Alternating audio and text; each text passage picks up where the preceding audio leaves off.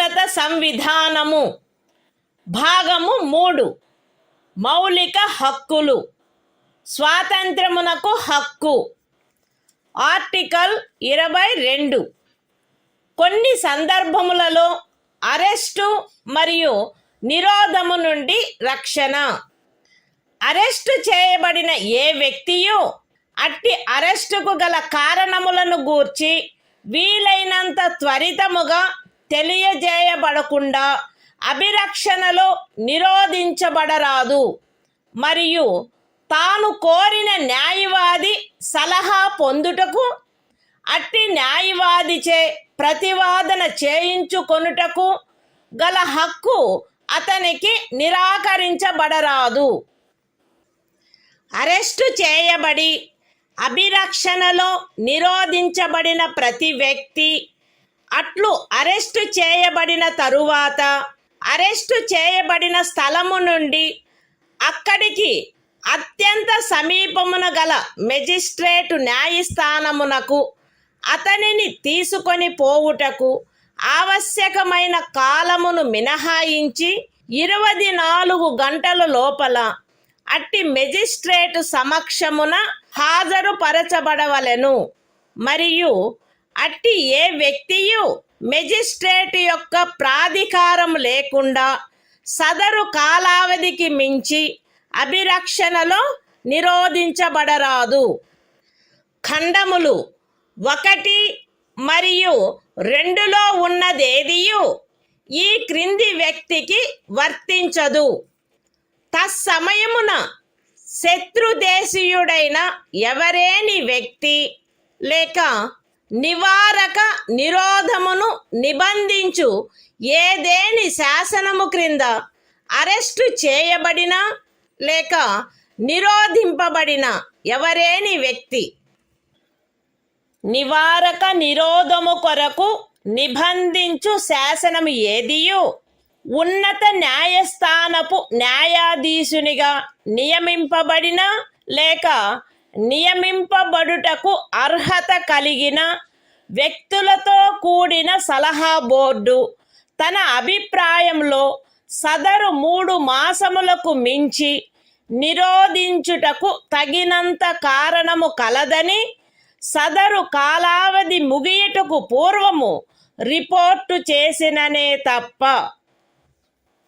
అయితే ఈ ఖండములోనున్నదేదియు ఖండము 7 యొక్క ఉపఖండము బి క్రింద పార్లమెంటు చేసిన ఏదేని శాసనము ద్వారా విహితమైన గరిష్ట కాలావధికి మించి ఏ వ్యక్తినైనను నిరోధించుటకు ప్రాధికారము నొసగదు.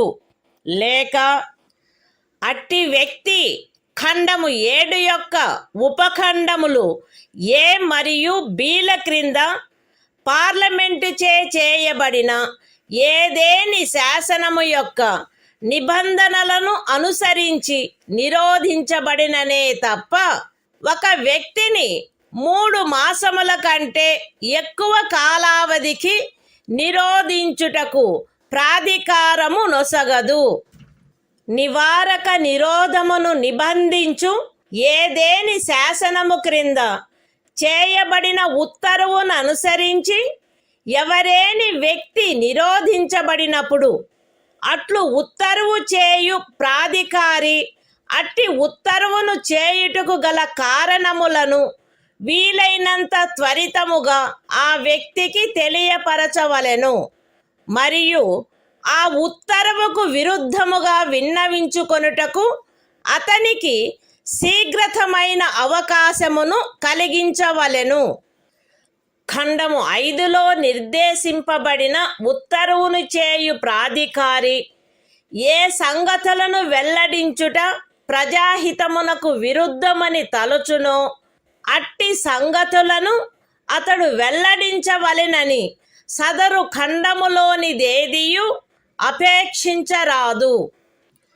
పార్లమెంటు శాసనము ద్వారా ఈ క్రింది విషయములను విహితము చేయవచ్చును.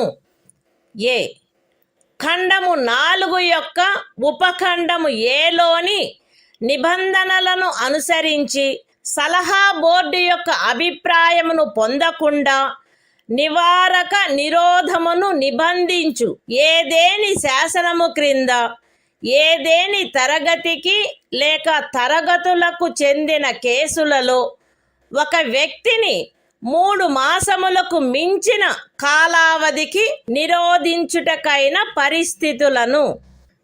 B.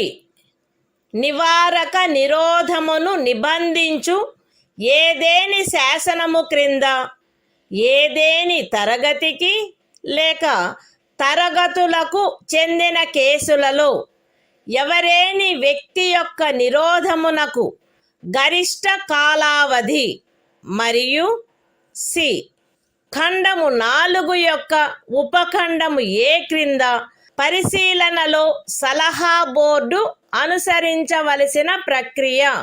Constitution of India, Part 3. Fundamental Rights. Right to Freedom. Article 22. Protection against arrest and detention in certain cases. 1. No person who is arrested shall be detained in custody without being informed, as soon as may be, of the grounds for such arrest. Nor shall he be denied the right to consult, and to be defended by, a legal practitioner of his choice. 2. Every person who is arrested and detained in custody shall be produced before the nearest magistrate, within a period of 24 hours, of such arrest excluding the time necessary for the journey from the place of arrest, to the court of the magistrate, and no such person shall be detained in custody beyond the said period, without the authority of a magistrate. 3. Nothing in clauses 1 and 2 shall apply to any person who for the time being is an enemy alien, or to any person who is arrested or detained, under any law providing for preventive detention. 4. No law providing for preventive detention shall authorize the detention of a person, for a longer period than 3 months. Unless, an advisory board consisting of persons, who are, or have been, or are qualified to be appointed as, judges of a high court, has reported, before the expiration of the said period of 3 months, that there is in its opinion sufficient cause for such detention. Provided that nothing in this subclause shall authorize the detention of any person, beyond the maximum period prescribed by any law made by Parliament, under subclause B of clause 7. Or, such person is detained, in accordance with the provisions of any law made by Parliament, under subclauses A and B of clause 7.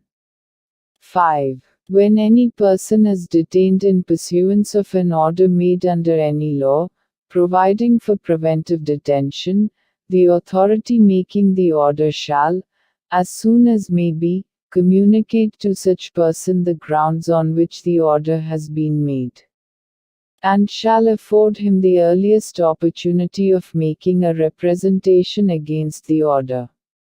6. Nothing in clause 5 shall require the authority making any such order, as is referred to in that clause, to disclose facts, which such authority considers to be against the public interest to disclose. 7. Parliament may by law prescribe a. The circumstances, under which in the class, or classes of cases, in which a person may be detained for a period longer than 3 months, under any law providing for preventive detention, without obtaining the opinion of an advisory board, in accordance with the provisions of subclause A of clause 4. B. The maximum period, for which any person may in any class, or classes of cases, be detained, under any law, providing for preventive detention. And C. The procedure to be followed by an advisory board, in an inquiry, under subclause A of clause 4.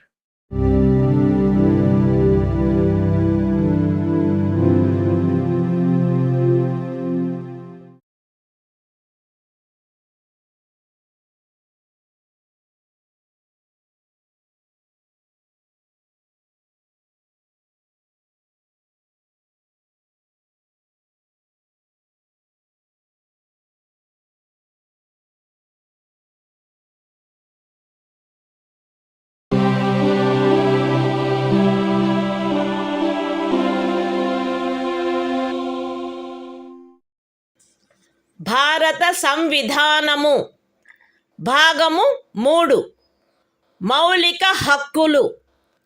శోషణ నుండి రక్షణకు హక్కు.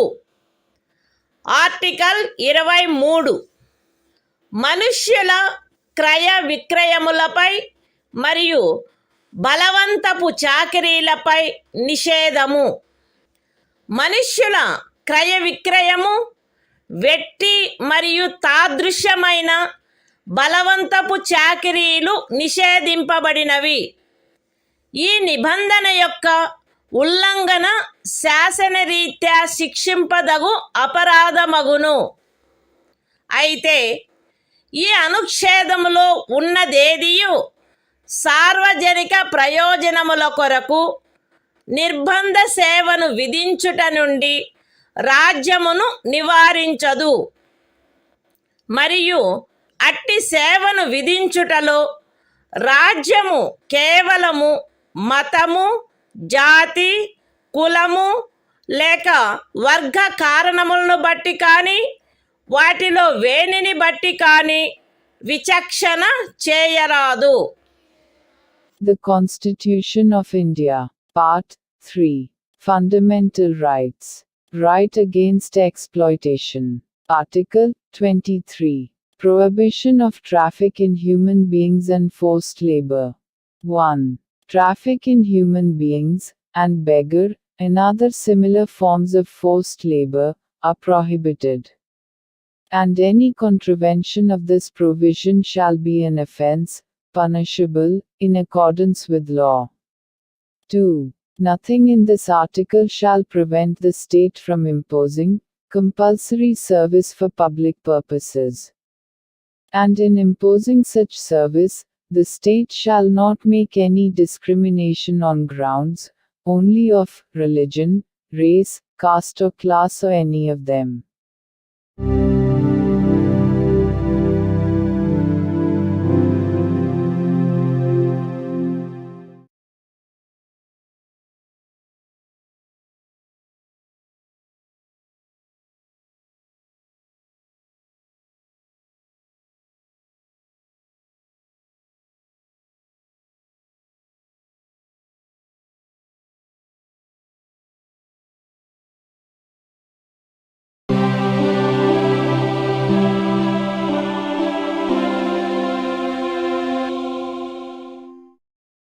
భారత సంవిధానము భాగము 3 మౌలిక హక్కులు. శోషణ నుండి రక్షణకు హక్కు. ఆర్టికల్ 24 కర్మాగారాలు మొదలైన వాటిలో బిడ్డలను ఉద్యోగములో నుంచుటపై నిషేధము. 14 సంవత్సరముల లోపు వయసు గల ఏ బిడ్డయు ఏ కర్మాగారములో కానీ గనిలో కానీ పని చేయుటకు ఉద్యోగములో ఉంచబడరాదు, లేక అపాయకరమైన ఏదేని ఇతర ఉద్యోగములలో ఉంచబడరాదు. The Constitution of India, Part 3, Fundamental Rights, Right Against Exploitation, Article 24, Prohibition of employment of children in factories, etc. No child below the age of 14 years shall be employed to work in any factory or mine, or engaged in any other hazardous employment.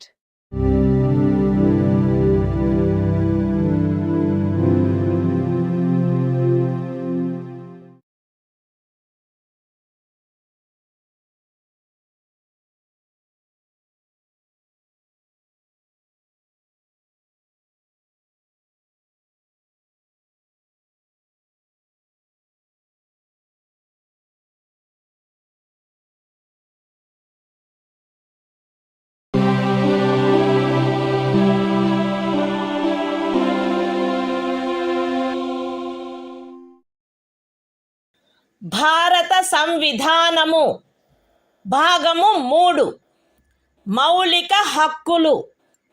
మత స్వాతంత్ర్యపు హక్కు.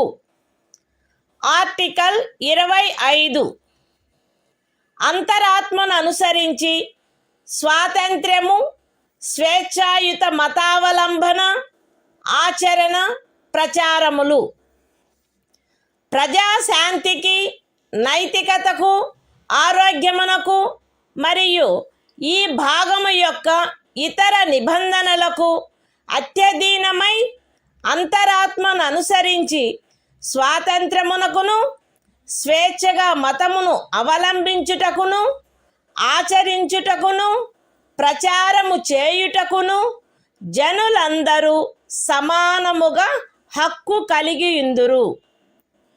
ఈ అనుచ్ఛేదమునందున్నదేదియు మతాచారణకు సంబంధించిన ఏదేని ఆర్థిక, విత్తీయ, రాజకీయ లేక ఇతర లౌకిక కార్యకలాపమును క్రమబద్ధపరుచునదై లేక పరిమితపరుచునదై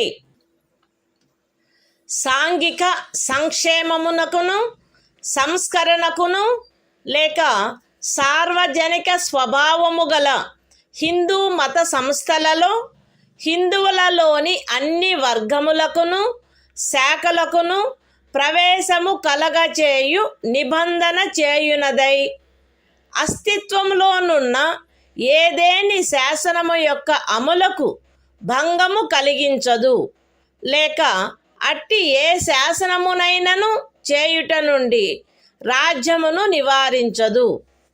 ఎక్స్ప్లనేషన్ 1. కృపాన ధారణ, కృపాన వహనము సిక్కు మతావలంబనములో చేరియున్నట్లు భావింపబడవలెను. ఎక్స్ప్లనేషన్ 2. ఖండము 2 యొక్క ఉపఖండము బిలో హిందువులను గూర్చిన నిర్దేశమునందు సిక్కు, జైన లేక బౌద్ధ మతావలంబ వ్యక్తులను గూర్చిన నిర్దేశము చేరియున్నట్లు అన్వయించబడవలెను మరియు హిందూ మత సంస్థలను గూర్చిన నిర్దేశము తదనుసారముగా అన్వయించబడవలెను. The Constitution of India, Part 3. Fundamental Rights. Right to freedom of religion. Article 25. Freedom of conscience and free profession, practice and propagation of religion. 1. Subject to public order, morality and health, and, to the other provisions of this part, all persons are equally entitled to freedom of conscience, and the right, freely to profess, practice, and propagate religion. 2. Nothing in this article shall affect the operation of any existing law, or prevent the state from making any law, regulating or restricting any economic, financial, political or other secular activity which may be associated with religious practice. B. Providing for social welfare and reform, or the throwing open of Hindu religious institutions of a public character to all classes and sections of Hindus. Explanation 1. The wearing and carrying of kirpans shall be deemed to be included in the profession of the Sikh religion. Explanation 2. In subclause B of clause 2, the reference to Hindus shall be construed as including a reference to persons professing the Sikh, Jaina, or Buddhist religion, and the reference to Hindu religious institutions shall be construed accordingly.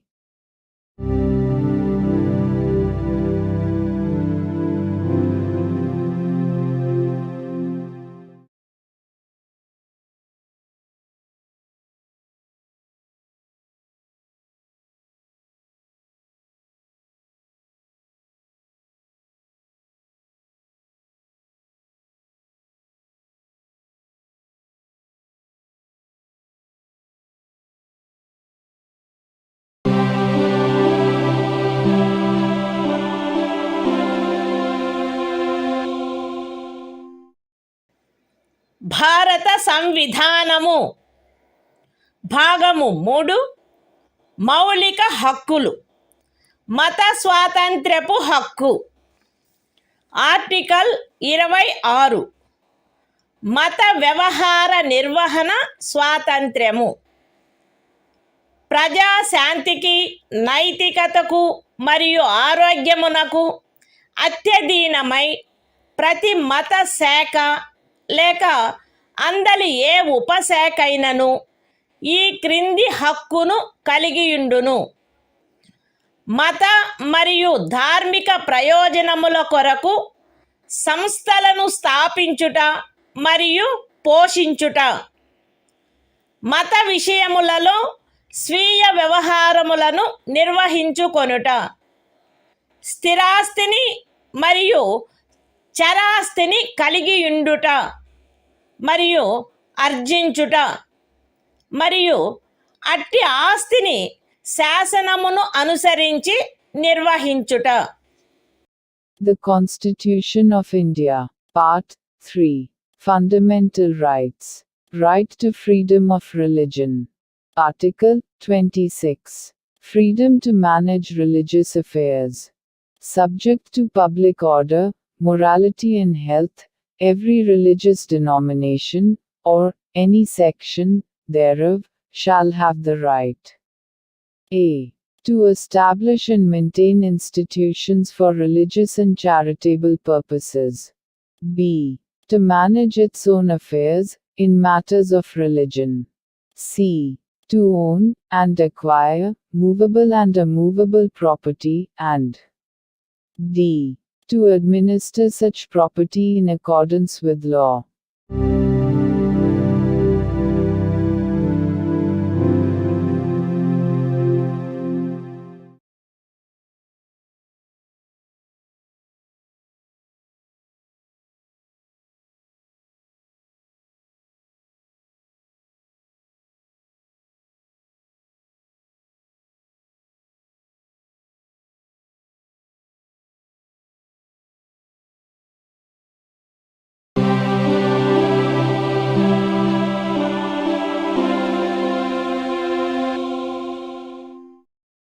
భారత సంవిధానము.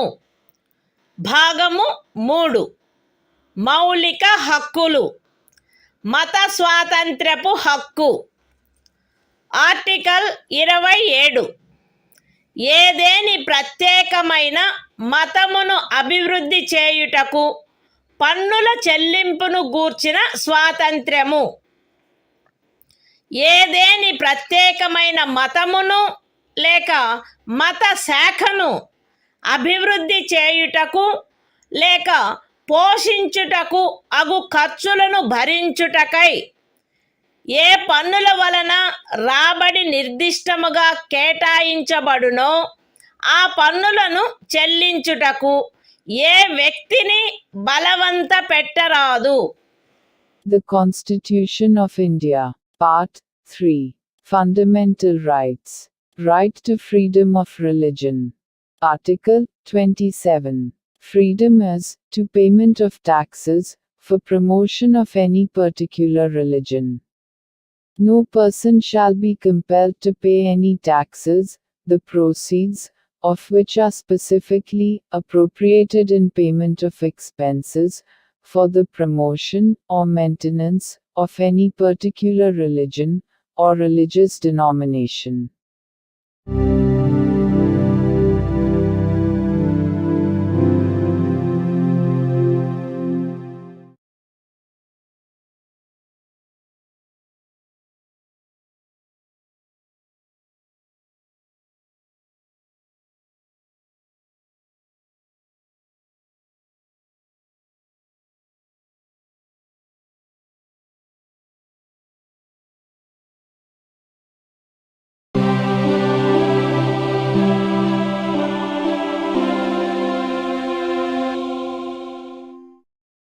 భారత సంవిధానము. భాగము 3 మౌలిక హక్కులు. మత స్వాతంత్ర్యపు హక్కు. Article 28 కొన్ని విద్యా సంస్థలలో మత బోధ లేక మత సంబంధమైన ఆరాధన జరుగుతున్నప్పుడు హాజరగుటను గూర్చిన స్వాతంత్ర్యము.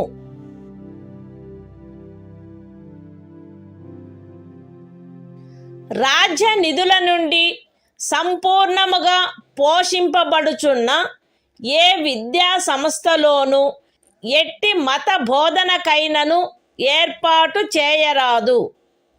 ఖండము 1లో ఉన్నదేదియు రాజ్యముచే నిర్వహింపబడుచుండి మతబోధ జరగవలెనని ఆపేక్షించు ధర్మాదాయము లేక ట్రస్ట్ కింద స్థాపించబడిన ఏ విద్యా సంస్థకును వర్తించరాదు. రాజ్యముచే గుర్తింపబడిన లేక రాజ్య నిధుల నుండి సహాయమును పొందుతున్న ఏదేని విద్యా సంస్థలో హాజరగుచున్న ఏ వ్యక్తినైనను అట్టి సంస్థలో చేయబడు ఏదేని మత బోధలో పాల్గొనవలసినదని కానీ, అట్టి సంస్థలో లేక దానికి సంబంధించిన ఏదేని ఆవరణలో జరపబడు ఏదేని మత సంబంధమైన ఆరాధనకు హాజరు కావాలనని కానీ, అందుకు ఆ వ్యక్తిని కానీ, ఆ వ్యక్తి మైనర్ అయినచో అతని సంరక్షకుడు కానీ సమ్మతించిననే తప్ప కోరరాదు. The Constitution of India, Part 3. Fundamental Rights. Right to freedom of religion. Article 28. Freedom is to attendance at religious instruction, or religious worship, in certain educational institutions. 1. No religious instruction shall be provided in any educational institution, wholly maintained out of state funds.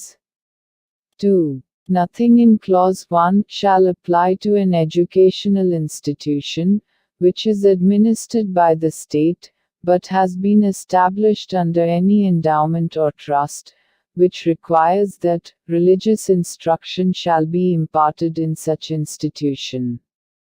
3. No person attending any educational institution recognized by the state, or receiving aid out of state funds, shall be required to take part in any religious instruction that may be imparted in such institution, or to attend any religious worship that may be conducted in such institution or in any premises attached thereto, unless such person, or, if such person is a minor, his guardian has given his consent thereto.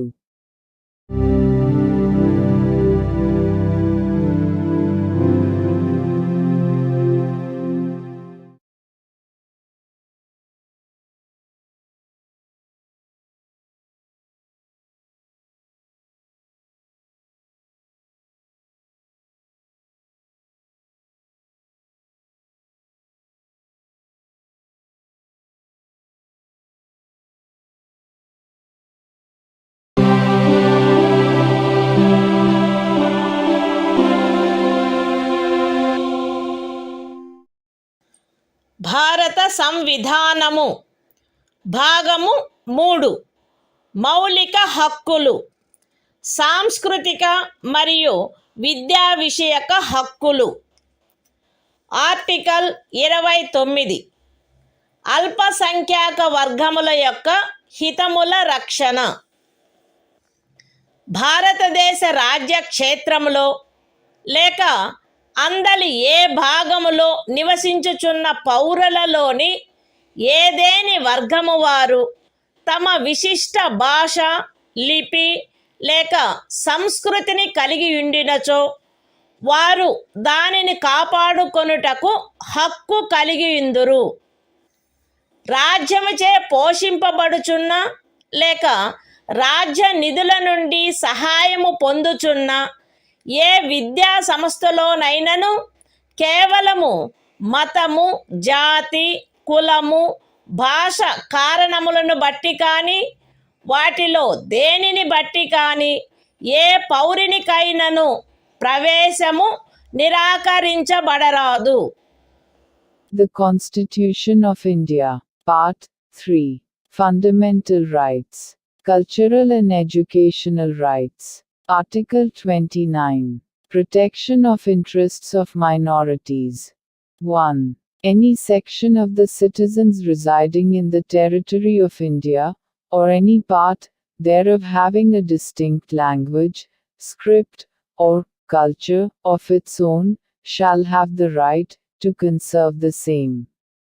2. No citizen shall be denied admission into any educational institution, maintained by the state, or receiving aid, out of state funds, on grounds only of religion, race, caste, language or any of them.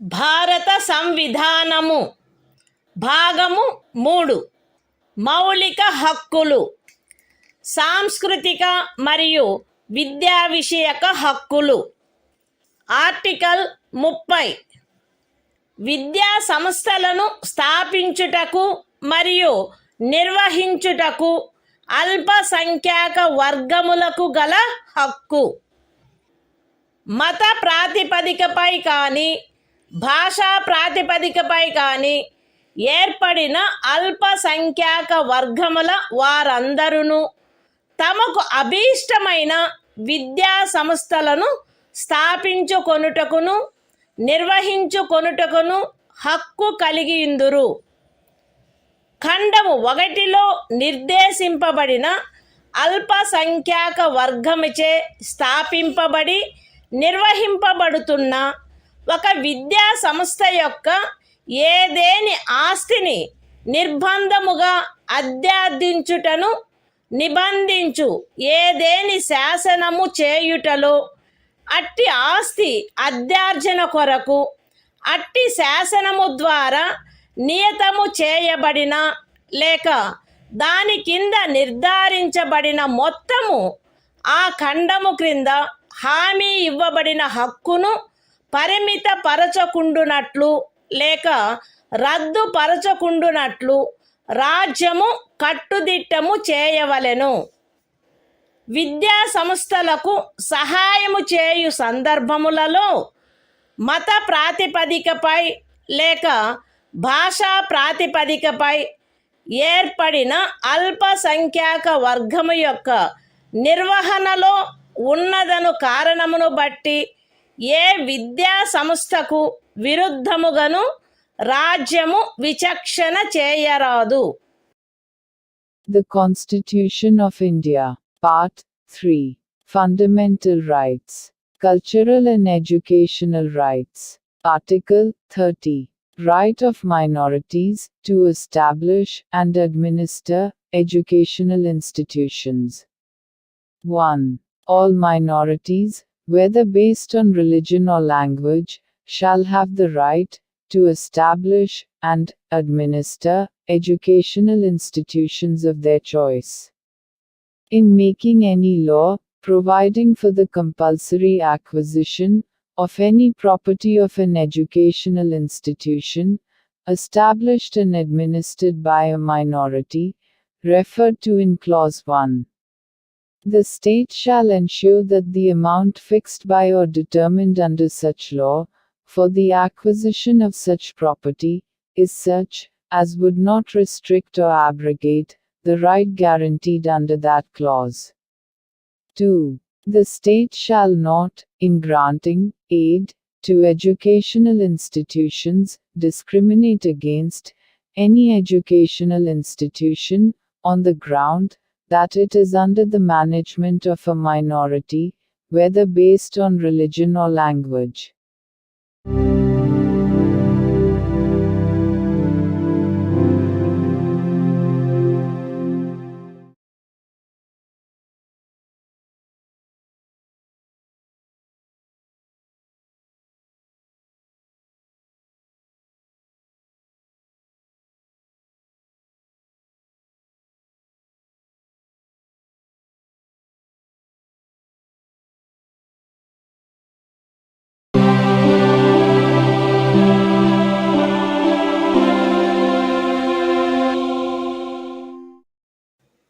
భారత సంవిధానము భాగము 3 మౌలిక హక్కులు.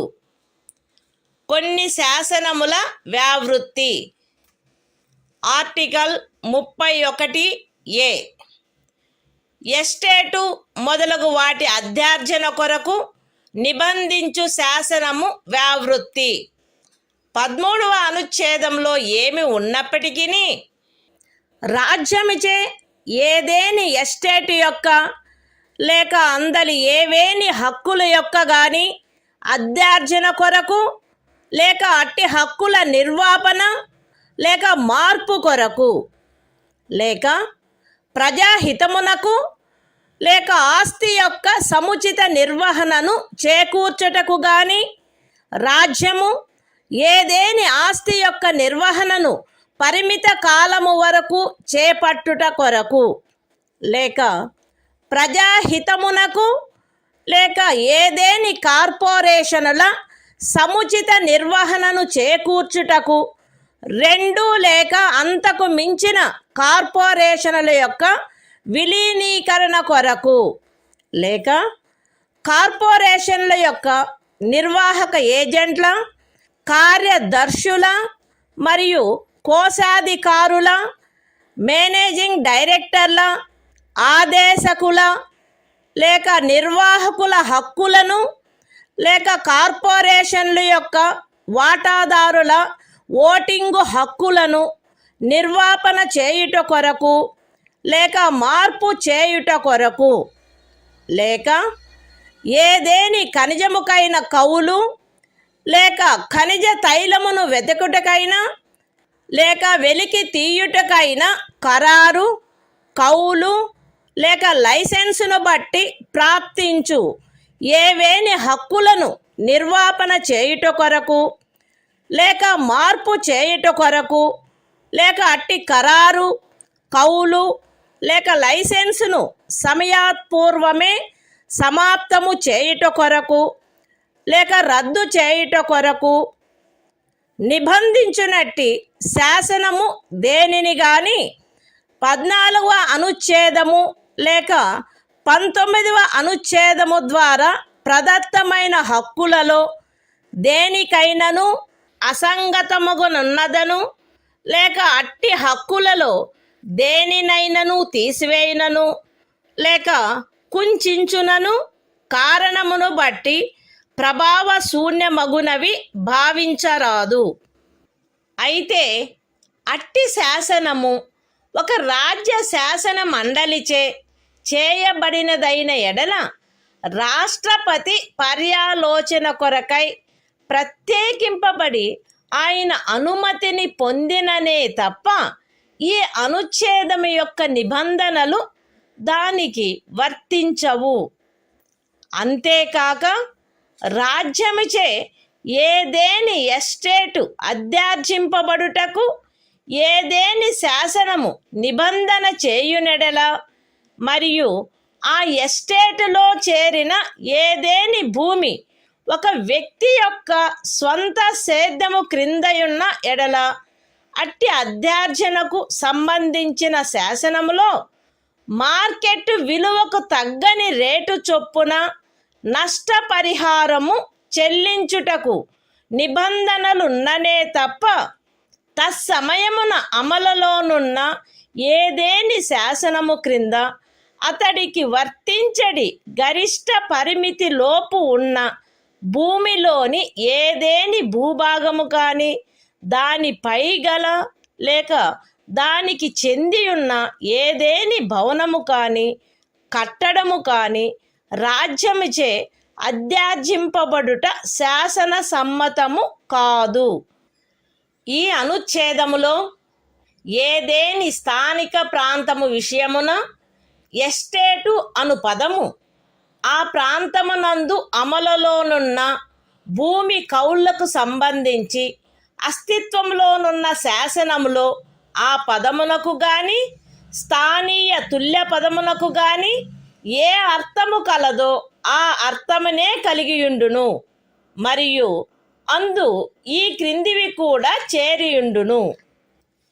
ఏదేని జాగీరు, ఇనాం, లేక మౌఫీ లేక ఇతరమైన తాదృశ అనుదానము మరియు తమిళనాడు కేరళ రాజ్యములలో ఏదేని జన్మం హక్కు రైతువారీ సెటిల్మెంట్ కింద కలిగి ఉన్న ఏదేని భూమి బంజరు భూమి అటవీ భూమి పచ్చిక బయళ్ళ భూమి లేక కర్షకులు లేక వ్యవసాయ కూలీలు మరియు చేతి వృత్తుల వారు ఆక్రమించుకొనిన భవనములు మరియు ఇతర కట్టడములు ఉన్న స్థలములతో సహా వ్యవసాయ లేక తత్సహాయక ప్రయోజనముల కొరకు ఎవరేని కలిగియున్నా లేక ఎవరికేని కౌలుకు ఇవ్వబడిన ఏదేని భూమి.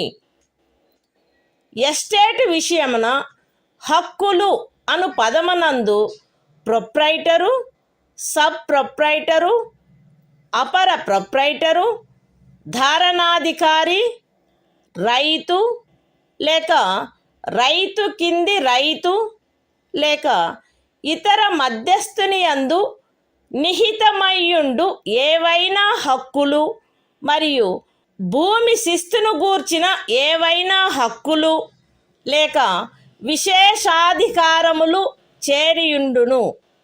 The Constitution of India, Part 3, Fundamental Rights, Saving of Certain Laws.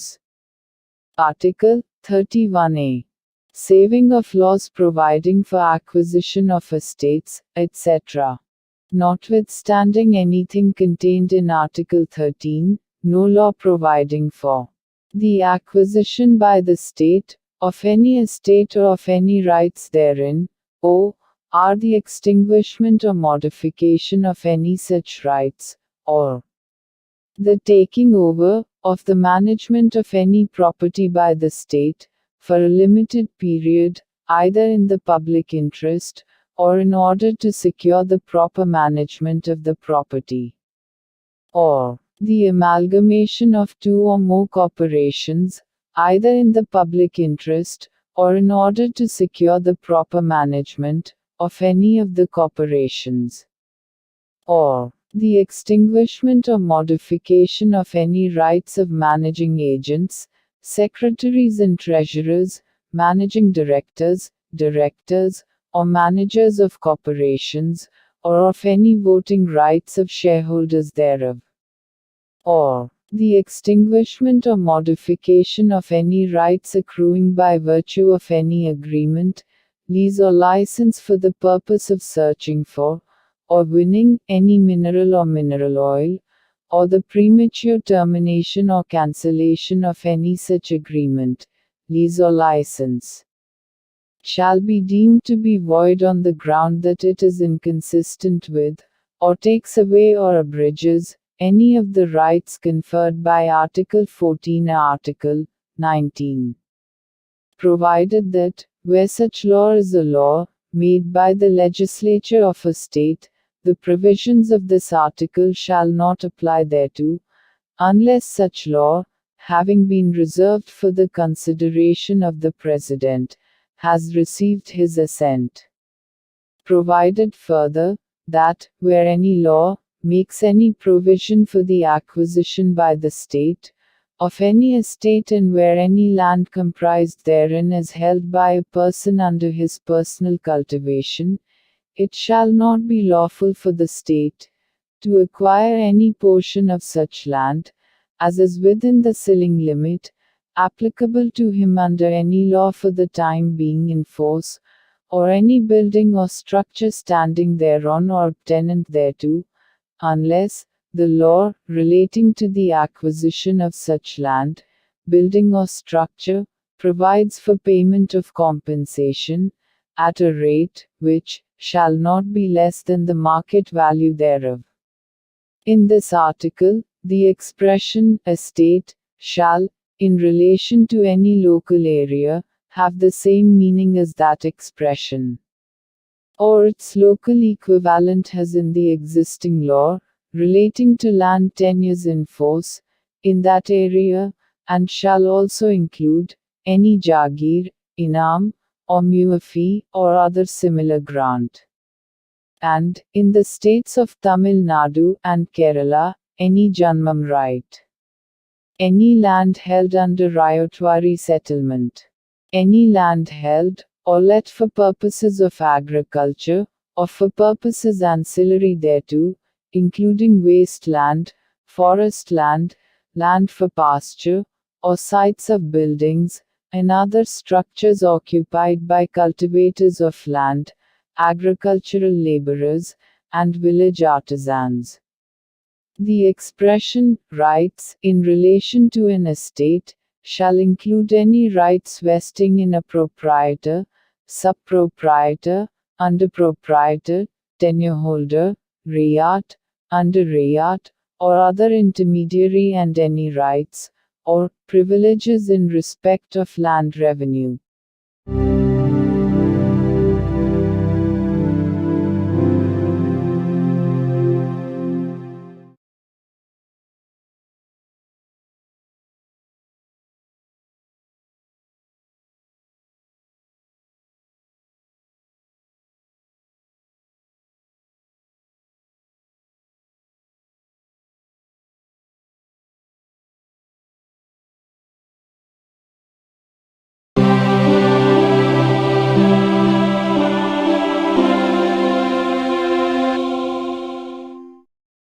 భారత సంవిధానము భాగము 3 మౌలిక హక్కులు.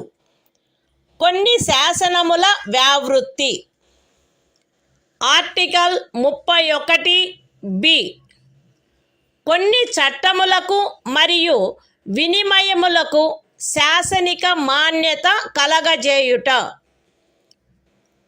31 అనుచ్ఛేదములో గల నిబంధనల సాధారణతకు భంగము కలగకుండా 9వ అనుసూచిలో నిర్దిష్టపరచబడిన ఏవేని చట్టములు, నియమములు, వాటి యొక్క ఏవేని నిబంధనలు, అట్టి చట్టము, నియమము లేక నిబంధనను ఈ భాగంలోని ఏవేని నిబంధనల ద్వారా ప్రదత్తమైన ఏవేని హక్కులకు అసంగతముగా నున్నదను, లేక ఆ హక్కులలో దేనినైనను తీసివేయుచున్నదను, లేక కుంచుచున్నదను ఆధారముపై ప్రభావశూన్యమైనదని గాని, ఎప్పుడైనను ప్రభావశూన్యమై యుండినదని గాని భావించరాదు.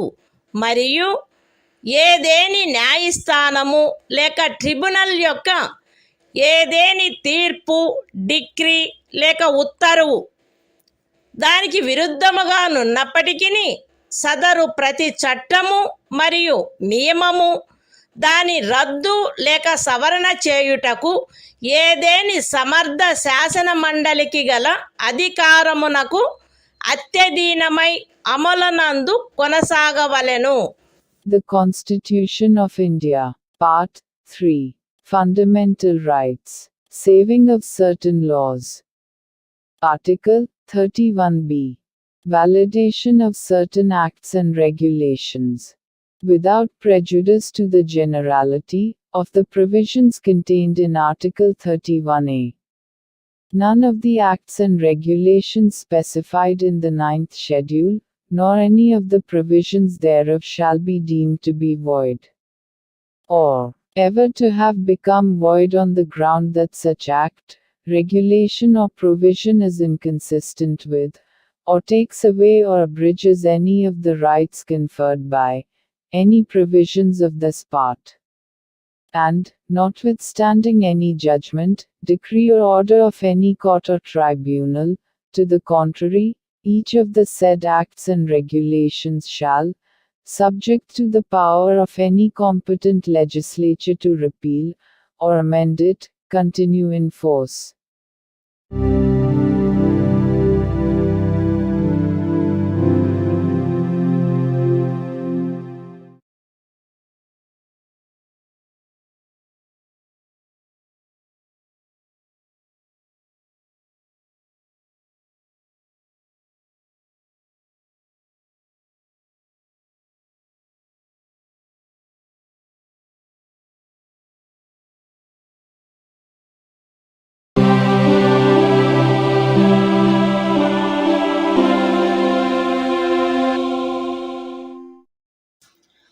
భారత సంవిధానము భాగము 3 మౌలిక హక్కులు.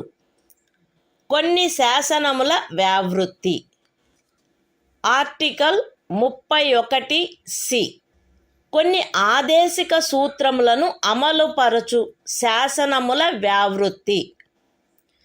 13వ అనుచ్ఛేదములో ఏమి ఉన్నప్పటికీ భాగము 4లో పేర్కొనబడిన సూత్రములన్నింటినీ గాని వాటిలో కొన్నింటిని గాని సాధించుట కొరకై రాజ్య విధానమును అమలుపరచు ఏ శాసనమునైనను 14వ అనుచ్ఛేదము లేక 19వ అనుచ్ఛేదము ద్వారా ప్రదత్తమైన ఏవేని హక్కులకు అసంగతముగా నున్నదను లేక ఆ హక్కులలో దేనినైనను తీసివేయుచున్నదను లేక కుంచుచున్నదను కారణమును బట్టి ప్రభావశూన్యమైనదని భావించరాదు. మరియు ఆ శాసనమందు అది అట్టి విధానమును అమలుపరచుట కొరకైనదను ప్రఖ్యానమున్నచో అది అట్టి విధానమును అమలుపరచదను కారణమును బట్టి ఏ న్యాయస్థానములోనూ ప్రష్టవ్యము కారాదు. అయితే అట్టి శాసనము రాజ్య శాసన మండలిచే చేయబడిన ఎడల రాష్ట్రపతి పర్యాలోచన కొరకై ప్రత్యేకింపబడి ఆయన అనుమతిని పొందిననే తప్ప దానికి ఈ అనుచ్ఛేదము యొక్క నిబంధనలు వర్తించవు. The Constitution of India, Part 3. Fundamental Rights. Saving of certain laws. Article 31(c). Saving of laws giving effect to certain directive principles. Notwithstanding anything contained in Article 13. No law giving effect to the policy of the state towards securing all or any of the principles laid down in Part 4 shall be deemed to be void, on the ground that it is inconsistent with, or takes away or abridges any of the rights conferred by Article 14 or Article 19. And no law containing a declaration that it is for giving effect to such policy shall be called in question in any court, on the ground that it does not give effect to such policy, provided that, where such law is made by the legislature of a state, the provisions of this article shall not apply thereto, unless such law, having been reserved for the consideration of the President, has received his assent.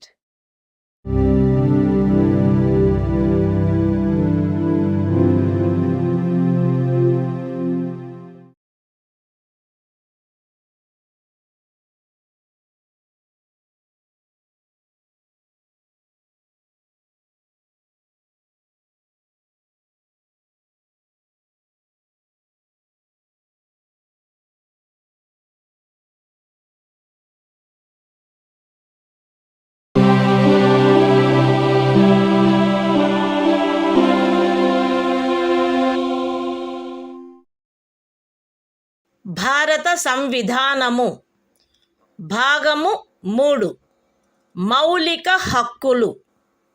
సంవిధానిక ప్రత్యుపాయములకు హక్కు. Article 32 ఈ భాగముచే ప్రదత్తము చేయబడిన హక్కులను అమలుపరుచుటకు ప్రత్యుపాయములు. ఈ భాగము ద్వారా ప్రదత్తమైన హక్కులను అమలుపరచుటకు సముచిత చర్యల ద్వారా సర్వోన్నత న్యాయస్థానమును అర్థించు హక్కుకు హామీ ఇయ్యబడినది. ఈ భాగము ద్వారా ప్రదత్తమైన ఏవేని హక్కులను అమలుపరచుట కొరకు ఆదేశములను లేక ఉత్తర్వులను లేక బందీ ప్రత్యక్ష హెబియస్ కార్పస్, పరమాదేశ మాండమస్, ప్రతిషేధ ప్రొహిబిషన్, అధికార పృచ్ఛ కోవారెంటు మరియు ఉత్ప్రేషణ సర్ష్యోరారి స్వభావము గల రిట్లతో సహా అధిలేఖలను వీటిలో సముచితమైన దానిని జారీ చేయుటకు సర్వోన్నత న్యాయస్థానము అధికారము కలిగియుండును. ఖండములు 1 మరియు 2 ద్వారా సర్వోన్నత న్యాయస్థానమునకు ప్రదత్తమైన అధికారములకు భంగము కలగకుండా ఖండము 2 క్రింద సర్వోన్నత న్యాయస్థానముచే వినియోగింపబడదగు అధికారముల అన్నిటినీ కానీ వాటిలో దేనినైనను కానీ ఏదేని ఇతర న్యాయస్థానమునకు దాని అధికారిత యొక్క స్థానిక హద్దులలో వినియోగించు అధికారమును శాసనము ద్వారా పార్లమెంటు వసగవచ్చును. ఈ అనుచ్ఛేదముచే హామీ ఇయ్యబడిన హక్కు ఈ సంవిధానముచే అన్యదా నిబంధింపబడినట్లు తప్ప suspend చేయబడరాదు. The Constitution of India, Part 3. Fundamental Rights. Right to constitutional remedies. Article 32. Remedies for enforcement of rights conferred by this part. 1. The right to move the Supreme Court, by appropriate proceedings for the enforcement of the rights conferred by this part, is guaranteed. 2. The Supreme Court shall have power to issue directions or orders, or writs, including writs in the nature of habeas corpus, mandamus, prohibition, quo warranto and certiorari, whichever may be appropriate, for the enforcement of any of the rights conferred by this part. 3. Without prejudice to the powers conferred on the Supreme Court, by clauses 1 and 2. Parliament may by law empower any other court to exercise within the local limits of its jurisdiction all or any of the powers exercisable by the Supreme Court under clause 2. 4. The right guaranteed by this article shall not be suspended, except as otherwise provided for by this Constitution.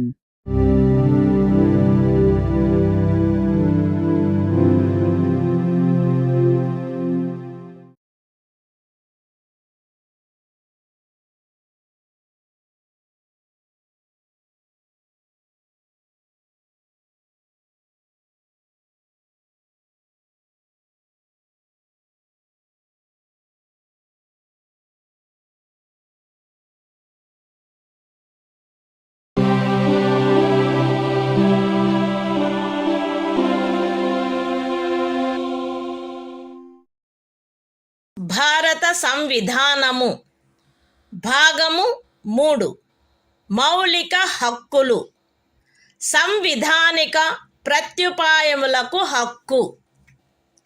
Article 33. ఈ భాగము ద్వారా ప్రదత్తమైన హక్కులను సాయుధ బలములు మొదలగు వాటికి వర్తింపచేయునప్పుడు మార్చుటకు పార్లమెంటుకు గల అధికారము.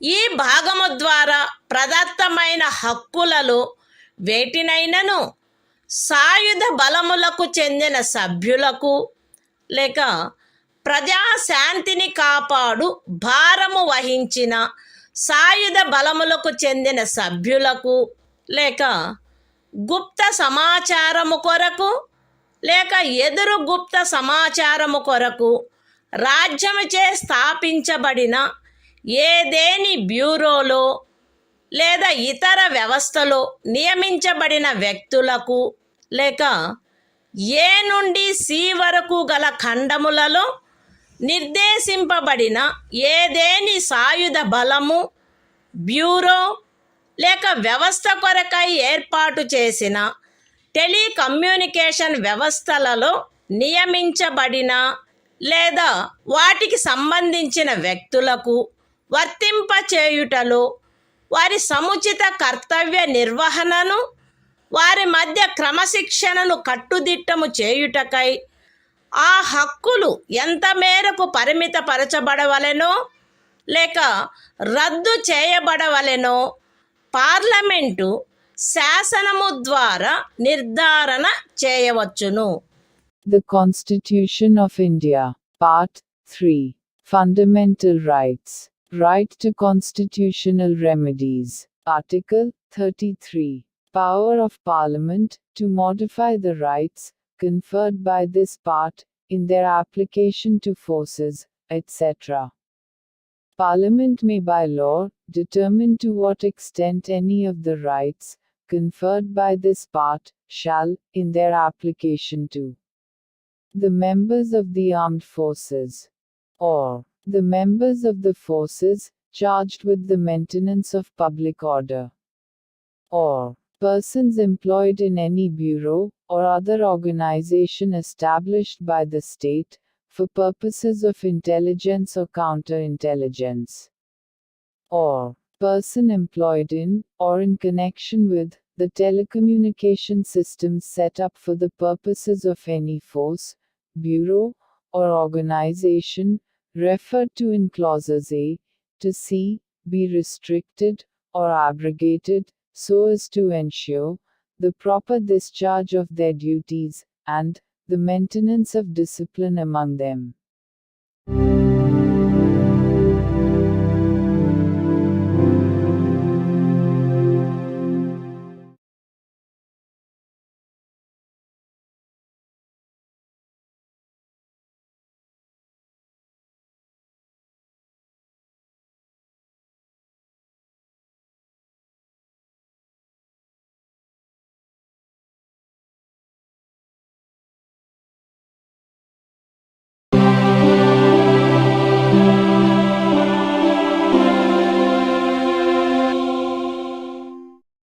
భారత సంవిధానము భాగము 3 మౌలిక హక్కులు.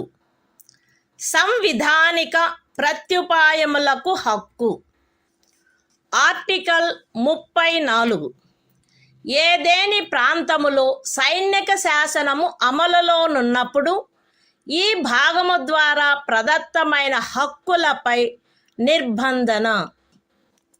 ఈ భాగమునందు పూర్వగామి నిబంధనలలో ఏమి ఉన్నప్పటికీ భారతదేశ రాజ్యక్షేత్రములోని ఏదేని ప్రాంతములో సైనిక శాసనము అమలులో ఉండి ఉన్నచో సంఘము యొక్క లేక ఒక రాజ్యము యొక్క సేవలోనున్న ఎవరేని వ్యక్తి అచట శాంతిని కాపాడుటకు లేక తిరిగి నెలకొల్పుటకు సంబంధించి చేసిన ఏదేని కార్యమును గూర్చి పార్లమెంటు శాసనము ద్వారా అతనికి క్షతిపూర్తి చేయవచ్చును, లేక అట్టి ప్రాంతంలో సైనిక శాసనము క్రింద చేయబడిన ఏదేని దండనోత్తర్వును, విధించబడిన ఏదేని శిక్షను, ఉత్తర్వు చేయబడిన సమపహరణను, లేక చేసిన ఏదేని ఇతర కార్యమును మాన్యమునర్చవచ్చును.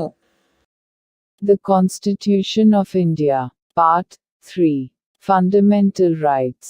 Right to constitutional remedies. Article 34. Restriction on rights conferred by this part while martial law is in force in any area. Notwithstanding anything in the foregoing provisions of this part, Parliament may, by law, indemnify any person, in the service of the Union, or of a state, or any other person, in respect of any act done by him, in connection with the maintenance or restoration of order, in any area within the territory of India, where martial law was in force, or validate any sentence passed, punishment inflicted, forfeiture ordered, or other act done under martial law in such area.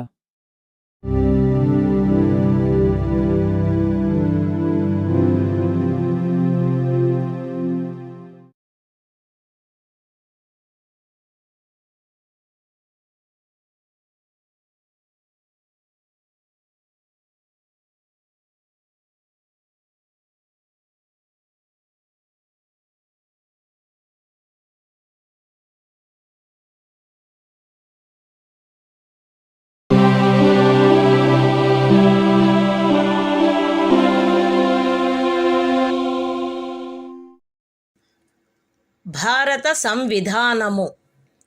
భాగము 3. మౌలిక హక్కులు. సంవిధానిక ప్రత్యుపాయములకు హక్కు. Article 35. ఈ భాగము యొక్క నిబంధనలను అమలుపరచుటకు శాసన నిర్మాణము. ఈ సంవిధానమునందేమున్నప్పటికీ 16వ అనుచ్ఛేదము యొక్క ఖండము 3, 32వ అనుచ్ఛేదము యొక్క ఖండము 3, 33వ మరియు 34వ అనుచ్ఛేదముల క్రింద పార్లమెంటు చేయు శాసనము ద్వారా నిబంధింపబడదగిన విషయములలో దేనిని గూర్చి అయినను శాసనములను చేయుటకు మరియు ఈ భాగము క్రింద అపరాధములుగా ప్రఖ్యానించబడిన కార్యములకు శిక్షను విహితము చేయుట కొరకైన శాసనములను చేయుటకు పార్లమెంటు అధికారము కలిగియుండును. రాజ్య శాసన మండలి ఆ అధికారమును కలిగియుండదు. మరియు పార్లమెంటు ఈ సంవిధాన ప్రారంభమునకు పిమ్మట వీలైనంత త్వరితముగా ఉపఖండము 2లో నిర్దేశించబడిన కార్యములకు శిక్షను విహితము చేయుటకు శాసనములను చేయవలయును. ఖండము ఏ యొక్క ఉపఖండము 1లో నిర్దేశింపబడిన ఏదేని విషయమును గూర్చినదైనా లేక ఆ ఖండము యొక్క ఉపఖండము 2లో నిర్దేశించబడిన కార్యమునకు దేనికైనను శిక్షను నిబంధించునదై ఈ సంవిధాన ప్రారంభమునకు అవ్యవహిత పూర్వము భారతదేశ రాజ్య క్షేత్రమునందు అమలులోనున్న ఏదేని శాసనము అందలి నిబంధనలకును 372వ అనుచ్ఛేదము క్రింద దాని యందు చేయబడు అనుకూలానుసరణకును మరియు మార్పులకును అత్యధీనమై పార్లమెంటుచే మార్పు లేక రద్దు లేక సవరణ చేయబడు వరకు అమలునందు కొనసాగవలెను. విశదీకరణ. ఈ అనుచ్ఛేదమునందు అమలులోనున్న శాసనము అను పదబంధము 372వ అనుచ్ఛేదములో ఆ పదబంధమునకు ఏ అర్థము కలదో ఆ అర్థమునే కలిగియుండును. The Constitution of India, Part 3. Fundamental Rights. Right to constitutional remedies. Article 35. Legislation to give effect to the provisions of this part. Notwithstanding anything in this Constitution, Parliament shall have, and the legislature of a state shall not have, power to make laws with respect to any of the matters which, under Clause 3 of Article 16, Clause 3 of Article 32, Article 33 and Article 34 may be provided for by law made by Parliament, and for prescribing punishment for those acts which are declared to be offences under this part. And Parliament shall, as soon as may be after the commencement of this Constitution, make laws for prescribing punishment for the acts referred to in subclause 2. Any law in force immediately before the commencement of this Constitution, in the territory of India, with respect to any of the matters referred to in subclause 1 of Clause A, or providing for punishment for any act referred to in subclause 2 of that clause shall, subject to the terms thereof, and to any adaptations and modifications that may be made therein, under Article 372, continue in force until altered, or repealed, or amended, by Parliament. Explanation. In this article, the expression, law in force, has the same meaning as in Article 372.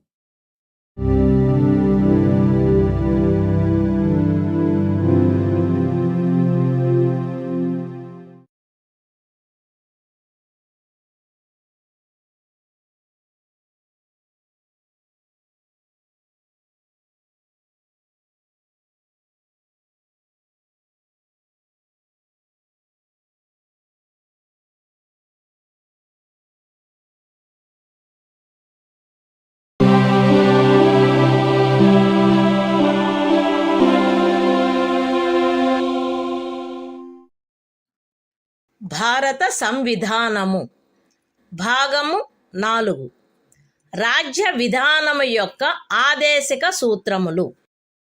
Article 36. ఈ భాగంలో సందర్భము అన్యదా అపేక్షించననే తప్ప రాజ్యము అను పదము భాగము 3లో ఆ పదమునకు ఏ అర్థము కలదో ఆ అర్థమునే కలిగియుండును. The Constitution of India, Part 4, Directive Principles of State Policy. Article 36. Definition. In this part, unless the context otherwise requires, the state has the same meaning as in Part 3.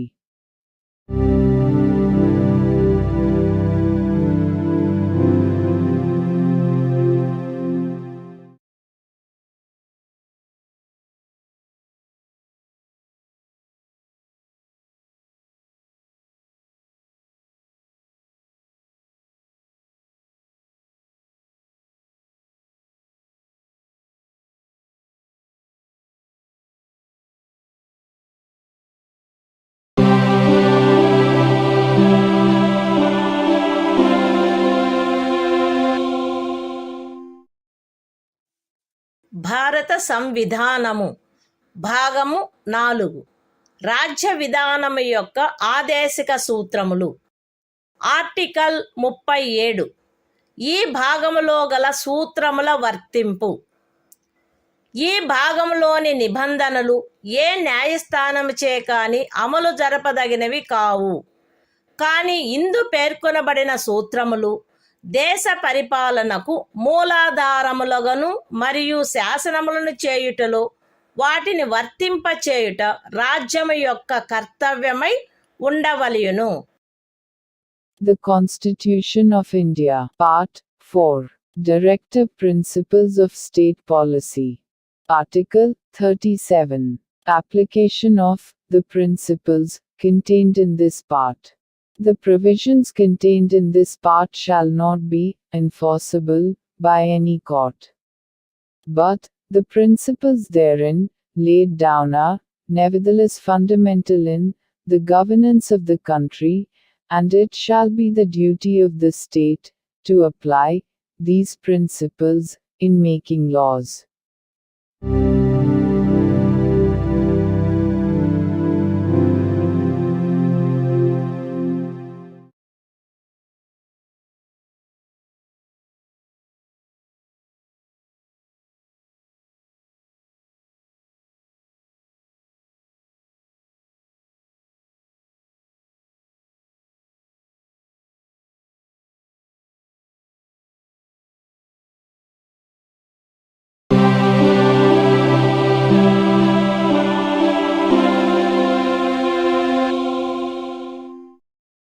భారత సంవిధానము భాగము 4 రాజ్య విధానము యొక్క ఆదేశిక సూత్రములు. ఆర్టికల్ 38.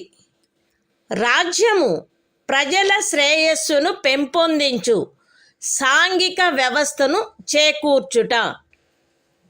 జాతీయ జీవనంలోని అన్ని రంగములలో సాంఘిక, ఆర్థిక మరియు రాజకీయ న్యాయమును ఉజ్జీవింపచేయు సాంఘిక వ్యవస్థను వీలైనంత వరకు కట్టుదిట్టము చేకూర్చుట ద్వారాను దానిని రక్షించుట ద్వారాను రాజ్యము ప్రజల శ్రేయస్సును పెంపొందించుటకు పాటుపడవలెను.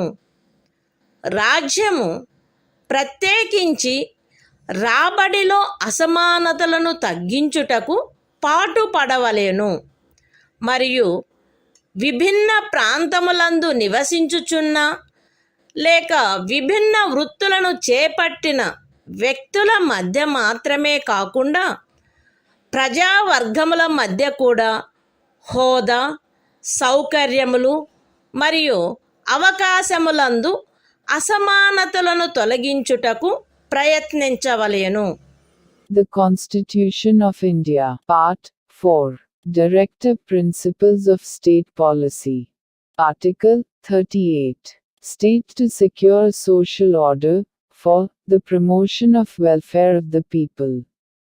The state shall strive to promote the welfare of the people by securing and protecting as effectively as it may a social order in which justice, social, economic, and political shall inform all the institutions of the national life.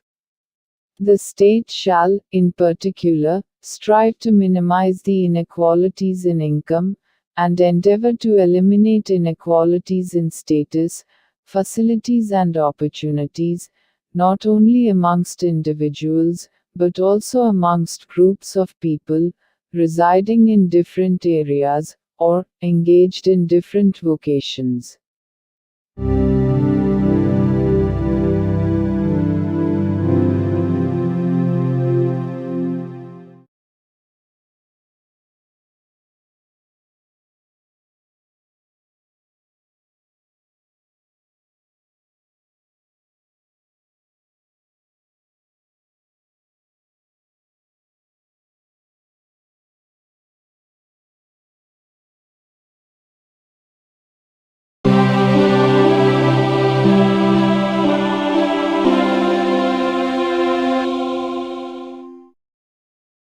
భారత సంవిధానము భాగము 4 రాజ్య విధానము యొక్క ఆదేశిక సూత్రములు. Article 39 రాజ్యము అనుసరించవలసిన కొన్ని విధాన సూత్రములు. రాజ్యము ఈ క్రింది వాటిని చేకూర్చుటకై ప్రత్యేకించి తన విధానమును రూపొందించవలెను. అవేవనగా స్త్రీ పురుష భేదము లేకుండా పౌరులు తగిన జీవనోపాధి సాధనములకు హక్కు కలిగియుండుట, జనులందరి ఉమ్మడి మేలును అత్యుత్తముగా సమకూర్చునట్లు సమాజపు భౌతిక వనరుల సామ్యమును మరియు నియంత్రణను పంపిణీ చేయుట, ఆర్థిక వ్యవస్థ యొక్క ప్రవృత్తి వలన జనసామాన్యమునకు హానికరమగునట్లుగా ఐశ్వర్యము, ఉత్పాదన సాధనములు కేంద్రీకృతము కాకుండుట, స్త్రీ పురుషులు ఉభయులకు సమానమైన పనికి సమానమైన వేతనము లభించుట, స్త్రీ పురుష కార్మికుల ఆరోగ్యము, శరీర దారుఢ్యము మరియు పిల్లల సుకుమారత్వము దురుపయోగము చేయబడుకుండుట మరియు పౌరుల ఆర్థికావశ్యకత వలన తమ వయస్సునకు లేక శరీర దారుఢ్యమునకు సరిపడని పనులలో చేరుటకు బలవంత పెట్టకుండుట, పిల్లలకు ఆరోగ్యకరమైన రీతిలో గౌరవప్రదమైన మరియు స్వేచ్ఛాయుతమైన పరిస్థితులలో అభివృద్ధి చెందు అవకాశములను మరియు సౌకర్యములను కల్పించుట మరియు బాల్య యవనములను శోషణ నుండి మరియు నైతిక మరియు భౌతిక పరిత్యజనము నుండి కాపాడుట. The Constitution of India, Part 4, Directive Principles of State Policy. Article 39. Certain principles of policy to be followed by the state. The state shall, in particular, direct its policy towards securing a. that the citizens, men and women equally, have the right to an adequate means of livelihood. b. that the ownership and control of the material resources of the community are so distributed as best to subserve the common good. c. that the operation of the economic system does not result in the concentration of wealth and means of production to the common detriment. d. that there is equal pay for equal work for both men and women. a. that the health and strength of workers, men and women, and the tender age of children are not abused, and that citizens are not forced by economic necessity To enter avocations unsuited to their age or strength. F. That children are given opportunities and facilities to develop in a healthy manner and in conditions of freedom and dignity. And that childhood and youth are protected against exploitation and against moral and material abandonment.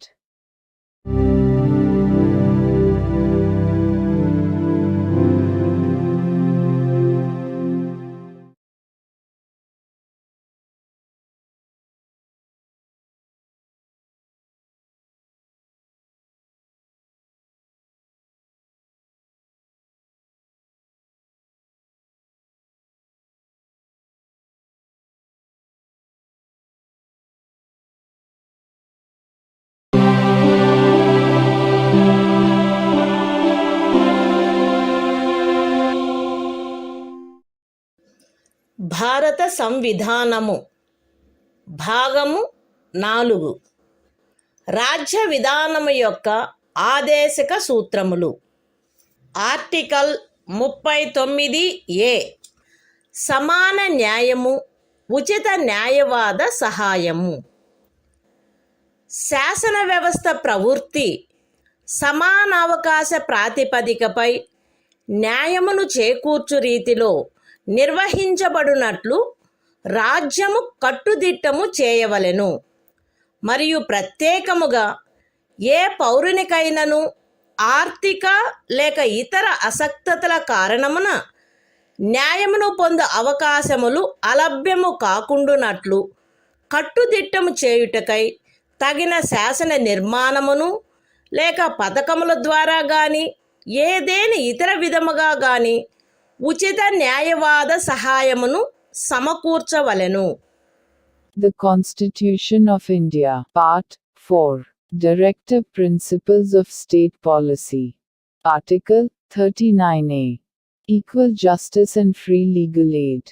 The state shall secure that the operation of the legal system promotes justice on a basis of equal opportunity, and shall, in particular, provide free legal aid by suitable legislation or schemes, or in any other way to ensure that opportunities for securing justice are not denied to any citizen by reason of economic or other disabilities.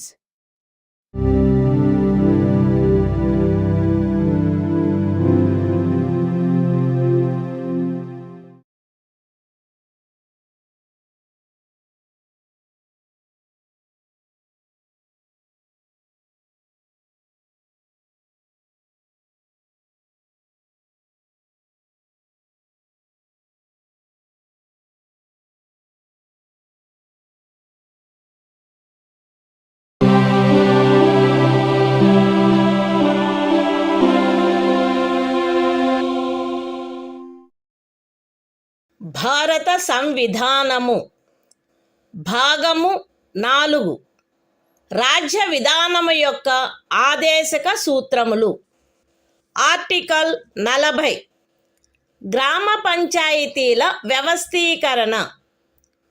గ్రామ పంచాయతీలను వ్యవస్థీకరించి స్వపరిపాలనా యూనిట్లుగా అవి పనిచేయుటకు వాటికి ఆవశ్యకమగు అధికార ప్రాధికారముల నొసగుటకు రాజ్యము చర్యలను గైగొనవలెను. The Constitution of India, Part 4, Directive Principles of State Policy. Article 40. Organization of Village Panchayats. The state shall take steps to organize village panchayats, and endow them with such powers and authority as may be necessary to enable them to function as units of self-government.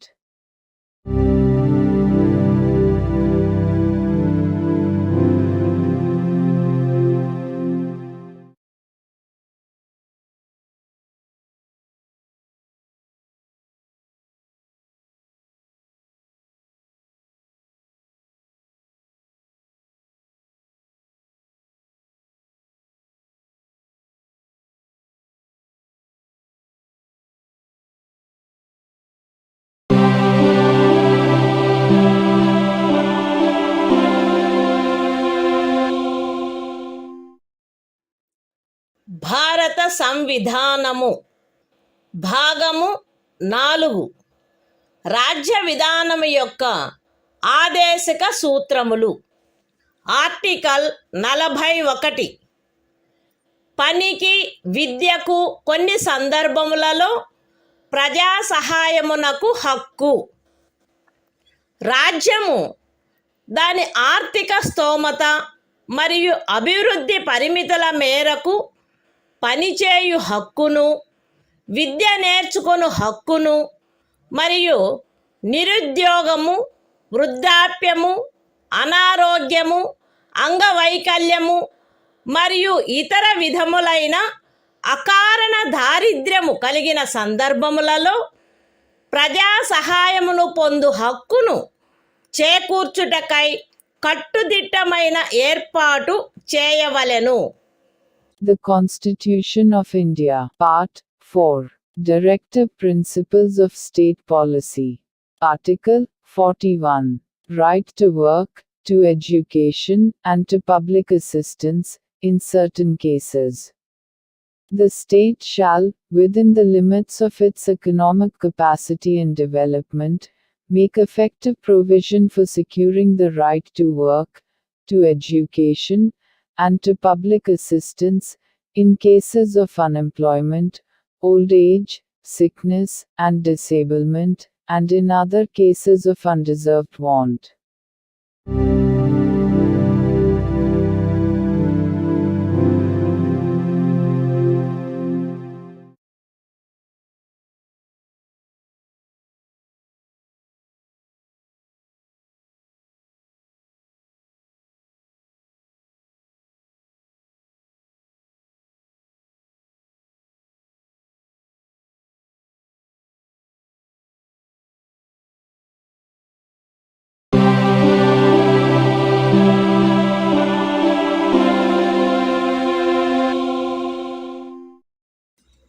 భారత సంవిధానము భాగము 4 రాజ్య విధానము యొక్క ఆదేశక సూత్రములు.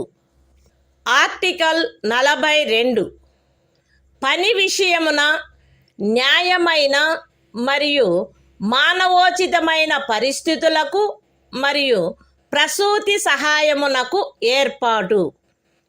రాజ్యము పనిచేయు విషయమున న్యాయమైన మరియు మానవోచితమైన పరిస్థితులను, ప్రసూతి సహాయమును చేకూర్చుటకు ఏర్పాటు చేయవలెను. The Constitution of India, Part 4, Directive Principles of State Policy.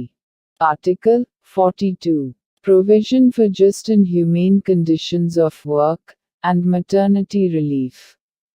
The state shall make provision for securing just and humane conditions of work, and for maternity relief.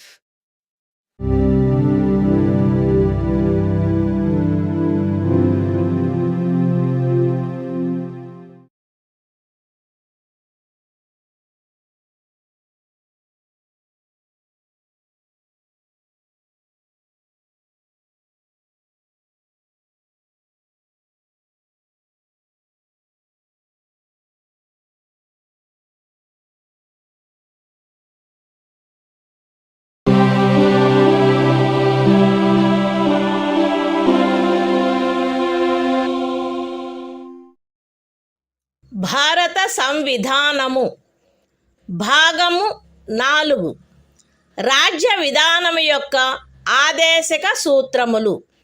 Article 43 కార్మికులకు జీవన భృతి మొదలగునవి.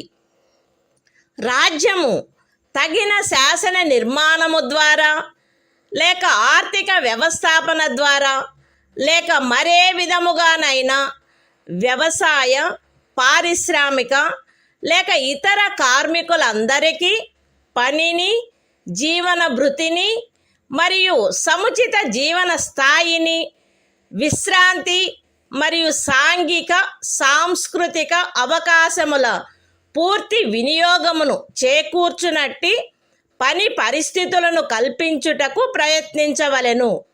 మరియు ప్రత్యేకించి గ్రామీణ ప్రాంతములలో వైయక్తిక ప్రాతిపదికపై లేక సహకార ప్రాతిపదికపై కుటీర పరిశ్రమలను పెంపొందింపచేయుటకు ప్రయత్నించవలెను. The Constitution of India, Part 4. Directive Principles of State Policy. Article 43. Living wage, etc., for workers.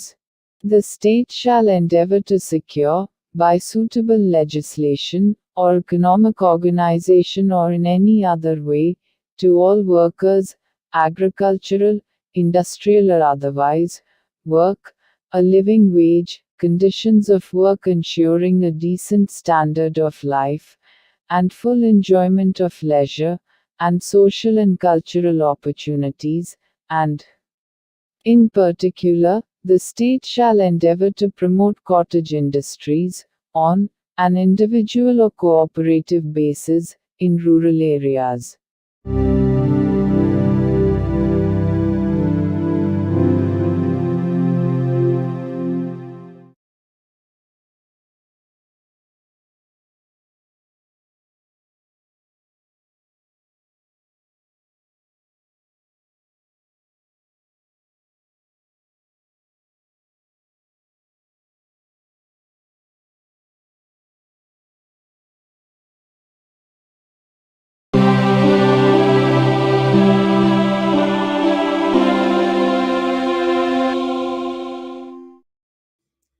భారత సంవిధానము భాగము 4.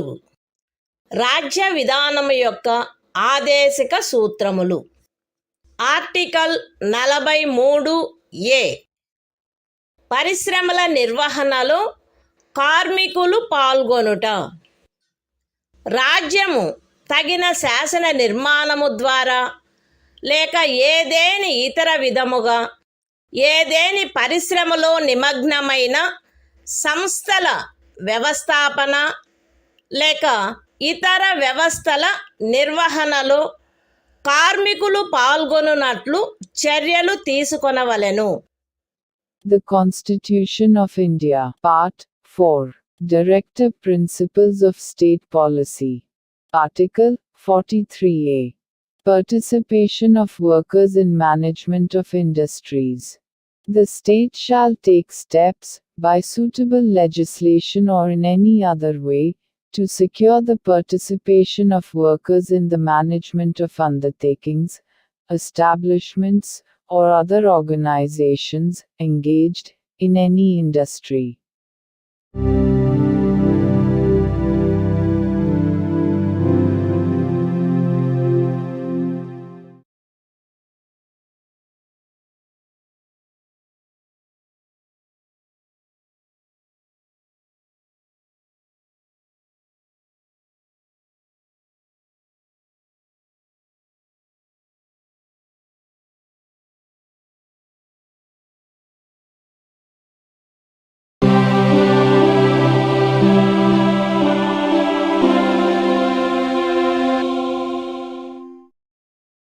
భారత సంవిధానము భాగము 4.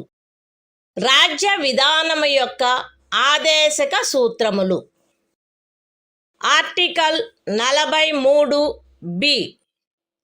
సహకార సంఘముల ప్రవర్ధనము. రాజ్యము సహకార సంఘములు స్వచ్ఛందముగా రూపొందించుటకు, స్వాయత్తముగా కృత్యములు నిర్వహించుటకు, ప్రజాస్వామ్య నియంత్రణ మరియు వృత్తిపరమై యాజమాన్యమును ప్రోత్సహించుటకు ప్రయత్నించవలెను. The Constitution of India, Part 4. Directive Principles of State Policy. Article 43B.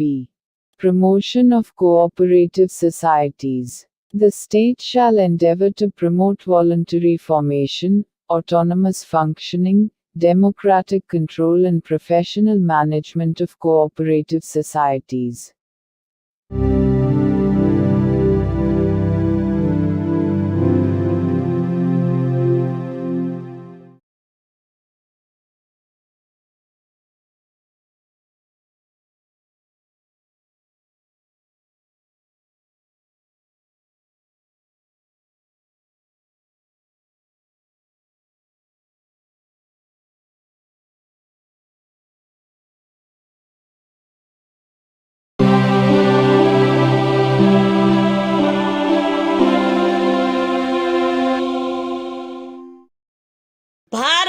సంవిధానము భాగము 4 రాజ్య విధానము యొక్క ఆదేశిక సూత్రములు. ఆర్టికల్ 44 పౌరులందరకు ఏకరూపమైన సివిలు స్మృతి. భారతదేశ రాజ్య క్షేత్రమునంతటను పౌరులకు ఏకరూపమైన సివిల స్మృతిని చేకూర్చుటకు రాజ్యము ప్రయత్నించవలెను. The Constitution of India, Part 4, Directive Principles of State Policy. Article 44, Uniform Civil Code for the Citizens. The state shall endeavor to secure for the citizens a uniform civil code throughout the territory of India.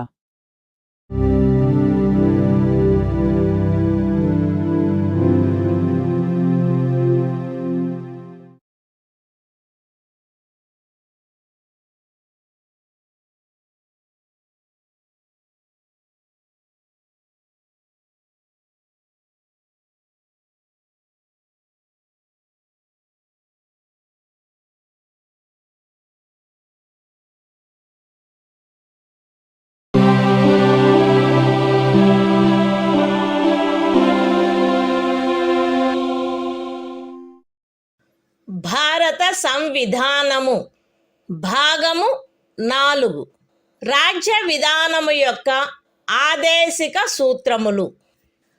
Article 45 6 సంవత్సరముల లోపు బాలలందరికీ బాల్య ప్రారంభంలో సంరక్షణ మరియు విద్యను ఏర్పాటు చేయుట. బాలలందరూ వారు 6 సంవత్సరముల వయస్సు పూర్తి చేయునంత వరకు వారికి బాల్య ప్రారంభంలో సంరక్షణ మరియు విద్యను ఏర్పాటు చేయుటకు రాజ్యము ప్రయత్నించవలెను. The Constitution of India, Part 4, Directive Principles of State Policy. Article 45, Provision for Early Childhood Care and Education to Children below the age of 6 years. The state shall endeavor to provide early childhood care and education for all children until they complete the age of 6 years.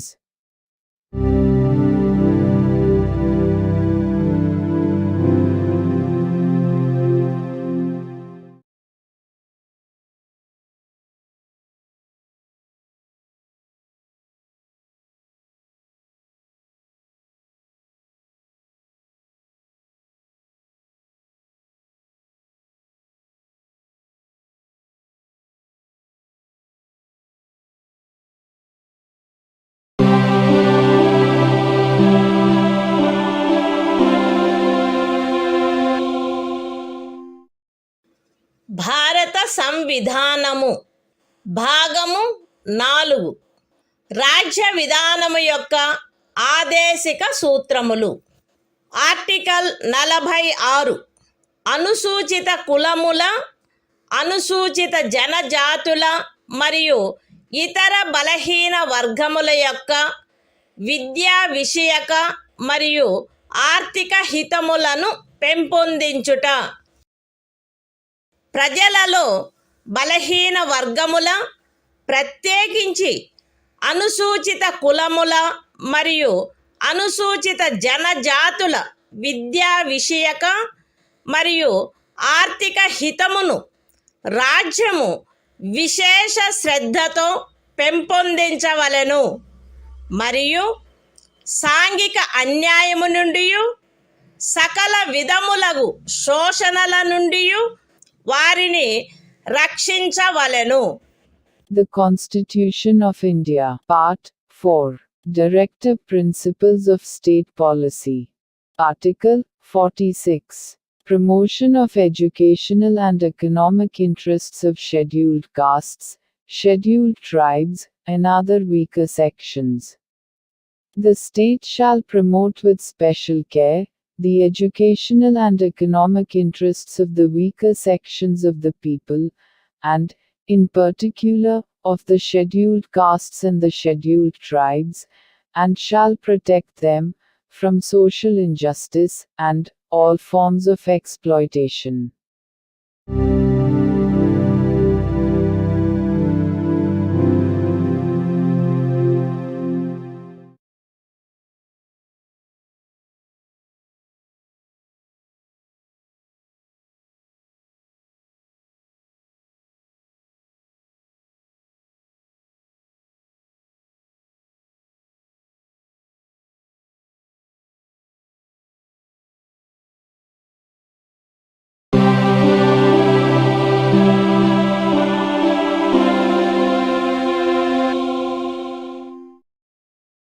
భారత సంవిధానము భాగము 4 రాజ్య విధానము యొక్క ఆదేశిక సూత్రములు.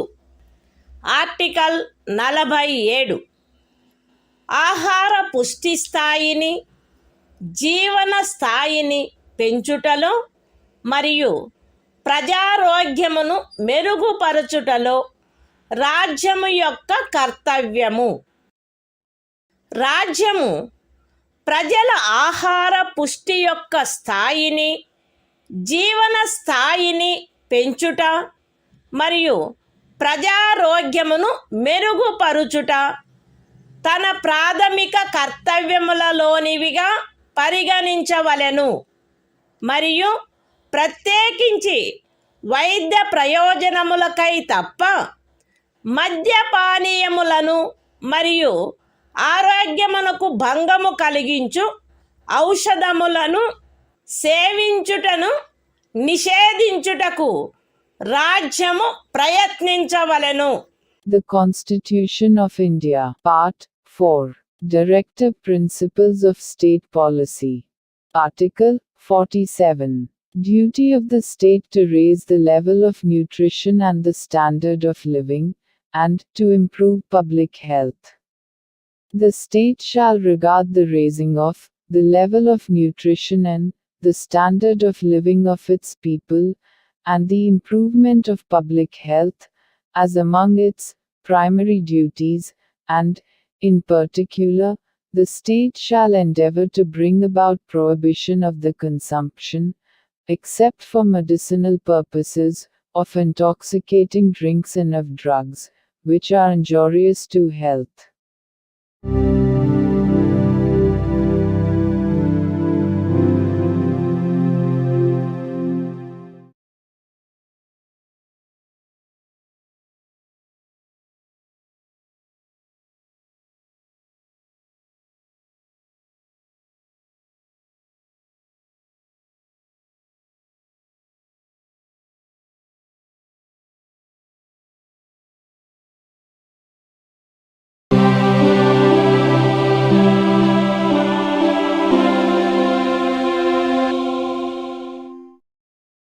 భారత సంవిధానము భాగము 4 రాజ్య విధానము యొక్క ఆదేశిక సూత్రములు. ఆర్టికల్ 48 వ్యవసాయ మరియు పశు సంవర్ధనము యొక్క వ్యవస్థీకరణ.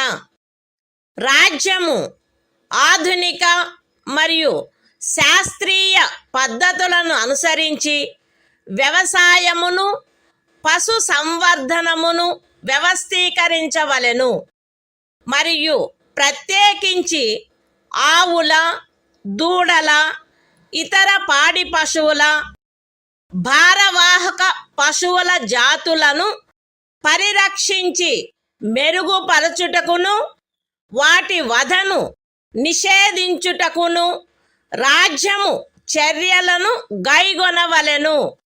The Constitution of India, Part 4, Directive Principles of State Policy. Article 48. Organization of Agriculture and Animal Husbandry. The state shall endeavor to organize agriculture and animal husbandry on modern and scientific lines, and shall, in particular, take steps for preserving and improving the breeds and prohibiting the slaughter of cows and calves and other milch and draft cattle.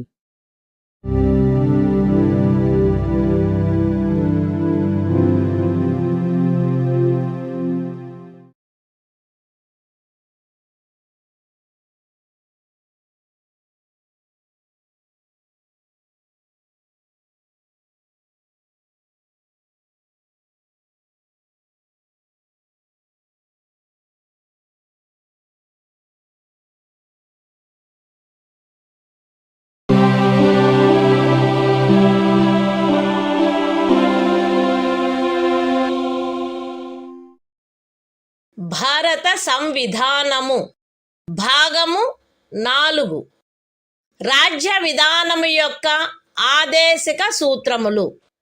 Article 48 ఏ పరిసరముల రక్షణ మరియు అభివృద్ధి మరియు అడవుల వన్యప్రాణుల సంరక్షణ.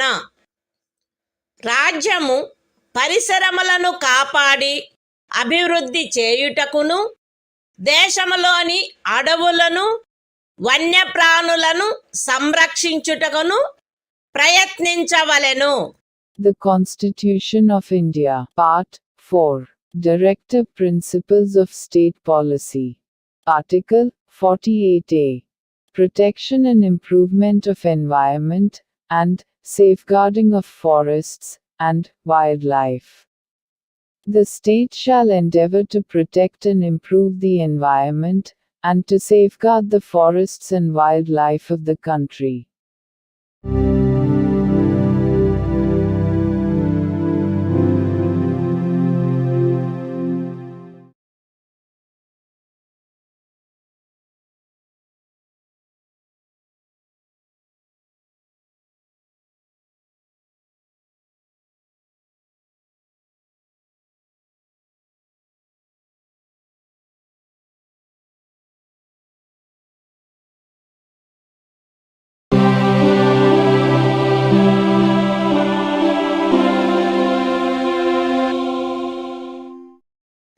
భారత సంవిధానము భాగము 4 రాజ్య విధానము యొక్క ఆదేశిక సూత్రములు. ఆర్టికల్ 49 జాతీయ ప్రాముఖ్యము గల స్మారక చిహ్నములను రక్షించుట. పార్లమెంటు చేయబడిన శాసనము ద్వారా గాని లేదా దాని క్రింద గాని జాతీయ ప్రాముఖ్యము గలవని ప్రఖ్యానించబడిన కళాత్మక లేక ఐతిహాసిక ప్రయోజనము గల ప్రతి ఒక్క స్మారక చిహ్నమును లేక స్థలమును లేక వస్తువును సందర్భానుసారముగా కొల్లగొట్టుట, విరూపణము, వినాశనము, తొలగింపు, వ్యయనము లేక ఎగుమతి చేయుట నుండి రక్షించుట రాజ్యము యొక్క బాధ్యత అయ్యుండును. The Constitution of India, Part 4, Directive Principles of State Policy. Article 49. Protection of monuments and places and objects of national importance. It shall be the obligation of the state to protect every monument, or place, or object of artistic or historic interest, declared by or under law made by Parliament to be of national importance, from spoliation, disfigurement, destruction, removal, disposal or export, as the case may be.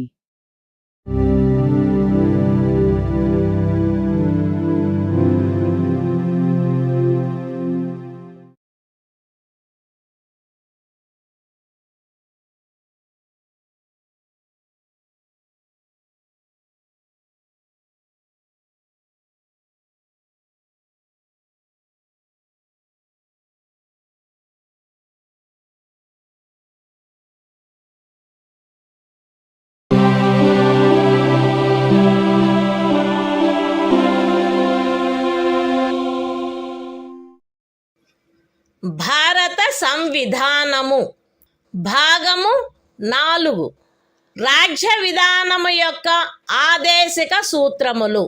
Article 50 న్యాయపాలికను కార్యపాలక వర్గము నుండి వేరుపరుచుట. రాజ్యము యొక్క public సేవలలో న్యాయపాలికను కార్యపాలక వర్గము నుండి వేరుపరుచుటకు రాజ్యము చర్యలను గైగొనవలెను. The Constitution of India, Part 4, Directive Principles of State Policy. Article 50. Separation of judiciary from executive. The state shall take steps to separate the judiciary from the executive, in the public services of the state.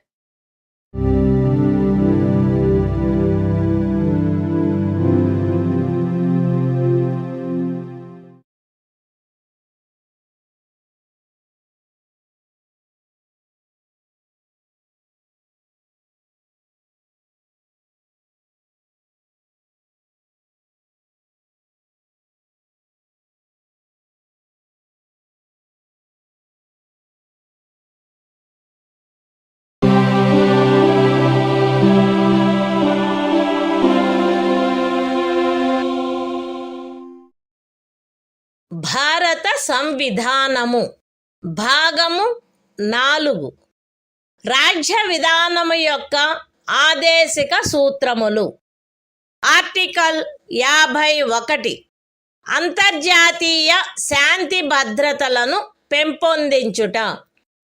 రాజ్యము ఈ క్రింది వాటికై ప్రయత్నించవలెను: అంతర్జాతీయ శాంతి భద్రతలను పెంపొందించుట, జాతుల మధ్య న్యాయమైన మరియు గౌరవప్రదమైన సంబంధములను నెలకొల్పుట, సువ్యవస్థిత ప్రజానీకముల పరస్పర వ్యవహారములందు అంతర్జాతీయ శాసనము పట్ల, సంధి బాధ్యతల పట్ల గౌరవమును పెంపొందించుట మరియు అంతర్జాతీయ వివాదముల పరిష్కారము మధ్యవర్తిత్వము ద్వారా జరుగుటను ప్రోత్సహించుట.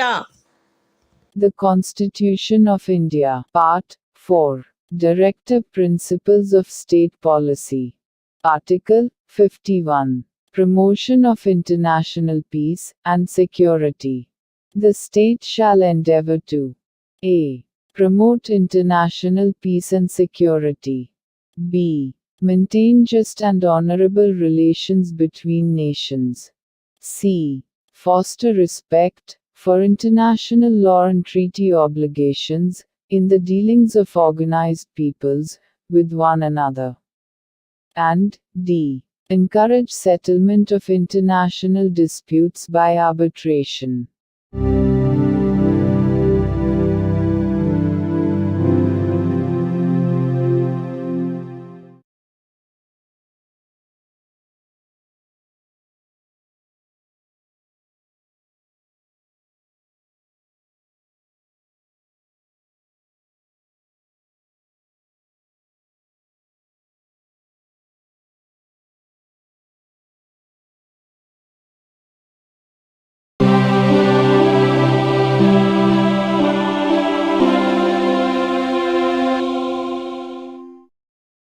భారత సంవిధానము భాగము 4A మౌలిక కర్తవ్యములు.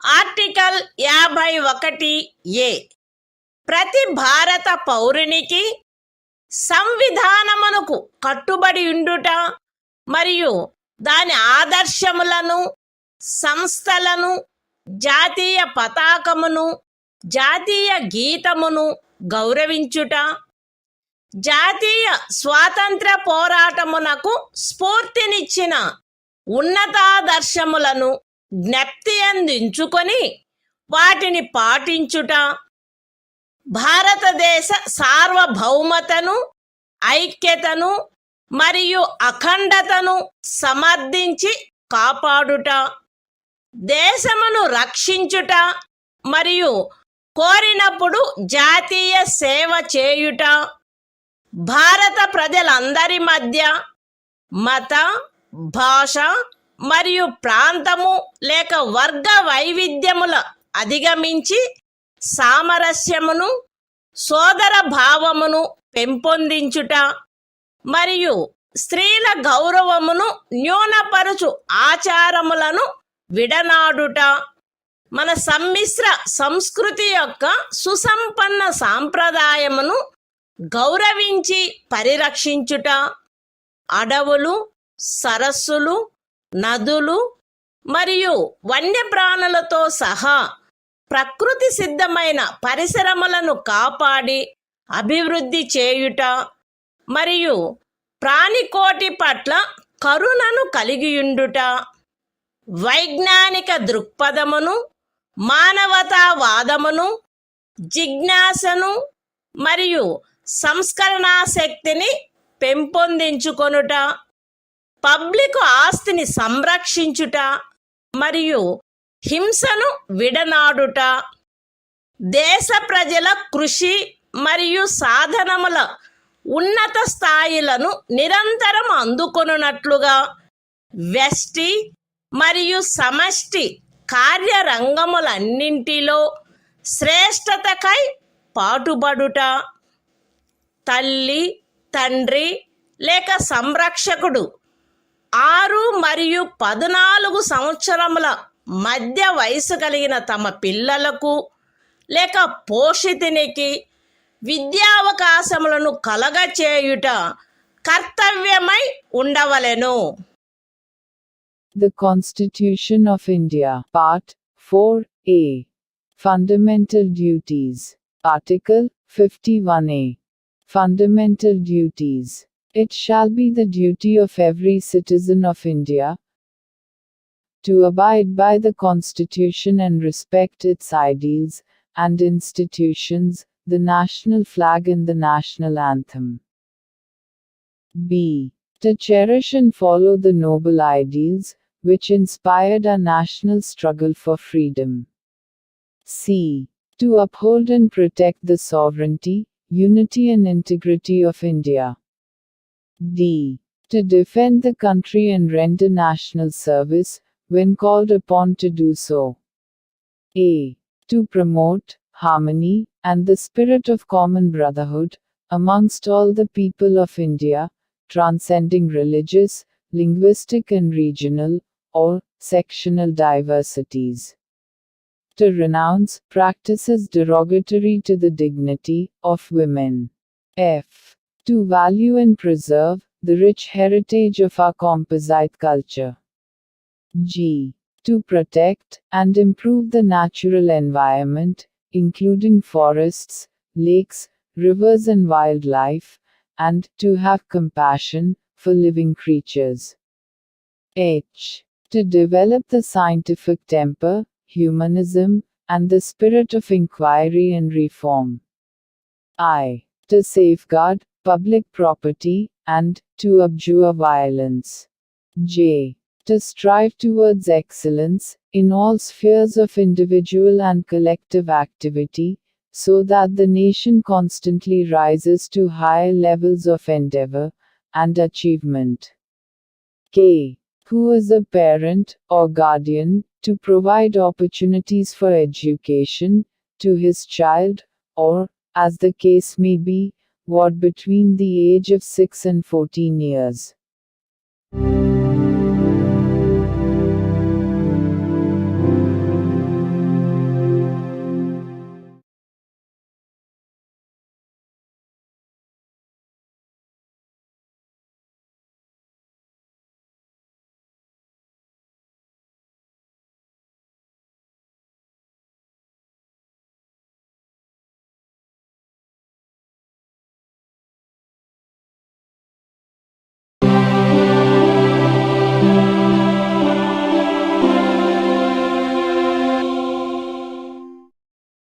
భారత సంవిధానము భాగము 5 సంఘము అధ్యాయం 1 కార్యపాలక వర్గము రాష్ట్రపతి మరియు ఉపరాష్ట్రపతి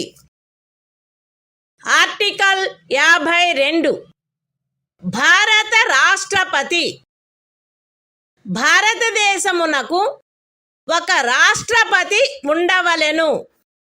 The Constitution of India, Part 5, The Union. Chapter 1. The Executive. The President and Vice President. Article 52. The President of India. There shall be a President of India.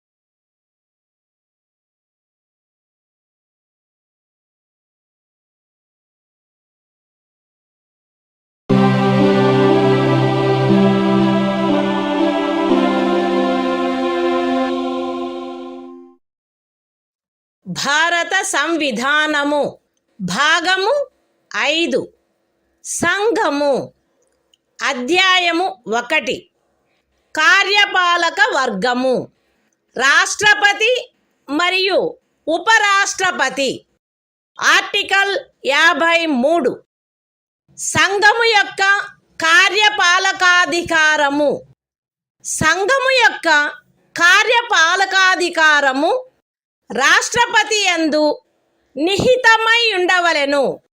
ఆయన దానిని స్వయముగా లేక తనకు అధీనస్థులగు అధికారుల ద్వారా ఈ సంవిధానమును అనుసరించి వినియోగించవలెను. పూర్వగామి నిబంధన యొక్క సాధారణతకు భంగము కలగకుండా సంఘము యొక్క రక్షణ బలములపై సర్వాధిపత్యము రాష్ట్రపతి యందు నిహితమై ఉండవలెను మరియు దాని వినియోగము శాసనము ద్వారా క్రమబద్ధము చేయబడవలెను. ఈ అనుచ్ఛేదములోనిదేదియు అస్తిత్వంలోనున్న ఏదేని శాసనము ద్వారా ఏదేని రాజ్య ప్రభుత్వమునకు గాని ఇతర ప్రాధికారికి గాని ప్రదత్తము చేయబడిన ఏవేని కృత్యములను రాష్ట్రపతికి అంతరణ చేయునిదిగా భావింపబడరాదు. లేక రాష్ట్రపతి మినహా ఇతర ప్రాధికారులకు శాసనము ద్వారా కృత్యములను ప్రదత్తము చేయుట నుండి పార్లమెంటును నివారించదు. The Constitution of India, Part 5, The Union. Chapter 1. The Executive. The President and Vice President. Article 53. Executive Power of the Union. 1. The executive power of the Union shall be vested in the President, and shall be exercised by him, either directly, or through officers, subordinate to him, in accordance with this Constitution. 2. Without prejudice to the generality of the foregoing provision, the supreme command of the defense forces of the Union shall be vested in the President, and the exercise thereof shall be regulated by law. 3. Nothing in this article shall be deemed to transfer to the President any functions conferred by any existing law on the government of any state, or other authority, or prevent Parliament from conferring by law functions on authorities other than the President.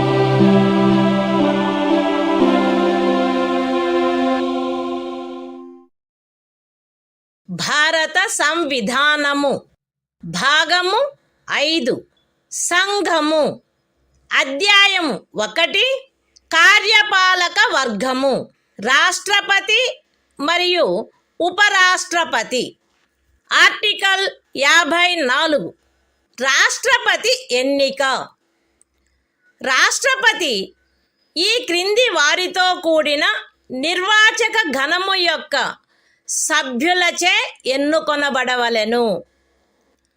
Parliament ఉభయ సదనములోని ఎన్నుకొనబడిన సభ్యులు మరియు రాజ్య శాసన సభలలోని ఎన్నుకొనబడిన సభ్యులు.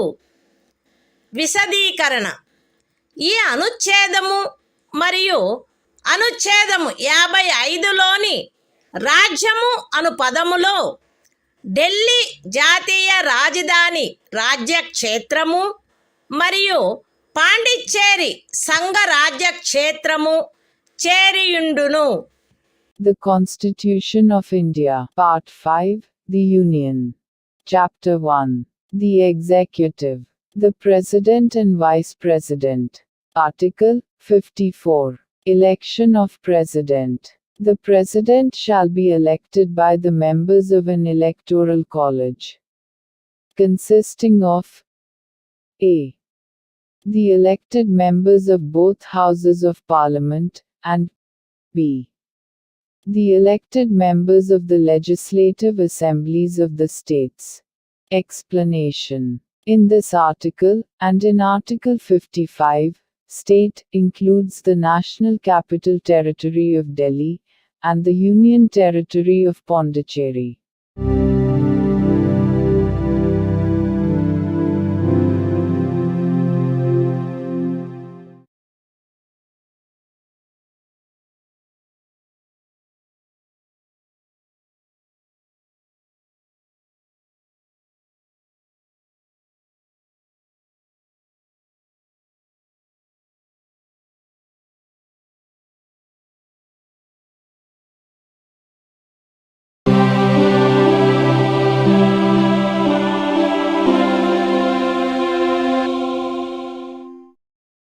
భారత సంవిధానము భాగము 5 సంఘము అధ్యాయము 1 కార్యపాలక వర్గము రాష్ట్రపతి మరియు ఉపరాష్ట్రపతి.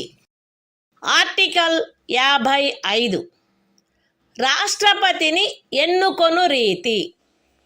రాష్ట్రపతి యొక్క ఎన్నికలో వివిధ రాజ్యముల ప్రాతినిధ్య ప్రమాణము ఆచరణీయమైనంత మేరకు ఏకరూపముగా ఉండవలెను.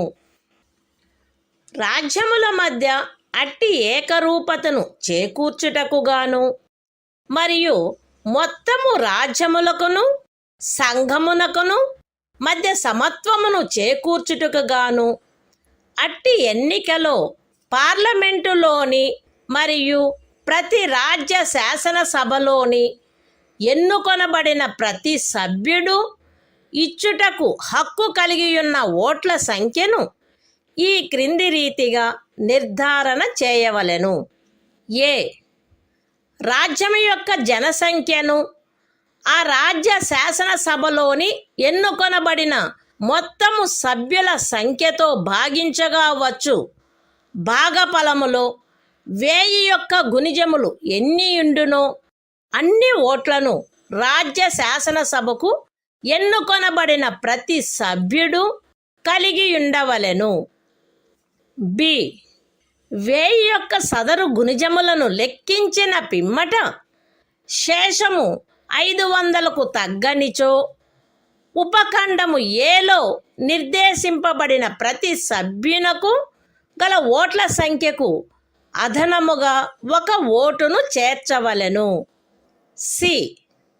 ఉపఖండములు ఏ మరియు బిల క్రింద రాజ్య శాసనసభలోని సభ్యులకు నియతమైన ఓట్ల మొత్తపు సంఖ్యను పార్లమెంటు ఉభయ సదనములో ఎన్నుకొనబడిన సభ్యుల మొత్తము సంఖ్యతో భాగించగా ఏ సంఖ్య వచ్చునో అన్ని ఓట్లను పార్లమెంటు ఉభయ సదనములోని ఎన్నుకోబడిన ప్రతి సభ్యుడు కలిగి ఉండవలెను. సగమునకు మించిన భిన్నమును 1గా పరిగణించవలెను. ఇతర భిన్నములను ఉపేక్షించవలెను. రాష్ట్రపతి ఎన్నిక ఏకల అంతరణీయ ఓటు ద్వారా అనుపాతిక ప్రాతినిధ్య పద్ధతును అనుసరించి జరగవలెను మరియు అట్టి ఎన్నికలో పోలింగు రహస్యపు బ్యాలెట్ పద్ధతిలో జరగవలెను. విశదీకరణ. ఈ అనుచ్ఛేదములో జనసంఖ్య అను పదబంధమునకు కడపటిదియు అందుకు సంబంధించిన అంకెలు ప్రచురింపబడినదియు అగు జనగణనతో అభినిశ్చితమైన జనసంఖ్య అని అర్థము. అయితే ఈ విశదీకరణలో కడపటిదియు అందుకు సంబంధించిన అంకెలు ప్రచురింపబడినట్టిదియు అగు జనగణనకు గల నిర్దేశమును 2026వ సంవత్సరం పిమ్మట చేయబడు మొదటి జనగణనకు సంబంధించిన అంకెలు ప్రచురించబడు వరకు 1971వ సంవత్సరపు జనగణనకు నిర్దేశమైనట్లు అన్వయించుకొనవలెను. The Constitution of India, Part 5, The Union. Chapter 1. The Executive, the President and Vice President. Article 55. Manner of election of President. 1. As far as practicable, there shall be uniformity in the scale of representation of the different states at the election of the President. 2.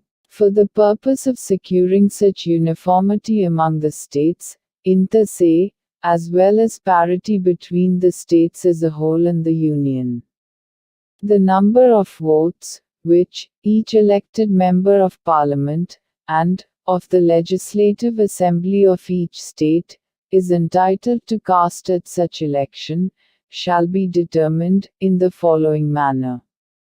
A. Every elected member of the Legislative Assembly of a state shall have as many votes as there are multiples of 1000. In the quotient obtained by dividing the population of the state by the total number of the elected members of the Assembly. B. If, after taking the said multiples of 1000, the remainder is not less than 500, then the vote of each member referred to in subclause A shall be further increased by 1. C. Each elected member of either House of Parliament shall have such number of votes as may be obtained by dividing the total number of votes assigned to the members of the legislative assemblies of the states under subclauses A and B by the total number of the elected members of both houses of Parliament, fractions exceeding 1/2 being counted as one and other fractions being disregarded. 3. The election of the President shall be held in accordance with the system of proportional representation, by means of the single transferable vote, and the voting at such election shall be by secret ballot. Explanation. In this article, the expression population means the population as ascertained at the last preceding census, of which the relevant figures have been published. Provided that the reference in this explanation to the last preceding census, of which the relevant figures have been published shall, until the relevant figures for the first census taken after the year 2026 have been published, be construed as a reference to the 1971 census.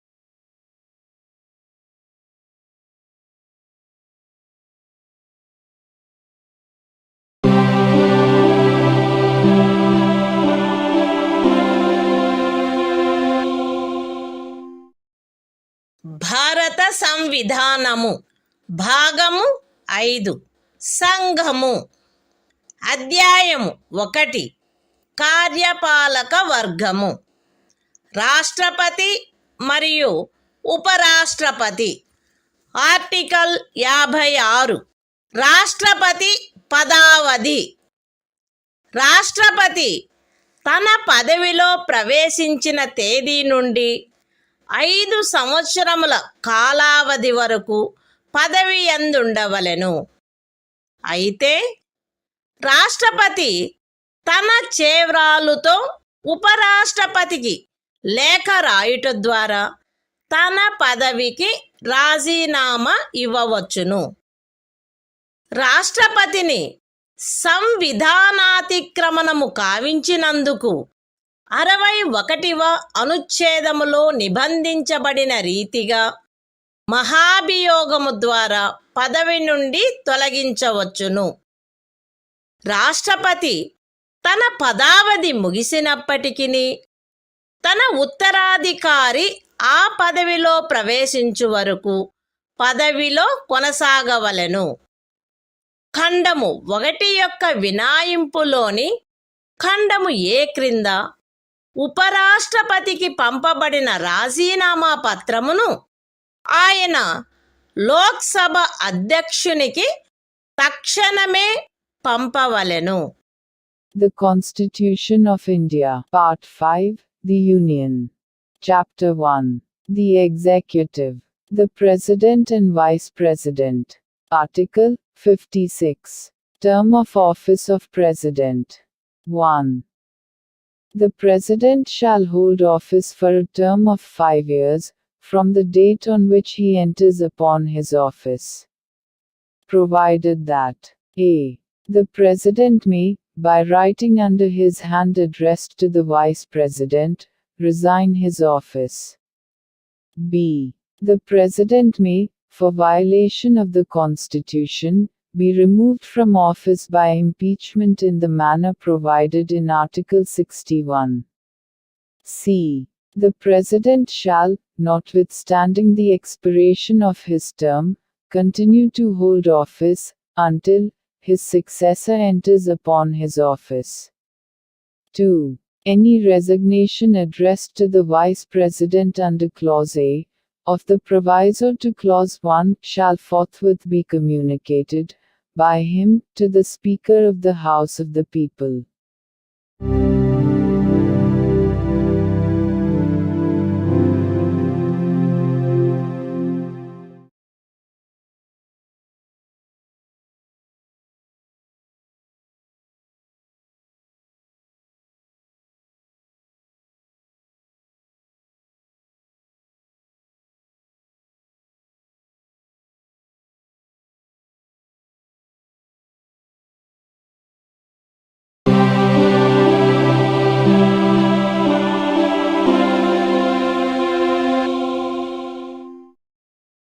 భారత సంవిధానము భాగము 5 సంఘము అధ్యాయము 1 కార్యపాలక వర్గము రాష్ట్రపతి మరియు ఉపరాష్ట్రపతి.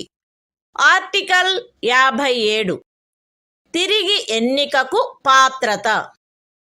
రాష్ట్రపతి పదవియందున్నా లేక ఆ పదవియందుండిన ఏ వ్యక్తి అయినను ఈ సంవిధానములోని ఇతర నిబంధనలకు అత్యధీనమై ఆ పదవికి తిరిగి ఎన్నుకొనుబడుటకు పాత్రుడై ఉండును. The Constitution of India, Part 5, The Union. Chapter 1. The Executive. The President and Vice President. Article 57. Eligibility for re-election. A person who holds, or who has held, office as President shall, subject to the other provisions of this Constitution, be eligible for re-election to that office.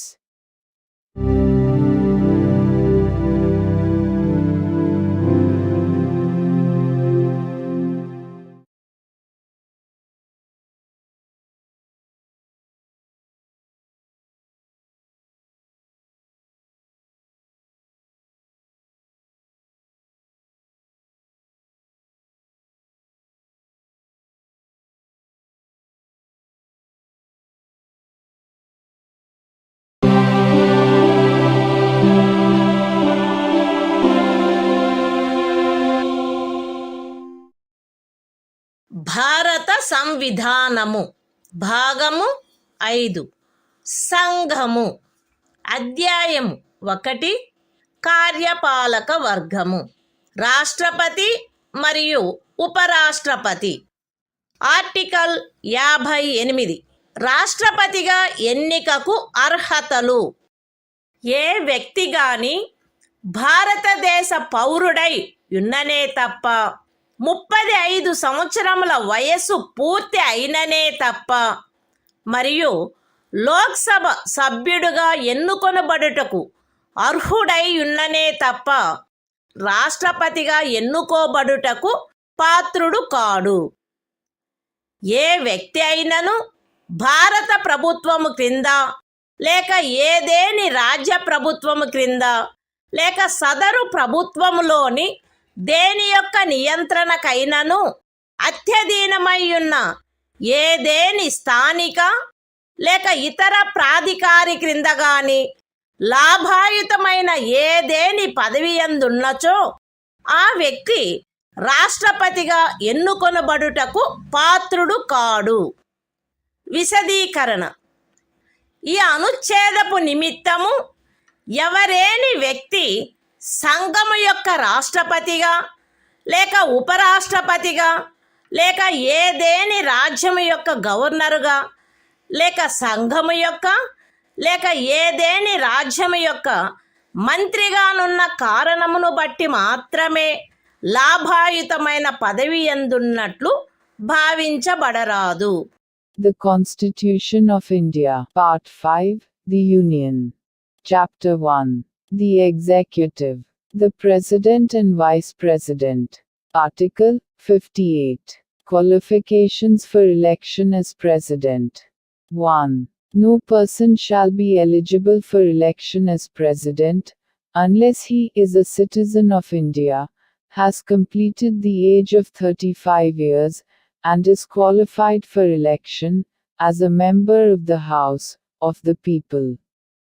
2. A person shall not be eligible for election as President if he holds any office of profit, under the Government of India, or the Government of any state, or under any local or other authority, subject to the control of any of the said governments. Explanation. For the purposes of this article, a person shall not be deemed to hold any office of profit, by reason only that he is the President or Vice President of the Union, or the Governor of any state, or as a minister either for the Union or for any state.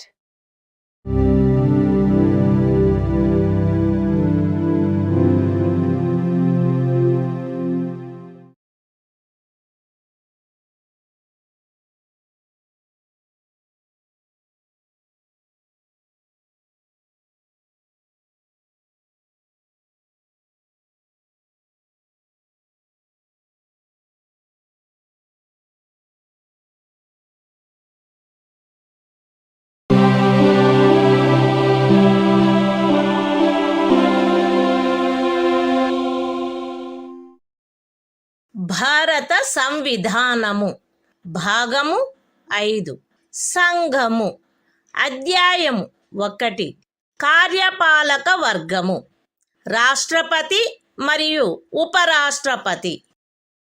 Article 59 రాష్ట్రపతి పదవీ షరతులు. రాష్ట్రపతి parliament యొక్క లేక ఏదేని రాజ్య శాసన మండలి యొక్క ఏ సదనములో గాని సభ్యుడుగా ఉండరాదు మరియు పార్లమెంటు యొక్క లేక ఏదేని రాజ్య శాసన మండలి యొక్క ఏ సదనములోని సభ్యుడైనను రాష్ట్రపతిగా ఎన్నుకొనబడినచో ఆయన రాష్ట్రపతి పదవిలో ప్రవేశించిన తేదీ నుండి ఆ సదనములోని తన స్థానమును ఖాళీ చేసినట్లు భావించవలెను. రాష్ట్రపతి లాభాయుతమైన ఏదేని ఇతర పదవి యందు ఉండరాదు. రాష్ట్రపతి అద్దె చెల్లించకుండా తన అధికార నివాస గృహములను ఉపయోగించుకొనుటకు హక్కు కలిగియుండును మరియు పార్లమెంటు శాసనము ద్వారా నిర్ధారణ చేయు ఉపలబ్ధులకు, భత్యములకు మరియు విశేషాధికారములకు మరియు తద్విషయమున అట్లు నిబంధన చేయబడు వరకు 2వ అనుసూచిలో నిర్దిష్టపరచబడిన ఉపలబ్ధులకు, భత్యములకు మరియు విశేషాధికారములకు ఆయన హక్కు కలిగియుండును. రాష్ట్రపతి యొక్క ఉపలబ్ధులు మరియు భత్యములు ఆయన పదావధిలో తగ్గించబడరాదు. The Constitution of India. Part 5. The Union. Chapter 1. The Executive. The President and Vice President. Article 59. Conditions of President's office. 1. The President shall not be a member of either House of Parliament, or of a House of the Legislature of any state. And, if a member of either House of Parliament or of a House of the Legislature of any state be elected President, he shall be deemed to have vacated his seat in that House, on the date on which he enters upon his office as President. 2. The President shall not hold any other office of profit. 3. The President shall be entitled without payment of rent to the use of his official residences, and shall be also entitled to such emoluments, allowances, and privileges as may be determined by Parliament by law. And, until provision in that behalf is so made, such emoluments, allowances and privileges, as are specified in the second schedule. 4. The emoluments and allowances of the President shall not be diminished during his term of office.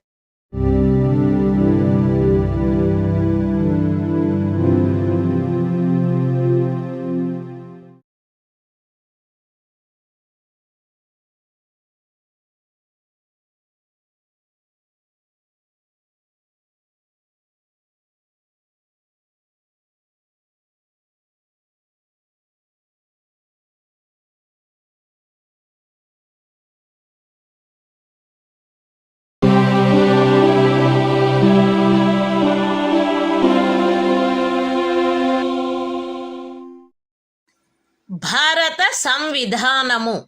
భాగము 5. సంఘము. అధ్యాయము 1. కార్యపాలక వర్గము. రాష్ట్రపతి మరియు ఉపరాష్ట్రపతి. Article 60. రాష్ట్రపతిచే ప్రమాణము లేక ప్రతిజ్ఞ.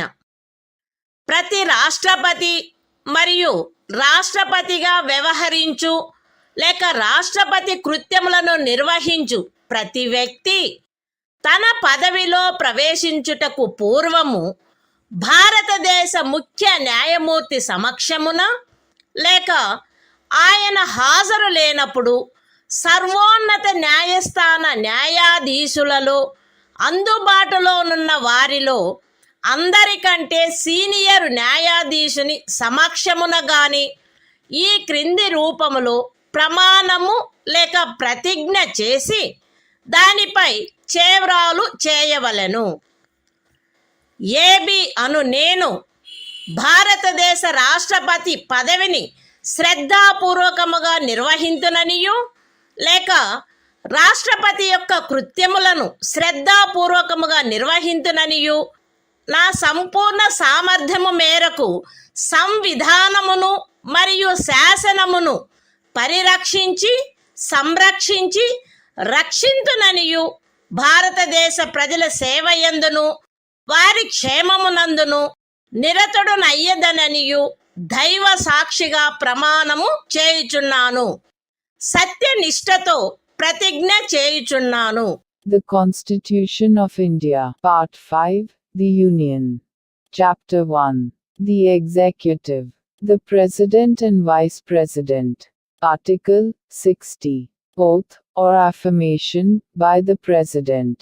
Every President, and every person acting as President, or discharging the functions of the President, shall, before entering upon his office, make and subscribe in the presence of the Chief Justice of India, or, in his absence, the senior most judge of the Supreme Court available, an oath or affirmation in the following form, that is to say, I, A.B., do swear in the name of God, that I will faithfully execute the office, solemnly affirm of President, or discharge the functions of the President of India, and will to the best of my ability, preserve, protect and defend the Constitution, and the law, and that I will devote myself to the service and well-being of the people of India.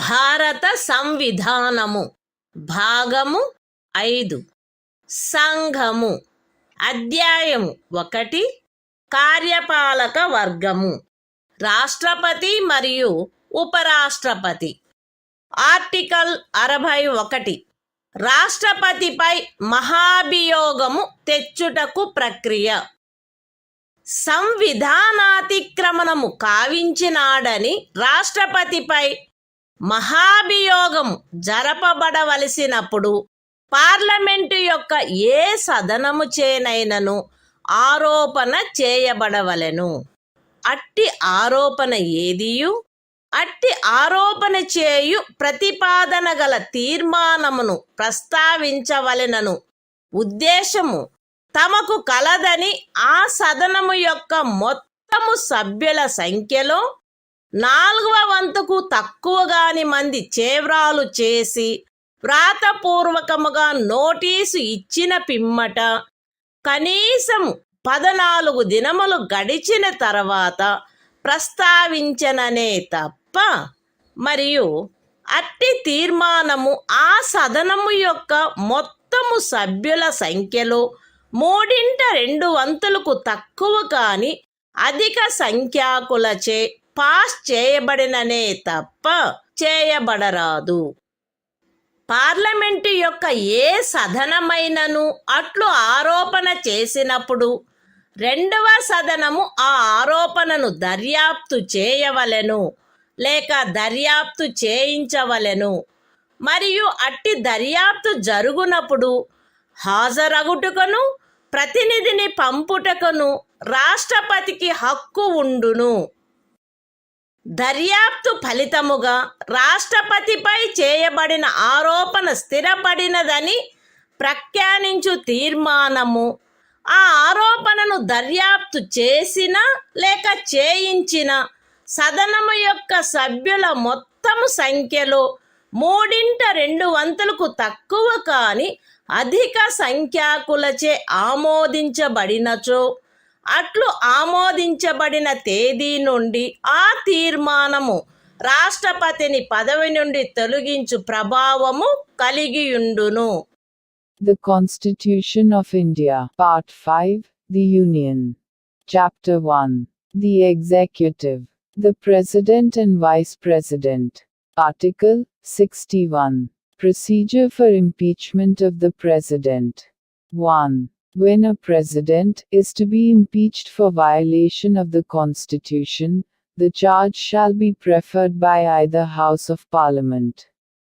2. No such charge shall be preferred unless the proposal to prefer such charge is contained in a resolution, which has been moved, after at least 14 days' notice in writing, signed by not less than 1/4 of the total number of members of the House, has been given of their intention to move the resolution. And such resolution has been passed by a majority of not less than 2/3 of the total membership of the House. 3. When a charge has been so preferred by either House of Parliament, the other House shall investigate the charge, or cause the charge to be investigated, and the President shall have the right to appear, and to be represented at such investigation. 4. If as a result of the investigation, a resolution is passed by a majority of not less than 2/3 of the total membership of the House, by which the charge was investigated, or caused to be investigated, declaring that the charge preferred against the President has been sustained, such resolution shall have the effect of removing the President from his office, as from the date on which the resolution is so passed.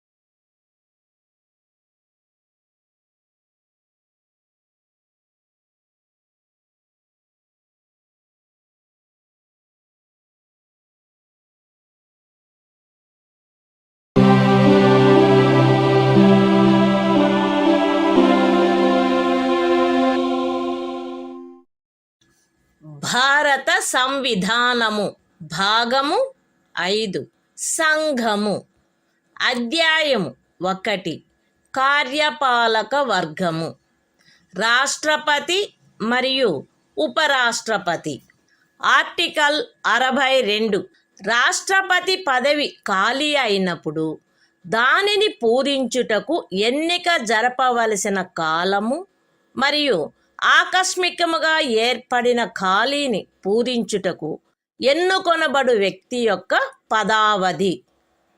రాష్ట్రపతి యొక్క పదావధి ముగియుటచే ఏర్పడు ఖాళీని పూరించుటకు జరగవలసిన ఎన్నిక ఆ పదావధి ముగియుటకు పూర్వమే పూర్తి చేయబడవలెను.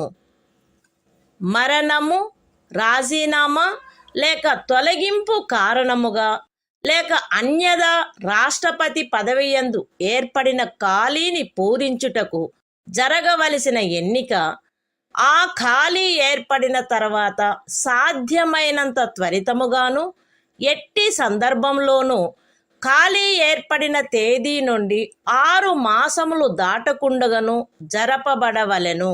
మరియు ఆ ఖాళీని పూరించుటకు ఎన్నుకొనబడిన వ్యక్తి 56వ అనుచ్ఛేదము యొక్క నిబంధనలకు అత్యధీనమై తాను పదవిలో ప్రవేశించిన తేదీ నుండి 5 సంవత్సరముల సంపూర్ణ కాలావధి వరకు పదవియందుండుటకు హక్కు కలిగియుండును.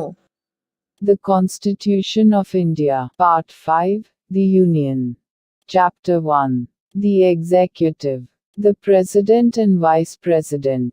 Article 62. Time of holding election to fill vacancy in the office of President. And the term of office of person elected to fill casual vacancy. 1. An election to fill a vacancy caused by the expiration of the term of office of President shall be completed before the expiration of the term. 2. An election to fill a vacancy in the office of President, occurring by reason of his death, resignation or removal, or otherwise shall be held as soon as possible, after, and in no case later than 6 months from, the date of occurrence of the vacancy. And, the person elected to fill the vacancy shall, subject to the provisions of Article 56, be entitled to hold office for the full term of 5 years, from the date on which he enters upon his office.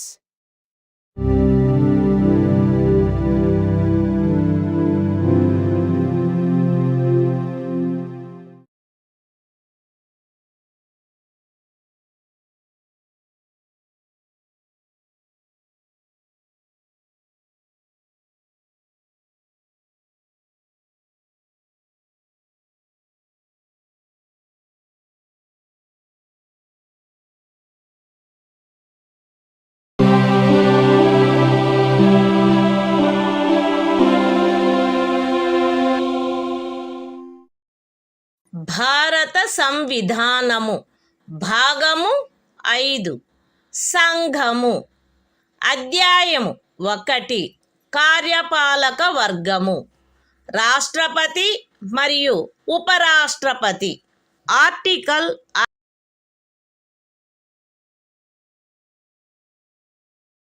63 భారత ఉపరాష్ట్రపతి భారతదేశమునకు ఒక ఉపరాష్ట్రపతి ఉండవలెను. The Constitution of India, Part 5, The Union. Chapter 1. The Executive. The President and Vice President. Article 63. The Vice President of India. There shall be a Vice President of India.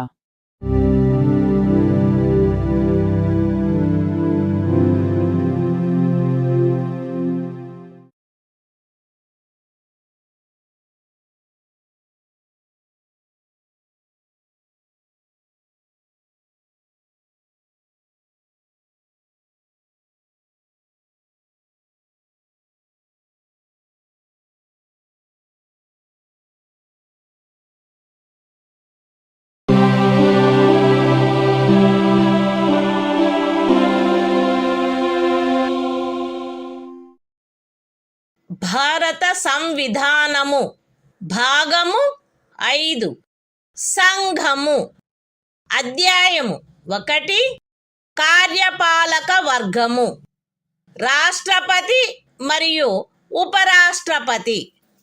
Article 64 ఉపరాష్ట్రపతి పదవి రీత్యా రాజ్యసభకు సభాపతిగా నుండుట. ఉపరాష్ట్రపతి పదవి రీత్యా రాజ్యసభకు సభాపతి అయ్యుండును. ఆయన లాభాయుతమైన ఏ ఇతర పదవి యందును ఉండరాదు.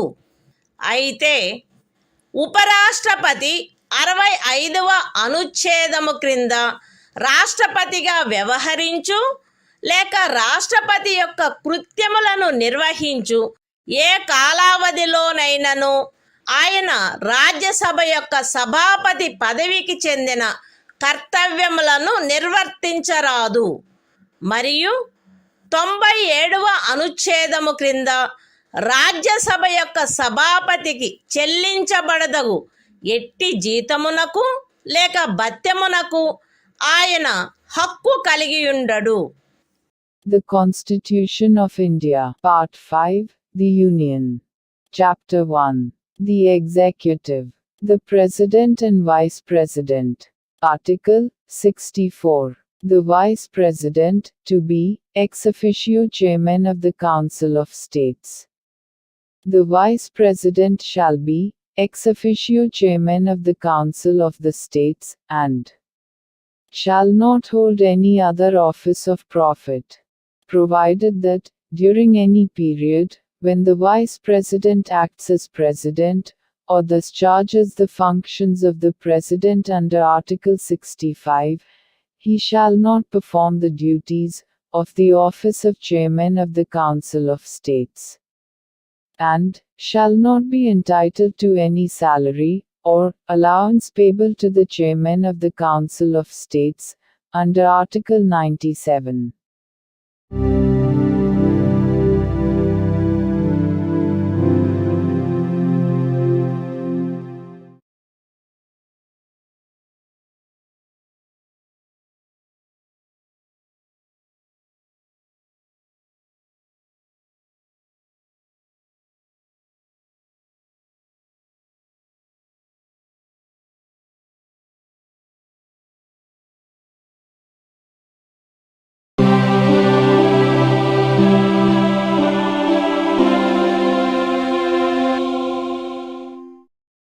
భారత సంవిధానము భాగము 5 సంఘము అధ్యాయము 1 కార్యపాలక వర్గము రాష్ట్రపతి మరియు ఉపరాష్ట్రపతి.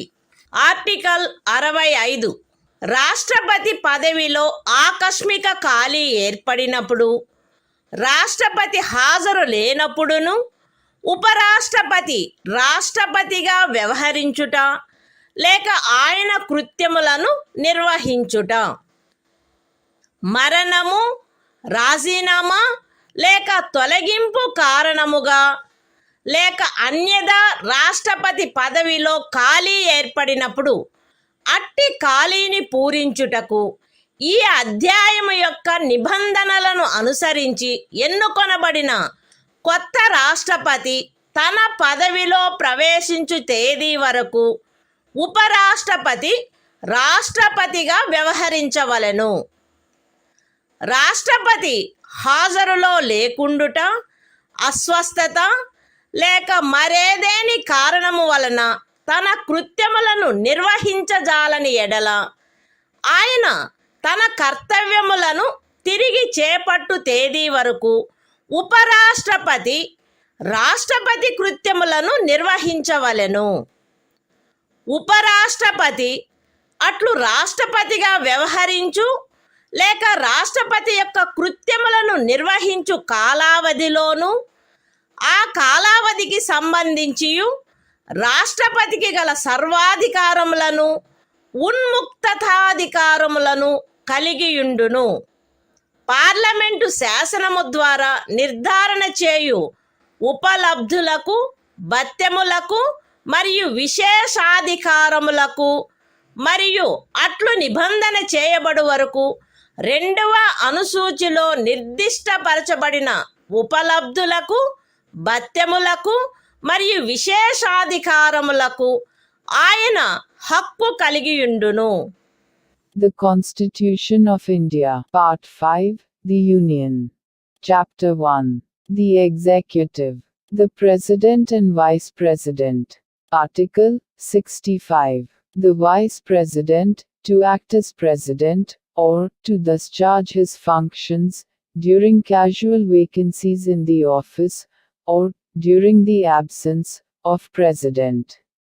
1. In the event of the occurrence of any vacancy in the office of the President, by reason of his death, resignation, or removal, or otherwise, the Vice President shall act as President, until the date on which a new President, elected, in accordance with the provisions of this chapter, to fill such vacancy, enters upon his office. 2. When the President is unable to discharge his functions, owing to absence, illness or any other cause, the Vice President shall discharge his functions, until the date on which the President resumes his duties.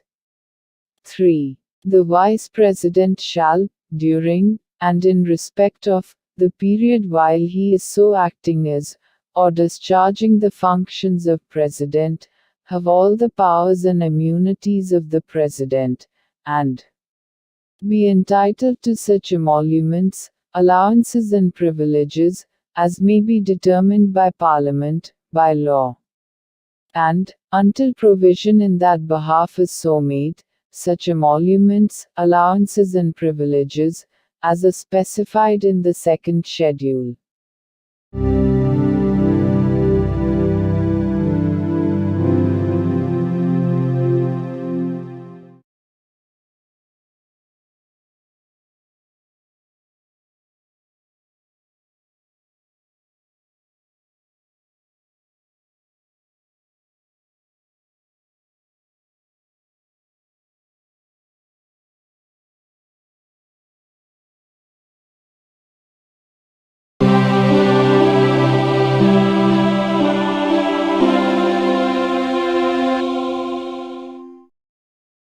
భారత సంవిధానము భాగము 5 సంఘము అధ్యాయము 1 కార్యపాలక వర్గము రాష్ట్రపతి మరియు ఉపరాష్ట్రపతి. Article 66 ఉపరాష్ట్రపతి ఎన్నిక. ఉపరాష్ట్రపతి పార్లమెంటు ఉభయ సదనముల సభ్యులతో కూడిన నిర్వాచక గణము యొక్క సభ్యులచే ఏకల అంతరణీయ ఓటు ద్వారా అనుపాతిక ప్రాతినిధ్య పద్ధతిని అనుసరించి ఎన్నుకొనబడవలెను మరియు అట్టి ఎన్నికలలో ఓటింగు రహస్యపు బ్యాలెట్ పద్ధతిని జరగవలెను. ఉపరాష్ట్రపతి పార్లమెంటు యొక్క లేక ఏదేని రాజ్య శాసన మండలి యొక్క ఏ సదనములో గాని సభ్యుడుగా ఉండరాదు మరియు పార్లమెంటు యొక్క లేక ఏదేని రాజ్య శాసన మండలి యొక్క ఏ సదనములోని సభ్యుడైనను ఉపరాష్ట్రపతిగా ఎన్నుకోబడినచో ఆయన ఉపరాష్ట్రపతి పదవిలో ప్రవేశించిన తేదీ నుండి ఆ సదనములోని తన స్థానమును ఖాళీ చేసినట్లు భావించబడవలెను. ఏ వ్యక్తి గాని ఆయన భారతదేశ పౌరుడై ఉన్ననే తప్ప ఆయనకు 35 సంవత్సరముల వయస్సు పూర్తి అయిననే తప్ప మరియు ఆయన రాజ్యసభ సభ్యుడిగా ఎన్నుకొనబడుటకు అర్హుడై ఉన్ననే తప్ప ఉపరాష్ట్రపతిగా ఎన్నుకొనబడుటకు పాత్రుడు కాడు. ఏ వ్యక్తి అయినను భారత ప్రభుత్వము క్రింద గాని ఏదేని రాజ్య ప్రభుత్వము కింద గాని సదరు ప్రభుత్వములలో దేని యొక్క నియంత్రణకైనను అధ్యధీనమయ్యున్న ఏదేని స్థానిక లేక ఇతర ప్రాధికారి క్రింద గాని లాభాయుతమైన ఏదేని పదవి ఎందున్నచో ఆ వ్యక్తి ఉపరాష్ట్రపతిగా ఎన్నుకొనబడుటకు పాత్రుడు కాడు. విశదీకరణ: ఈ అనుచ్ఛేదపు నిమిత్తము ఎవరేని వ్యక్తి సంఘము యొక్క రాష్ట్రపతిగా లేక ఉపరాష్ట్రపతిగా లేక ఏదేని రాజ్యము యొక్క గవర్నరుగా లేక సంఘము యొక్క లేక ఏదేని రాజ్యము యొక్క మంత్రిగా ఉన్న కారణమును బట్టి మాత్రమే లాభాయుతమైన పదవి ఎందున్నట్లు భావించరాదు. The Constitution of India, Part 5, The Union. Chapter 1. The Executive. The President and Vice President. Article 66. Election of Vice President. 1. The Vice President shall be elected by the members of an electoral college, consisting of the members of both Houses of Parliament, in accordance with the system of proportional representation, by means of the single transferable vote, and the voting at such election shall be by secret ballot. 2. The Vice President shall not be a member of either House of Parliament or of a House of the Legislature of any state.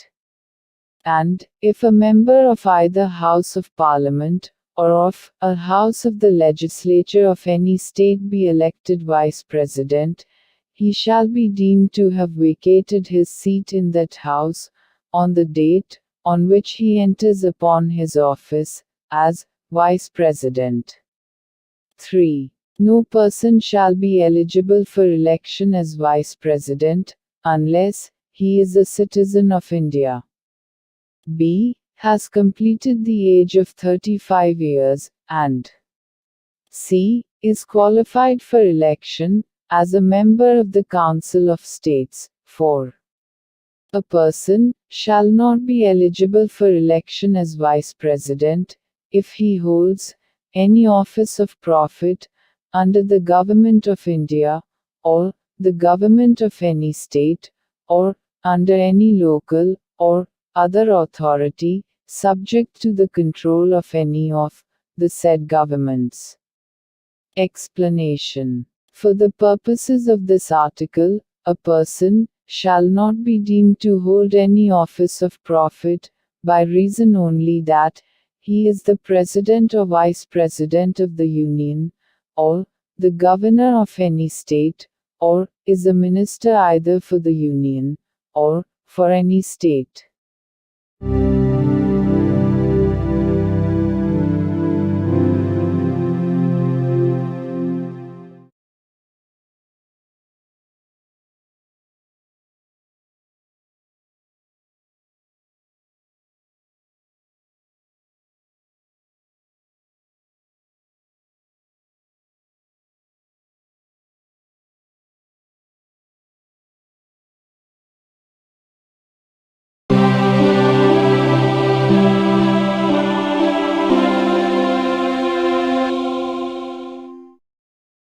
భారత సంవిధానము భాగము 5 సంఘము అధ్యాయము 1 కార్యపాలక వర్గము.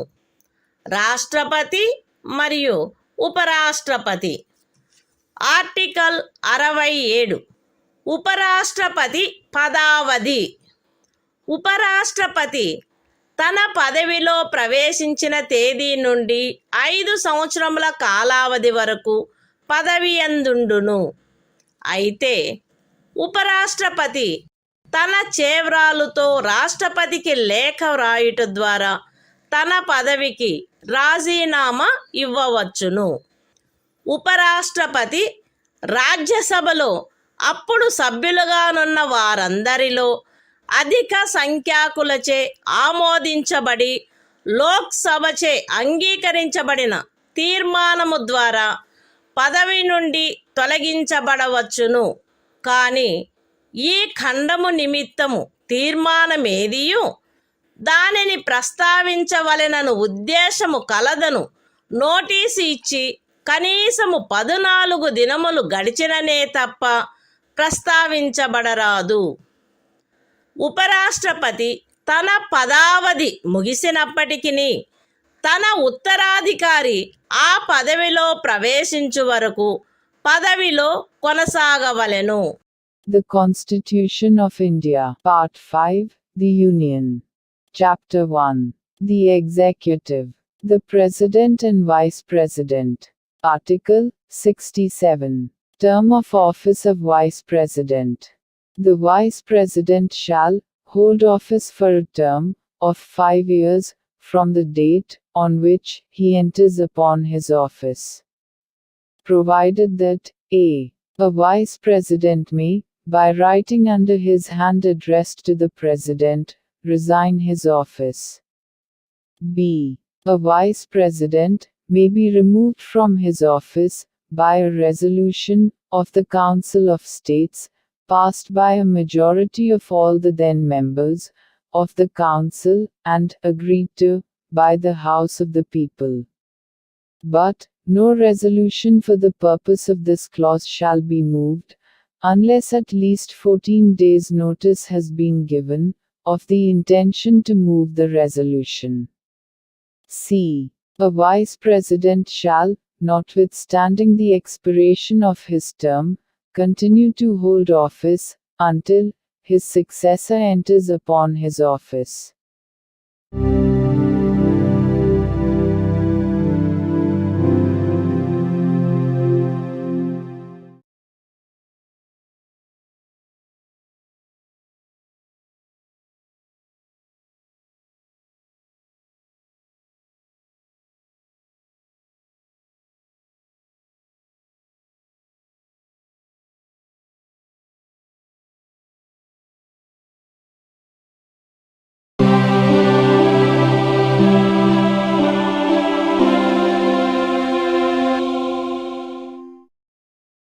భారత సంవిధానము. భాగము 5. సంఘము. అధ్యాయము 1. కార్యపాలక వర్గము. రాష్ట్రపతి మరియు ఉపరాష్ట్రపతి. ఆర్టికల్ 68. ఉపరాష్ట్రపతి పదవి ఖాళీ అయినప్పుడు దానిని పూరించుటకు ఎన్నిక జరపవలసిన కాలము మరియు ఆకస్మికముగా ఏర్పడిన ఖాళీని పూరించుటకు ఎన్నుకొనబడు వ్యక్తి యొక్క పదావధి. ఉపరాష్ట్రపతి యొక్క పదావధి ముగియుటచే ఏర్పడు ఖాళీని పూరించుటకు జరగవలసిన ఎన్నిక ఆ పదావధి ముగియుటకు పూర్వమే పూర్తి చేయబడవలెను. మరణము, రాజీనామా లేక తొలగింపు కారణముగా లేక అన్యథా ఉపరాష్ట్రపతి పదవియందు ఏర్పడిన ఖాళీని పూరించుటకు జరపవలసిన ఎన్నిక ఆ ఖాళీ ఏర్పడిన తరువాత సాధ్యమైనంత త్వరితముగా జరపబడవలెను మరియు ఆ ఖాళీని పూరించుటకు ఎన్నుకొనబడిన వ్యక్తి 67వ అనుచ్ఛేదము యొక్క నిబంధనలకు అత్యధీనమై తాను పదవిలో ప్రవేశించిన తేదీ నుండి 5 సంవత్సరముల సంపూర్ణ కాలావధి వరకు పదవి యందుండుటకు హక్కు కలిగియుండును. The Constitution of India, Part 5, The Union. Chapter 1. The Executive. The President and Vice President. Article 68. Time of holding election to fill vacancy in the office of Vice President. And the term of office of person elected to fill casual vacancy.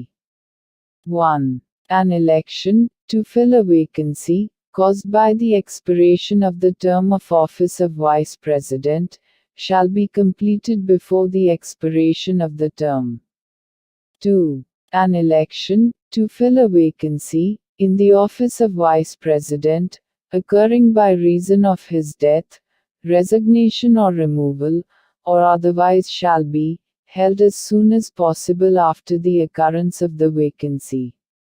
And the person elected to fill the vacancy shall, subject to the provisions of Article 67, be entitled to hold office for the full term of 5 years from the date on which he enters upon his office.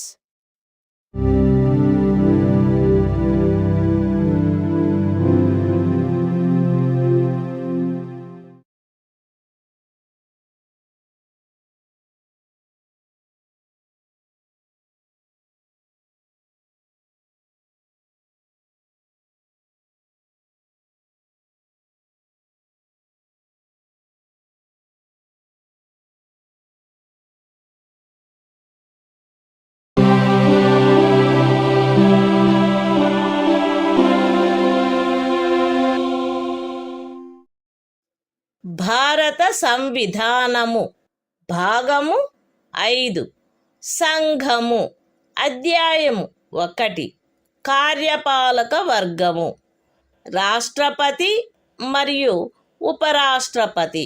Article 69 ఉపరాష్ట్రపతిచే ప్రమాణము లేక ప్రతిజ్ఞ.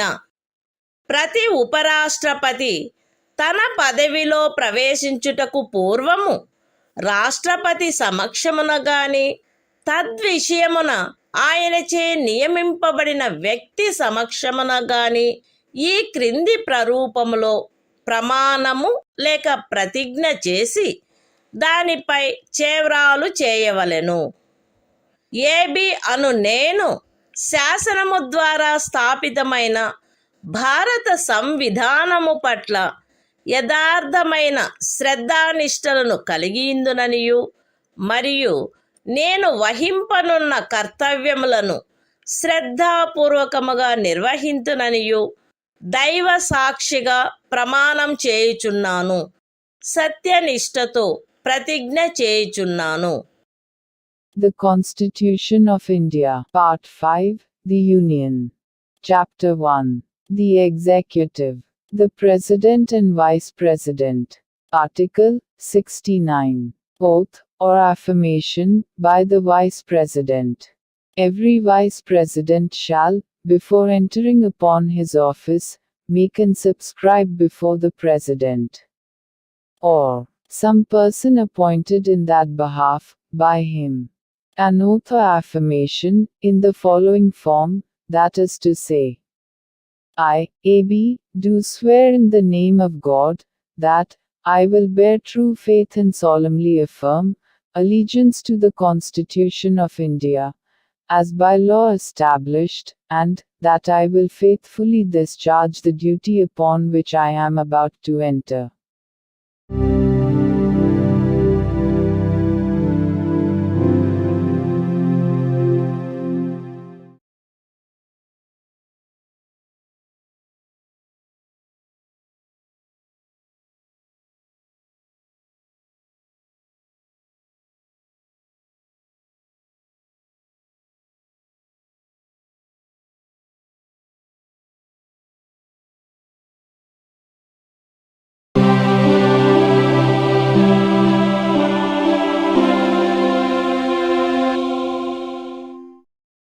భారత సంవిధానము భాగము 5 సంఘము అధ్యాయము 1 కార్యపాలక వర్గము రాష్ట్రపతి మరియు ఉపరాష్ట్రపతి. ఆర్టికల్ 70 ఇతర యాదృచ్ఛిక పరిస్థితులలో రాష్ట్రపతి యొక్క కృత్యములు. ఈ అధ్యాయములో నిబంధించబడని ఎట్టి యాదృచ్ఛిక పరిస్థితిలోనైనను రాష్ట్రపతి యొక్క కృత్యములను నిర్వహించుటకు పార్లమెంటు తాను సబబని తలచు నిబంధన చేయవచ్చును. The Constitution of India, Part 5, The Union. Chapter 1. The Executive. The President and Vice President. Article 70. Discharge of President's functions in other contingencies. Parliament may make such provision, as it thinks fit, for the discharge of the functions of the President, in any contingency, not provided for in this chapter.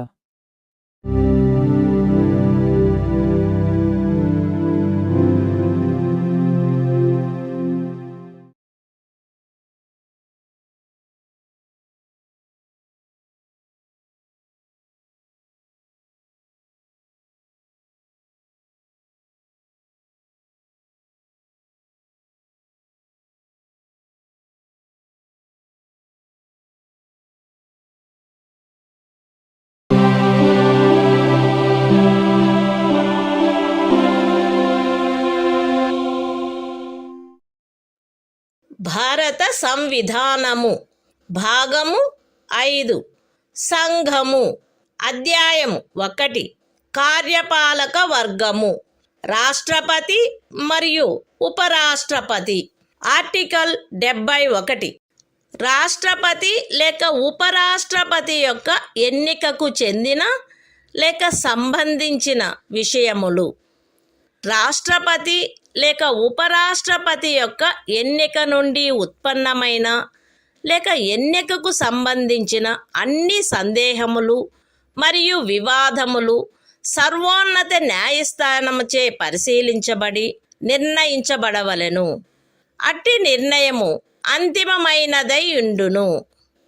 రాష్ట్రపతిగా లేక ఉపరాష్ట్రపతిగా ఒక వ్యక్తి యొక్క ఎన్నిక చెల్లదని సర్వోన్నత న్యాయస్థానము ప్రఖ్యానించినచో సర్వోన్నత న్యాయస్థానము ఆ నిర్ణయము చేసిన తేదీన గాని అంతకు పూర్వము గాని సందర్భానుసారముగా రాష్ట్రపతి పదవికి లేక ఉపరాష్ట్రపతి పదవికి చెందిన అధికారములను వినియోగించుటలోను కర్తవ్యములు నిర్వహించుటలోను ఆయనచే చేయబడిన కార్యములు ఆ ప్రఖ్యానము కారణముగా అమాన్యమునర్చబడరాదు. ఈ సంవిధానము యొక్క నిబంధనలకు అత్యధీనమై రాష్ట్రపతి లేక ఉపరాష్ట్రపతి యొక్క ఎన్నికకు చెందిన లేక సంబంధించిన విషయమును పార్లమెంటు శాసనము ద్వారా క్రమబద్ధము చేయవచ్చును. రాష్ట్రపతిగా లేక ఉపరాష్ట్రపతిగా ఒక వ్యక్తి యొక్క ఎన్నిక అతనిని ఎన్నుకొనడి నిర్వాచక గణము యొక్క సభ్యులలో ఏ కారణము వలనైనను ఏదేని ఖాళీ ఉన్నదను కారణమును బట్టి ప్రష్టవ్యము కారాదు. The Constitution of India, Part 5, The Union. Chapter 1. The Executive. The President and Vice President. Article 71. Matters relating to, or connected with, the election of a President or Vice President. 1. All doubts and disputes arising out of, or in connection with the election of a President, or Vice President shall be inquired into, and decided, by the Supreme Court, whose decision shall be final. 2. If the election of a person, as President, or Vice President, is declared void by the Supreme Court, acts done by him, in the exercise and performance of the powers and duties, of the office of President, or Vice President, as the case may be, on or before the date of the decision of the Supreme Court, shall not be invalidated by reason of that declaration. 3. Subject to the provisions of this Constitution, Parliament may by law regulate any matter relating to or connected with the election of a President or Vice President. 4. The election of a person as President or Vice President shall not be called in question on the ground of the existence of any vacancy, for whatever reason among the members of the Electoral College electing him.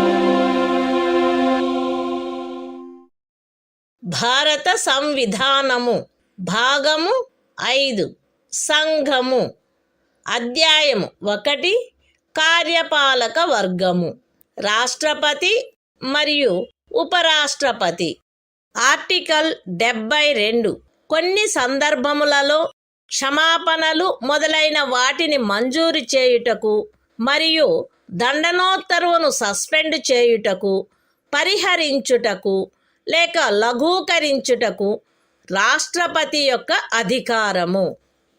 రాష్ట్రపతి ఈ క్రింది సందర్భములలో నేర నిర్ణీతుడైన వ్యక్తికి క్షమాపణలను, తాత్కాలిక నిలుపుదలను, వాయిదాలను లేక పరిహరణలను మంజూరు చేయుటకు లేక ఆ వ్యక్తిపై విధించబడిన దండనోత్తర్వును సస్పెండ్ చేయుటకు, పరిహరించుటకు లేక లఘూకరించుటకు అధికారము కలిగియుండును.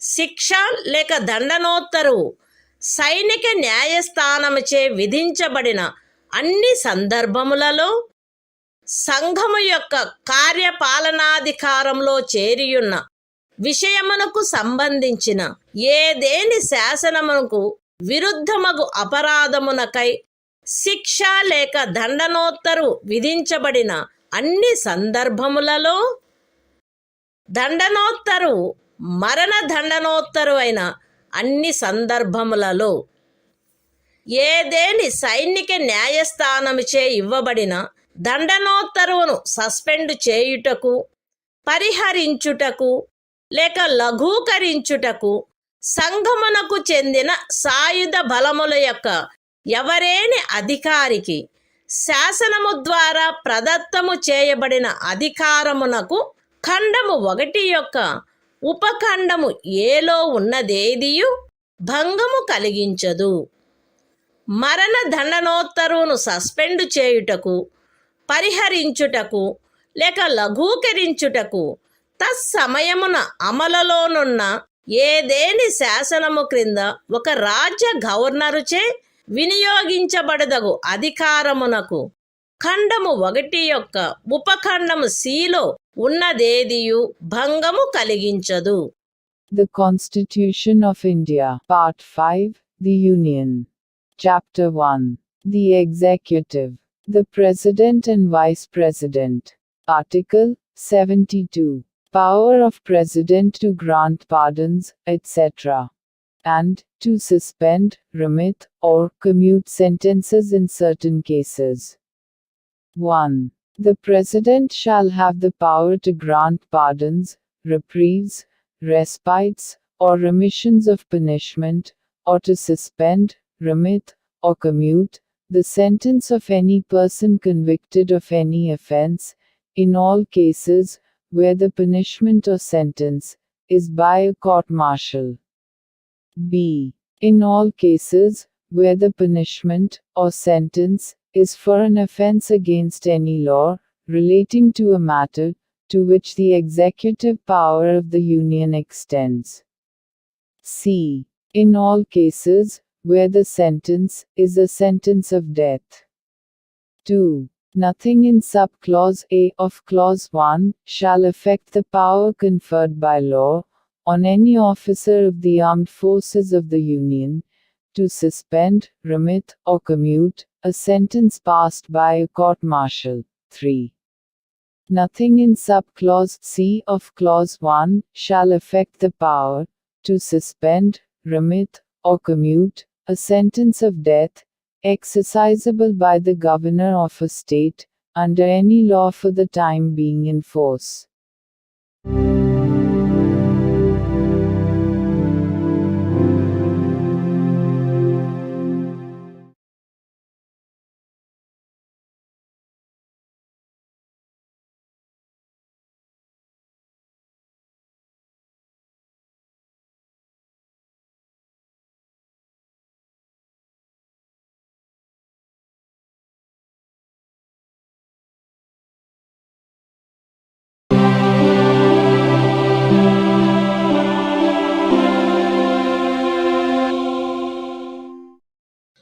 భారత సంవిధానము భాగము 5 సంఘము అధ్యాయము 1 కార్యపాలక వర్గము రాష్ట్రపతి మరియు ఉపరాష్ట్రపతి ఆర్టికల్ 73 సంఘము యొక్క కార్యపాలకాధికార విస్తరణ ఈ సంవిధాన నిబంధనలకు అధ్యయనమై సంఘము యొక్క కార్యపాలకాధికారములో ఈ క్రిందివి చేరియుండును. ఏ విషయములను గురించి శాసనములను చేయుటకు పార్లమెంటు అధికారము గలదో ఆ విషయములు మరియు ఏదేని సంధి లేక ఖరారును బట్టి భారత ప్రభుత్వముచే వినియోగించబడదగు హక్కుల యొక్క ప్రాధికారము యొక్క మరియు అధికారిత యొక్క వినియోగము. అయితే ఈ సంవిధానములో గాని పార్లమెంటుచే చేయబడిన ఏదేని శాసనములో గాని అభివ్యక్తము కాని నిబంధించబడినట్లు తప్ప ఏదేని రాజ్యములో ఏ విషయములను గురించి శాసనములను చేయుటకు ఆ రాజ్య శాసన మండలికి కూడా అధికారము కలదో ఆ విషయములు ఉపఖండము ఏలో నిర్దేశించబడిన కార్యపాలకాధికారములో చేరియుండవు.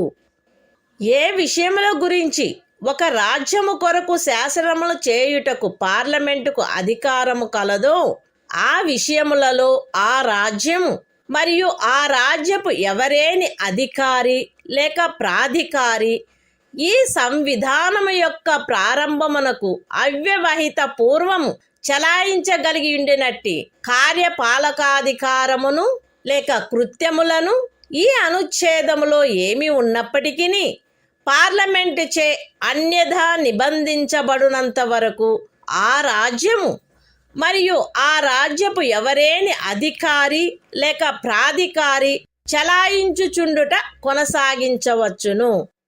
The Constitution of India, Part 5, The Union. Chapter 1. The Executive. The President and Vice President. Article 73. Extent of executive power of the Union. 1. Subject to the provisions of this Constitution, the executive power of the Union shall extend to the matters with respect to which Parliament has power to make laws, and b. to the exercise of such rights, authority, and jurisdiction as are exercisable by the Government of India, by virtue of any treaty or agreement, provided that the executive power referred to in subclause A shall not, save as expressly provided in this Constitution, or in any law made by Parliament, extend, in any state to matters with respect to which the legislature of the state has also power to make laws. 2. Until otherwise provided by Parliament, a state in any officer or authority of a state may, notwithstanding anything in this article, continue to exercise in matters with respect to which Parliament has power to make laws for that state, such executive power or functions as the state or officer or authority thereof could exercise immediately before the commencement of this Constitution.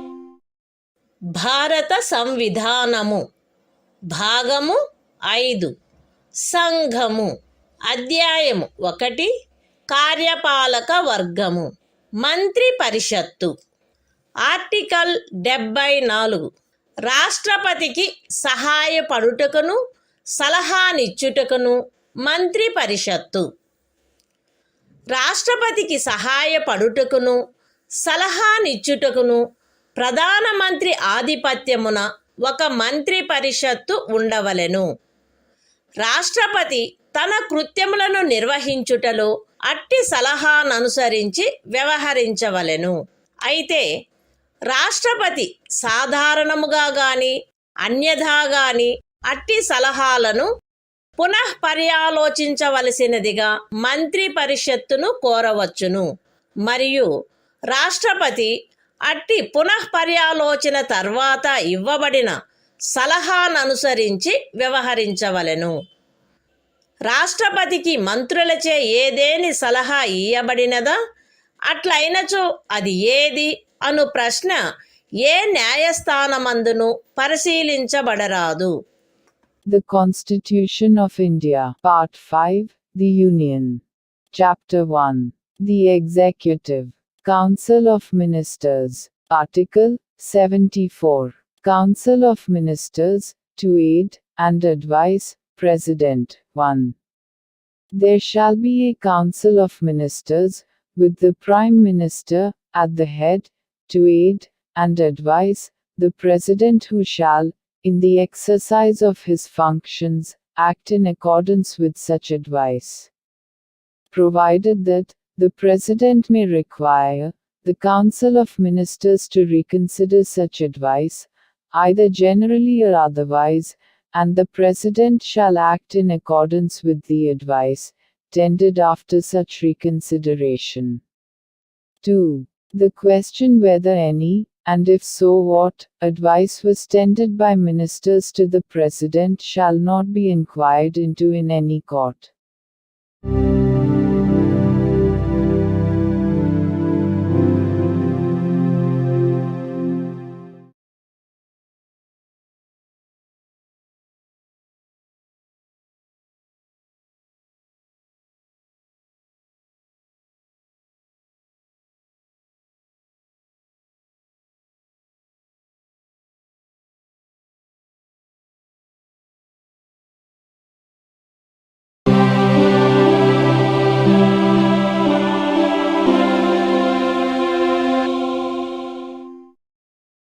భారత సంవిధానము భాగము 5 సంఘము అధ్యాయము 1 కార్యపాలక వర్గము మంత్రి పరిషత్తు article 75 మంత్రులను గూర్చిన ఇతర నిబంధనలు ప్రధానమంత్రి రాష్ట్రపతిచే నియమించబడవలెను.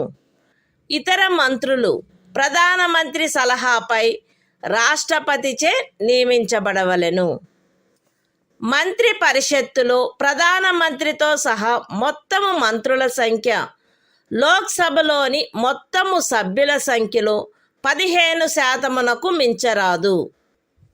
10వ అనుసూచి యొక్క 2వ పేరా క్రింద పార్లమెంటు ఉభయ సదనములలోని ఏదేని రాజకీయ పార్టీకి చెందియుండి ఆ సదనము యొక్క సభ్యునిగా ఉండుటకు నిరర్హుడైన ఒక సభ్యుడు అతని అనర్హత ప్రారంభపు తేదీ నుండి అట్టి సభ్యునిగా అతని పదవీ కాలావధి ముగియునంత వరకు లేదా అతను అట్టి కాలావధి ముగియకముందే పార్లమెంటు ఉభయ సదనములలో ఏ సదనము యొక్క ఏదేని ఎన్నికకు పోటీ చేసి ఎన్నికైనట్లుగా ప్రఖ్యానింపబడు తేదీ వరకు, వీటిలో ఏది ముందుగా వచ్చునో అంతవరకు ఖండము 1 క్రింద మంత్రిగా నియోజితుడగుటకు కూడా నిరర్హుడగును.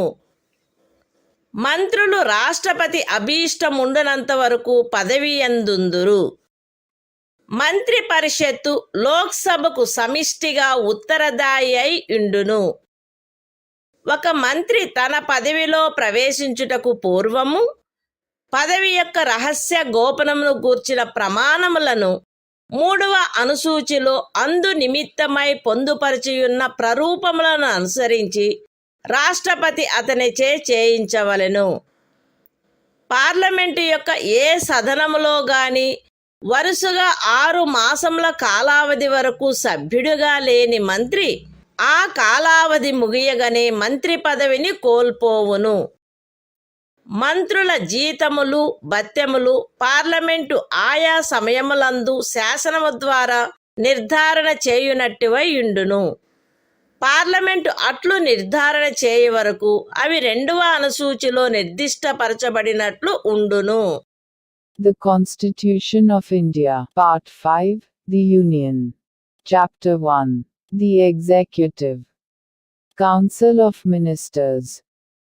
Article 75. Other provisions as to ministers. 1. The Prime Minister shall be appointed by the President,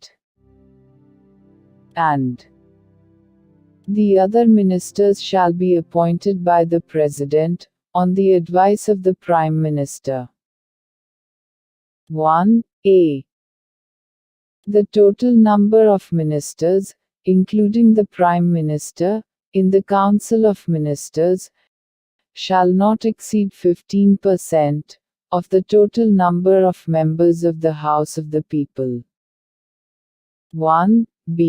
A member of either House of Parliament, belonging to any political party, who is disqualified for being a member of that House, under paragraph 2 of the 10th schedule, shall also be disqualified to be appointed as a minister under clause 1.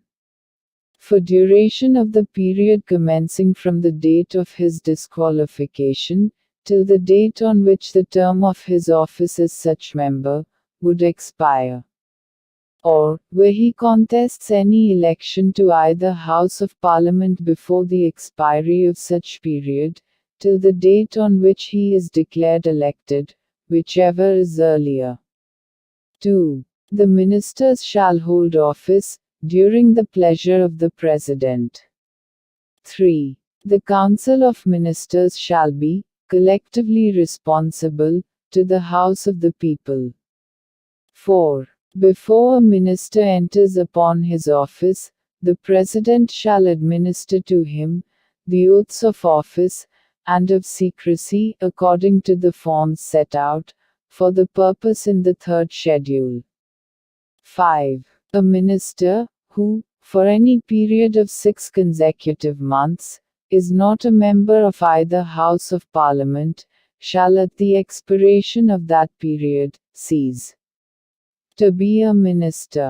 6. The salaries and allowances of ministers shall be such as Parliament may from time to time by law determine, and, until Parliament so determines, shall be as specified in the 2nd schedule.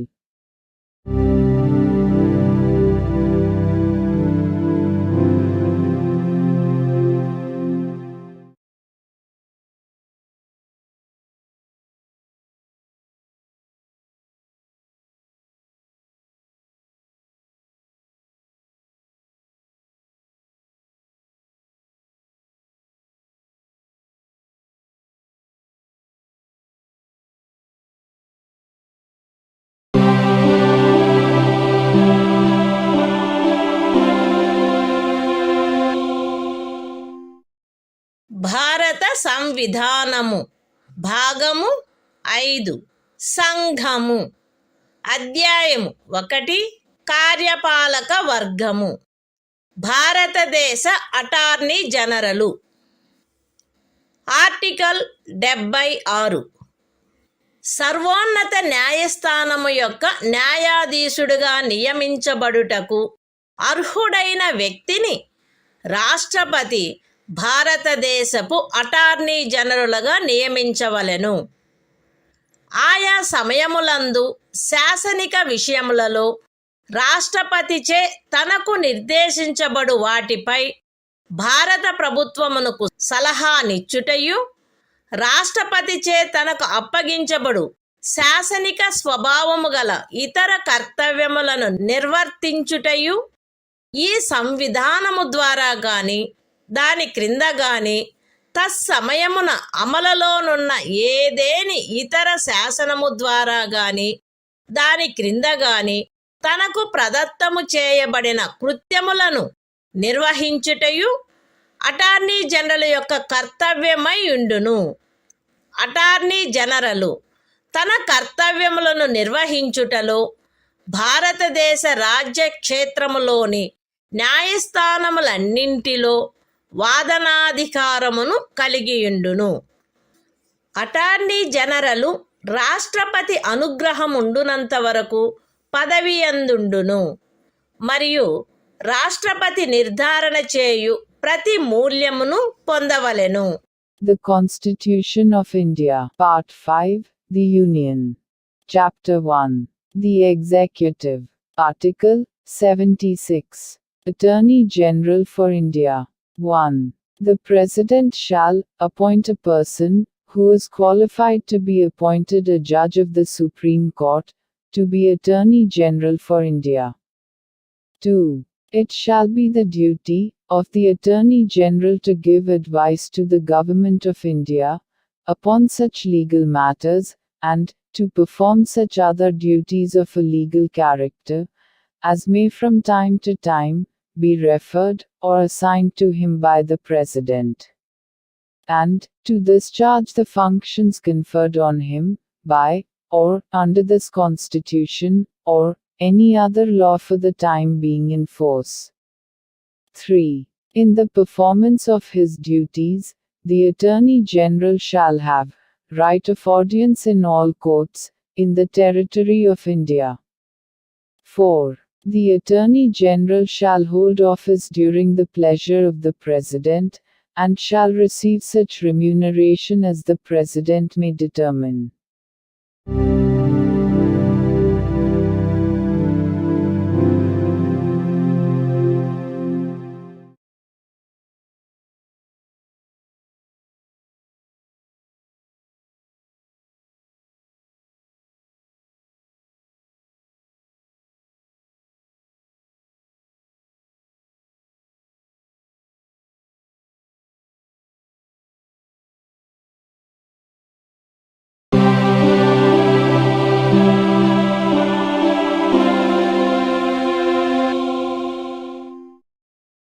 భారత సంవిధానము.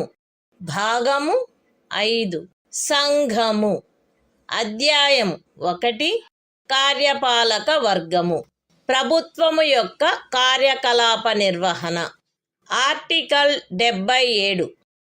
భారత ప్రభుత్వమునకు చెందిన కార్యపాలక చర్యాంతయు రాష్ట్రపతి పేర తీసుకొనబడినట్లు అభివ్యక్తపరచబడవలెను.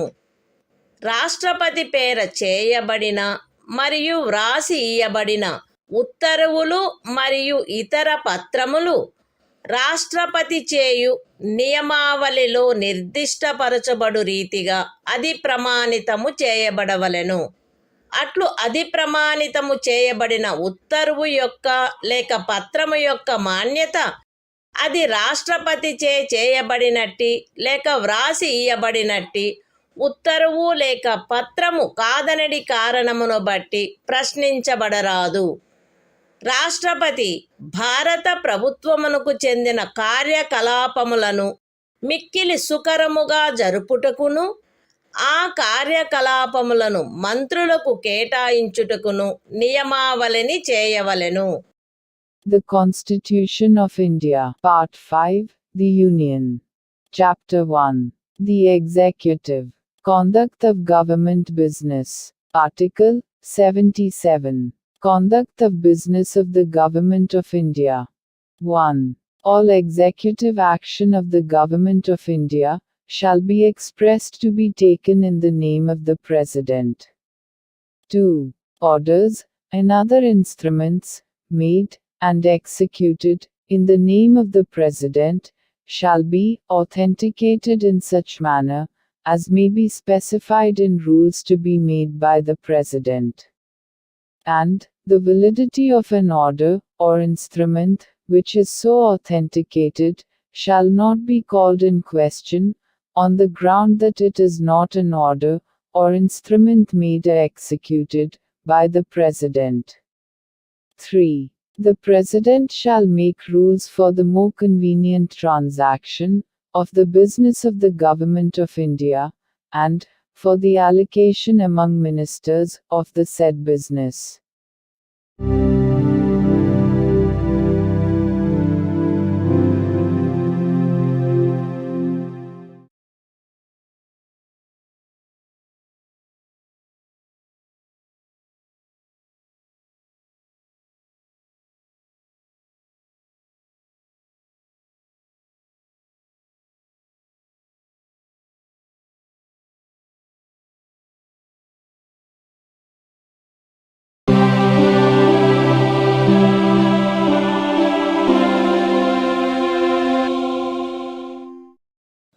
భారత సంవిధానము భాగము 5 సంఘము అధ్యాయము 1 కార్యపాలక వర్గము ప్రభుత్వము యొక్క కార్యకలాప నిర్వహణ ఆర్టికల్ 78 రాష్ట్రపతికి సమాచారమును అందచేయుట మున్నగు విషయములను గురించి ప్రధానమంత్రి కర్తవ్యములు ఈ క్రింద తెలుపబడినవి ప్రధానమంత్రి కర్తవ్యములై ఉండును. సంఘము యొక్క వ్యవహారములలో పరిపాలనకు సంబంధించి మంత్రి పరిషత్తు యొక్క సమస్త నిర్ణయములను మరియు శాసన నిర్మాణమునకై చేయబడిన ప్రతిపాదనలను రాష్ట్రపతికి తెలియచేయుట.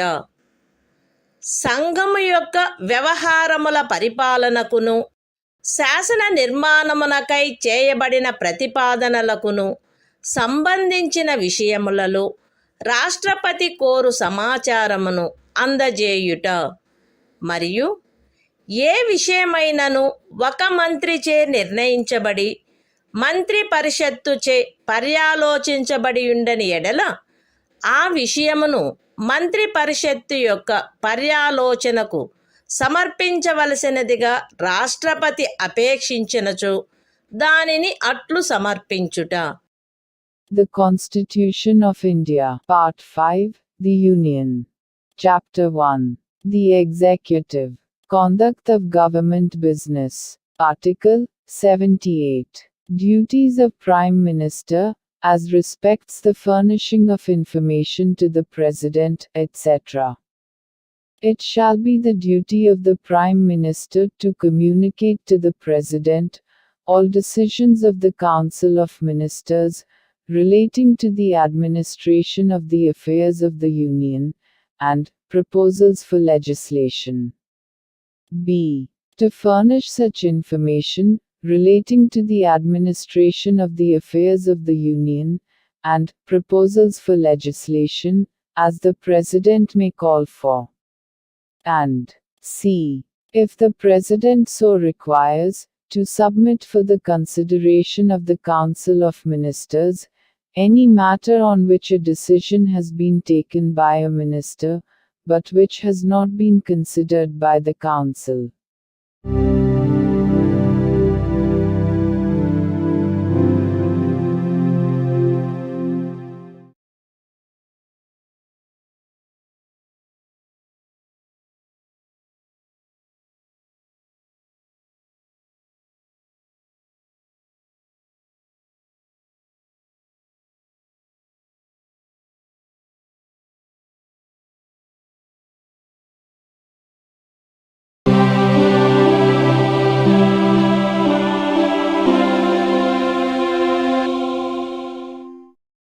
భారత సంవిధానము భాగము 5 సంఘము. అధ్యాయం 2 పార్లమెంటు సాధారణ విషయములు. ఆర్టికల్ 79 పార్లమెంటు యొక్క సంఘటన. సంఘమునకు రాష్ట్రపతితోనూ క్రమముగా రాజ్యసభ మరియు లోక్సభ అని అనబడు 2 సదనములతో కూడిన ఒక పార్లమెంటు ఉండవలెను. The Constitution of India, Part 5, The Union. Chapter 2, Parliament, General. Article 79. Constitution of Parliament. There shall be a Parliament for the Union, which shall consist of the President, and 2 houses, to be known respectively as the Council of States, and the House of the People.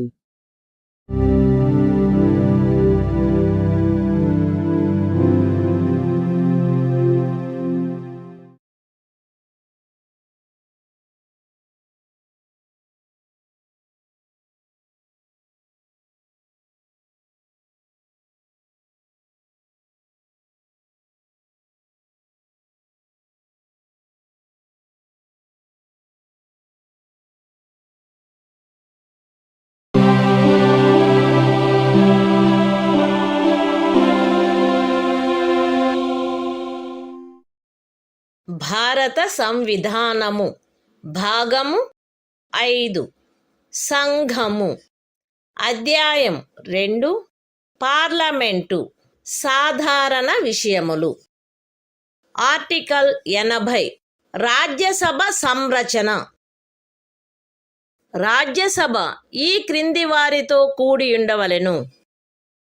ఖండము 3 యొక్క నిబంధనలను అనుసరించి రాష్ట్రపతిచే నామనిర్దేశము చేయబడు 12 మంది సభ్యులు మరియు రాజ్యముల యొక్కయు సంఘ రాజ్య క్షేత్రముల యొక్కయు 238 మందికి మించని ప్రతినిధులు. రాజ్యసభలో రాజ్యముల యొక్కయు సంఘ రాజ్య క్షేత్రముల యొక్కయు ప్రతినిధులచే పూరించబడవలసిన స్థానముల కేటాయింపు 4వ అనుసూచియందు గల తద్విషయక నిబంధనలను అనుసరించి ఉండవలెను. ఖండము 1 యొక్క ఉపఖండము ఏ క్రింద రాష్ట్రపతిచే నామనిర్దేశము చేయబడు సభ్యులు ఈ క్రింది వాటిని పోలిన విషయములందు విశేష జ్ఞానమును కాని ఆచరణానుభవమును కాని కలిగిన వ్యక్తులై ఉండవలెను. అనగా సాహిత్యము, విజ్ఞాన శాస్త్రము, కళ మరియు సాంఘిక సేవ. రాజ్యసభకు ప్రతి రాజ్యం యొక్క శాసనసభలోని ఎన్నుకొనబడిన సభ్యులచే ఏకల అంతరణీయ ఓటు ద్వారా అనుపాతిక ప్రాతినిధ్య పద్ధతిని అనుసరించి ఆ రాజ్యం యొక్క ప్రతినిధులు ఎన్నుకొనబడవలెను. రాజ్యసభకు సంఘ రాజ్య క్షేత్రముల యొక్క ప్రతినిధులు పార్లమెంటు శాసనము ద్వారా విహితపరచు రీతిలో ఎంపిక చేయబడవలెను. The Constitution of India, Part 5, The Union. Chapter 2, Parliament, General. Article 80. Composition of the Council of States. 1. The Council of States shall consist of 12 members to be nominated by the President, in accordance with the provisions of Clause 3. And b. Not more than 238 representatives of the states, and of the Union territories. 2.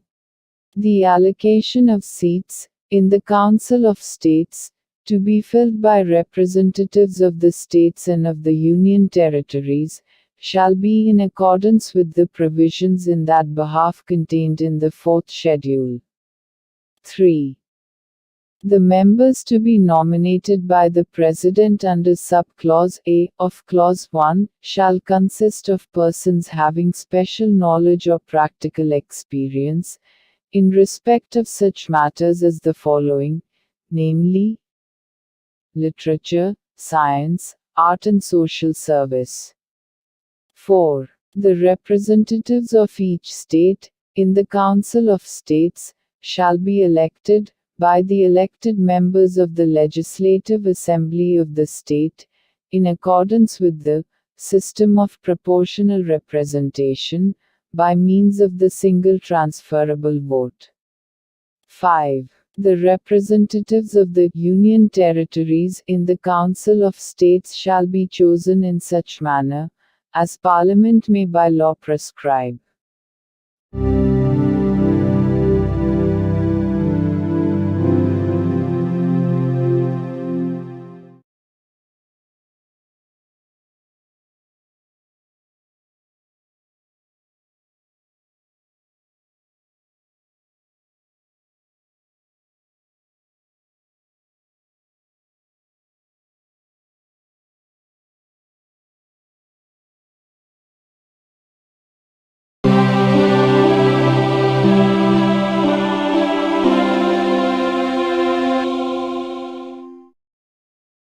భారత సంవిధానము భాగము 5 సంఘము అధ్యాయం 2 parliament సాధారణ విషయములు article 81 Lok Sabha సంరచన 1 331వ అనుచ్ఛేదము యొక్క నిబంధనలకు అధ్యయనమై లోక్సభ ఈ క్రింది వారితో కూడియుండవలెను. ఏ రాజ్యములలోని ప్రాదేశిక నియోజకవర్గముల ప్రత్యక్ష ఎన్నిక ద్వారా ఎంపిక చేయబడిన 530 మందికి మించని సభ్యులు. బి పార్లమెంటు శాసనము ద్వారా నిబంధించిన రీతిగా ఎంపిక చేయబడి సంఘ రాజ్య క్షేత్రములకు ప్రాతినిధ్యం వహించు 20 మందికి మించని సభ్యులు. 2 ఖండము 1లోని ఉపఖండము ఏ నిమిత్తము ఏ ఒక రాజ్యపు స్థానముల సంఖ్యకును దాని జనసంఖ్యకును గల నిష్పత్తి ఆచరణీయమైనంత మేరకు అన్ని రాజ్యములకు ఒకే రీతిగా ఉండునట్లు లోక్సభలోని స్థానములు ప్రతి ఒక్క రాజ్యమునకు కేటాయించబడవలెను.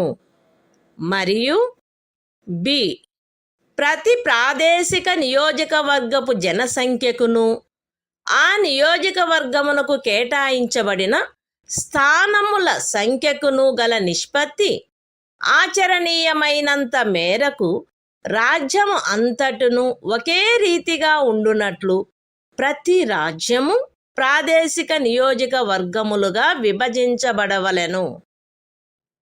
అయితే ఏదేని రాజ్యమునందలి జనసంఖ్య 60 లక్షలకు మించనంత వరకు ఆ రాజ్యమునకు లోక్సభ స్థానములను కేటాయించు నిమిత్తము ఈ ఖండము యొక్క ఉపఖండము ఏలోని నిబంధనలు వర్తించవు.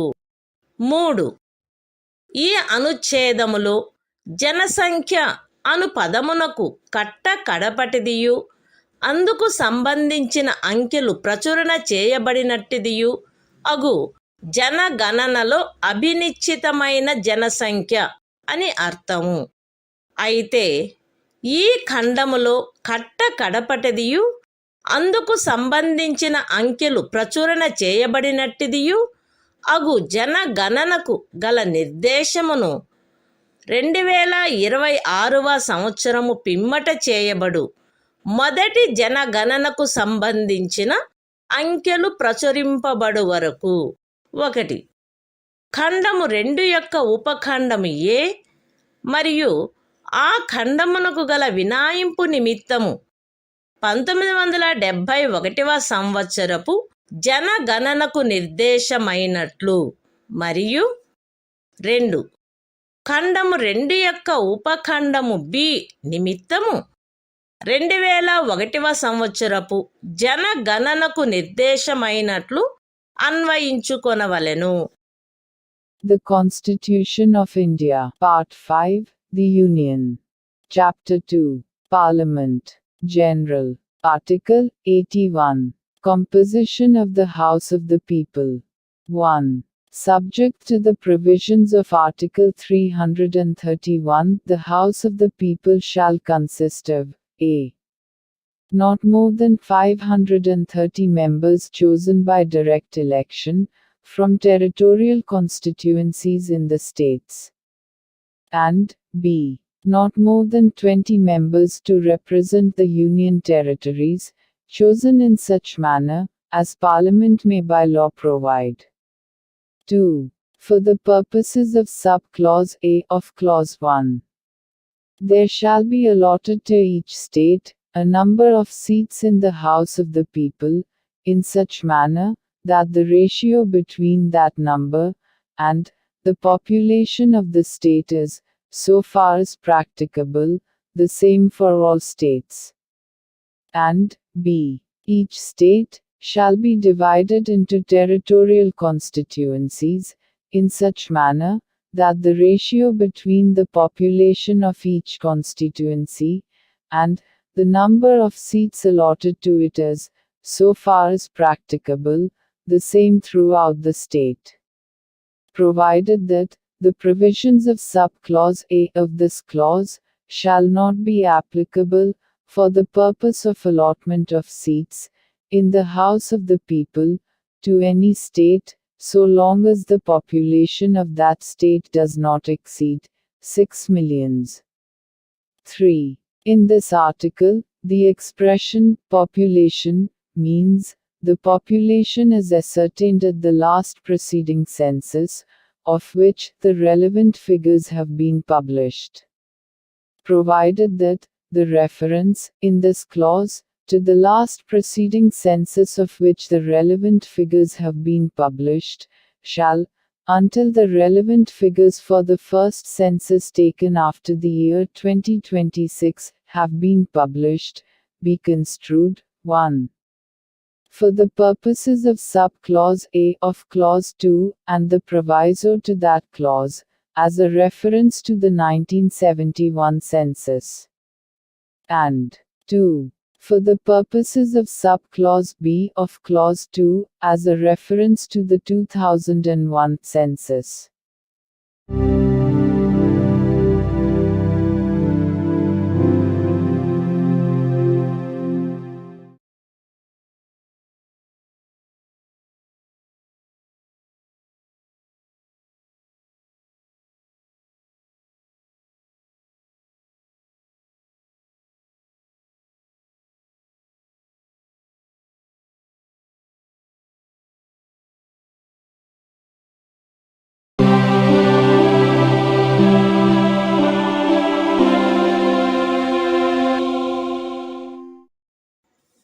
భారత సంవిధానము భాగము 5 సంఘము అధ్యాయం 2 పార్లమెంటు సాధారణ విషయములు ఆర్టికల్ 82 ప్రతి జనగణన పిమ్మట తిరిగి సర్దుబాటు ప్రతి ఒక్క జనగణన పూర్తి అయిన పిమ్మట రాజ్యములకు లోక్సభ స్థానముల కేటాయింపు మరియు ప్రాదేశిక నియోజకవర్గములుగా ప్రతి రాజ్యము యొక్క విభజన పార్లమెంటు శాసనము ద్వారా నిర్ధారణ చేయునట్టి ప్రాధికారిచే మరియు అట్టి రీతిలో తిరిగి సర్దుబాటు చేయబడవలెను.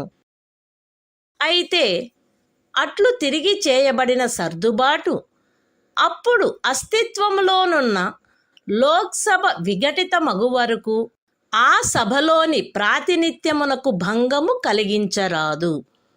అంతేగాక అట్లు తిరిగి చేయబడిన సర్దుబాటు రాష్ట్రపతి ఉత్తర్వు ద్వారా నిర్దిష్టపరచు తేదీన అమలులోనికి వచ్చును మరియు అట్టి సర్దుబాటు అమలులోనికి వచ్చు వరకు ఆ సదనమునకు చెందిన ఏదేని ఎన్నికను అట్టి సర్దుబాటునకు పూర్వము ఉన్న ప్రాదేశిక నియోజకవర్గముల ప్రాతిపదికపై జరపవచ్చును.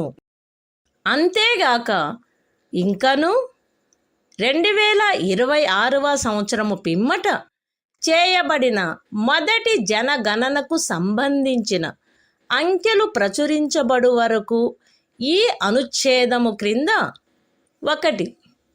1971వ సంవత్సరం జనగణన ప్రాతిపదికపై తిరిగి సర్దుబాటు చేయబడినట్లు లోక్సభలో రాజ్యములకు స్థానముల కేటాయింపును చేయుటను.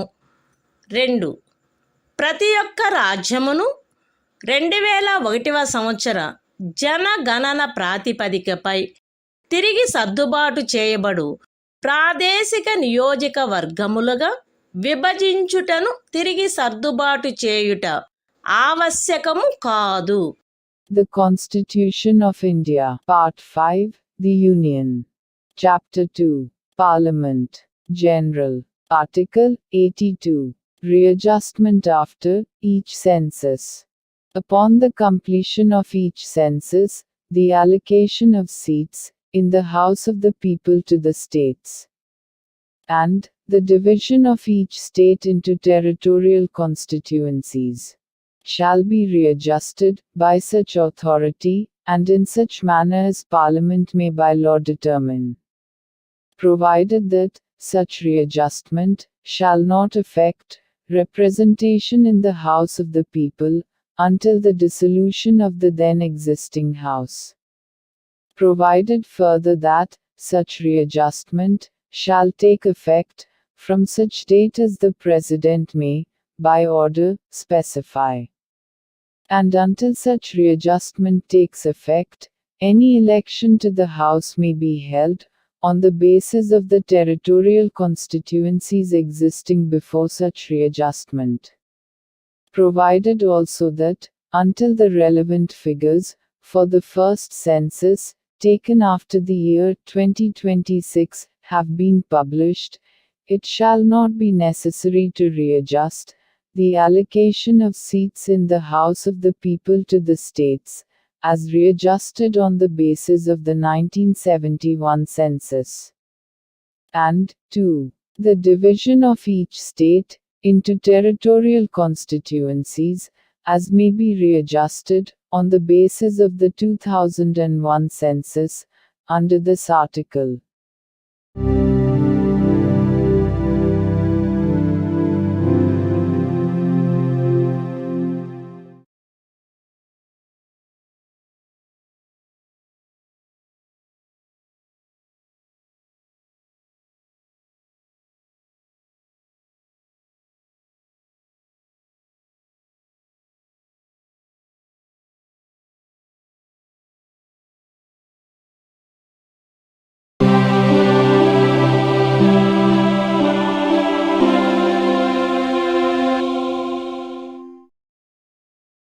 భారత సంవిధానము భాగము 5 సంఘము అధ్యాయం 2 పార్లమెంటు సాధారణ విషయములు ఆర్టికల్ 83 పార్లమెంటు యొక్క సదనముల కాలావధి 1 రాజ్యసభ విఘటనకు లోను కాదు, కానీ పార్లమెంటు శాసనము ద్వారా తద్విషయమున చేయు నిబంధనలను అనుసరించి రాజ్యసభ సభ్యులలో వీలైనంత దగ్గర సంఖ్యలో గల 3వ వంతు మంది ప్రతి 2వ సంవత్సరము ముగిసిన మీదట వీలైనంత త్వరితముగా పదవి నుండి విరమించవలెను. 2. లోక్సభ దాని మొదటి సమావేశమునకై నియతమైన తేదీ నుండి 5 సంవత్సరముల పాటు ఆ లోపున విఘటన చేయబడిననే తప్ప కొనసాగవలెను, అంతకు మించి కొనసాగరాదు. సదరు 5 సంవత్సరముల కాలావధి యొక్క ముగింపు ఆ సదనము యొక్క విఘటనగా ప్రవర్తితము కావలెను. అయితే ఆ తైక్యతను గూర్చిన అధిప్రఖ్యానము అమలులోనున్నప్పుడు ఒక్కొక్కసారి ఒక్కొక్క సంవత్సరమునకు మించకుండునట్లును, ఏ సందర్భములోనైనను సదరు అధిప్రఖ్యానము యొక్క అమలు ఆగిపోయిన తరువాత 6 మాసములకు మించకుండునట్లును సదరు కాలావధిని పార్లమెంటు శాసనము ద్వారా పొడిగించవచ్చును. The Constitution of India, Part 5, The Union. Chapter 2, Parliament, General. Article 83. Duration of Houses of Parliament. 1. The Council of States shall not be subject to dissolution, but, as nearly as possible, 1/3 of the members thereof shall retire, as soon as may be on the expiration of every second year, in accordance with the provisions made in that behalf by Parliament, by law. 2. The House of the People, unless sooner dissolved, shall continue for 5 years from the date appointed for its first meeting, and no longer and the expiration of the said period of 5 years, shall operate as a dissolution of the House, provided that the said period may, while a proclamation of emergency is in operation, be extended by Parliament by law, for a period not exceeding 1 year at a time, and not extending in any case beyond a period of 6 months, after the proclamation has ceased to operate.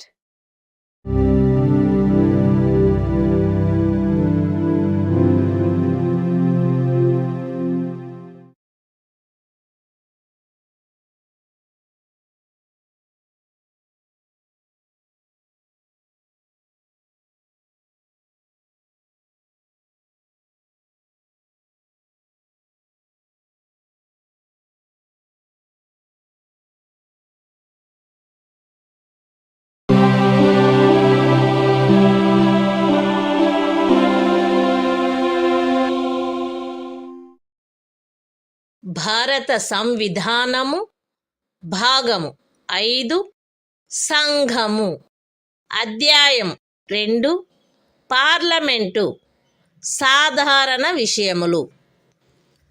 Article 84. Parliament సభ్యత్వమునకు అర్హత.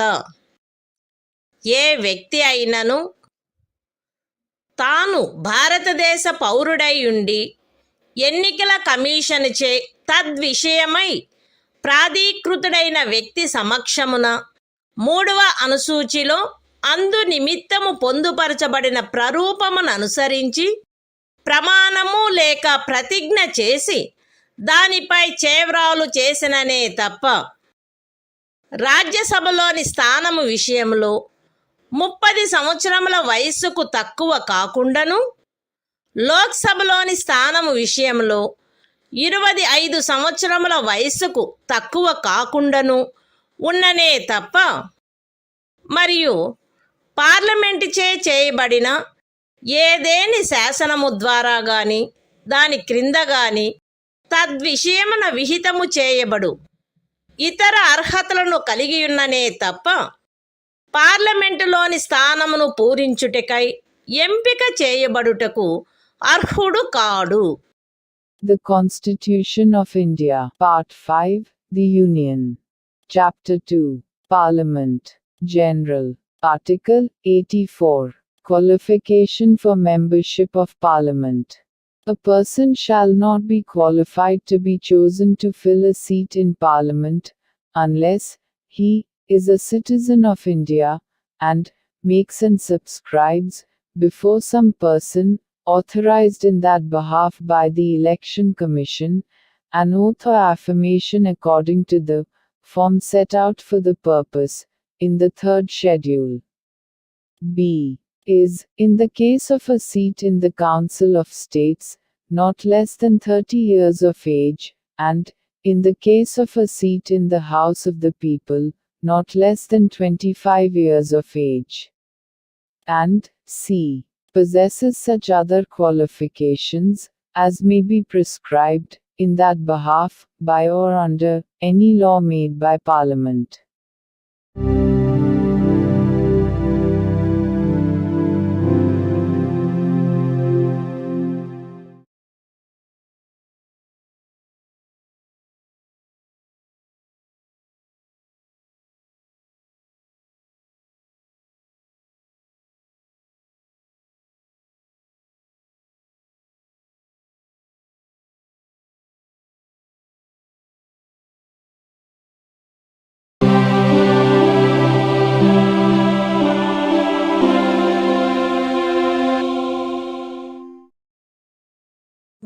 భారత సంవిధానము భాగము 5 సంఘము అధ్యాయం 2 parliament సాధారణ విషయములు article 85 parliament యొక్క అధివేశనములు అధివేశనావసానము మరియు విఘటన రాష్ట్రపతి ఆయా సమయములందు పార్లమెంటు యొక్క ప్రతి సదనమును ఆయన సబబని తలుచు సమయమునను స్థలమునను సమావేశమగుటకు ఆహ్వానించవలెను.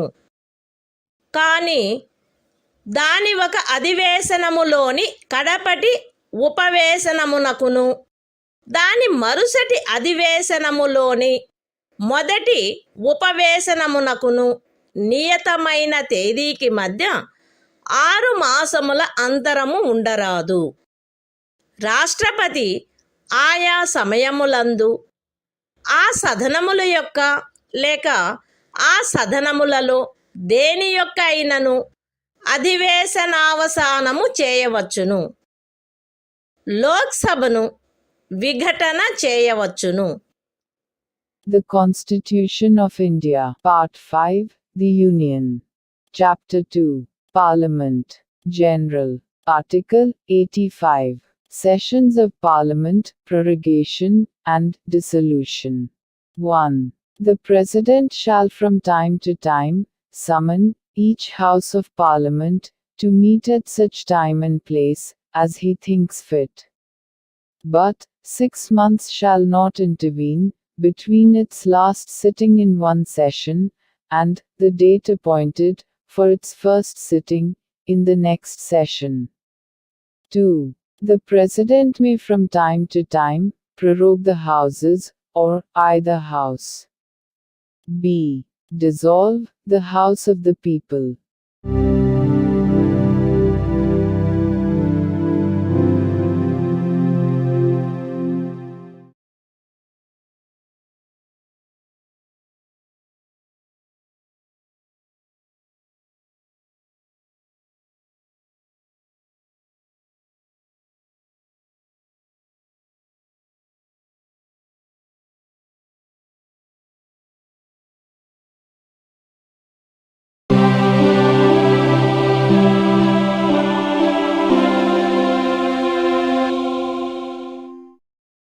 భారత సంవిధానము భాగము 5 సంఘము అధ్యాయం 2 పార్లమెంటు సాధారణ విషయములు ఆర్టికల్ 86 సదనములలో ప్రసంగించుటకు మరియు సందేశములను పంపుటకును రాష్ట్రపతికి గల హక్కు. రాష్ట్రపతి పార్లమెంటు యొక్క ఏ సదనములోనైనను కలిసి సమావేశమైన ఉభయ సదనములలోనైనను ప్రసంగించవచ్చును మరియు అందు నిమిత్తము సభ్యుల హాజరును కోరవచ్చును. రాష్ట్రపతి పార్లమెంటు యొక్క ఏ సదనమునకైనను పార్లమెంటులో అప్పటికి పెండింగులో ఉన్న బిల్లులను గూర్చి లేక అన్యతా సందేశములను పంపవచ్చును మరియు ఏ సదనమునకు అట్టి సందేశము పంపబడునో ఆ సదనము ఏ విషయమును పర్యాలోచించుటకు ఆ సందేశము ద్వారా ఆపేక్షించబడినదో ఆ విషయమును గూర్చి వీలైనంత త్వరితముగా పర్యాలోచించవలెను. The Constitution of India, Part 5, The Union. Chapter 2, Parliament, General. Article 86. Right of President to address and send messages to Houses. 1. The President may address either House of Parliament or both Houses assembled together, and, for that purpose, require the attendance of members. 2. The President may send messages to either House of Parliament, whether with respect to a bill then pending in Parliament or otherwise. And a House to which any message is so sent, shall, with all convenient dispatch, consider any matter required by the message to be taken into consideration.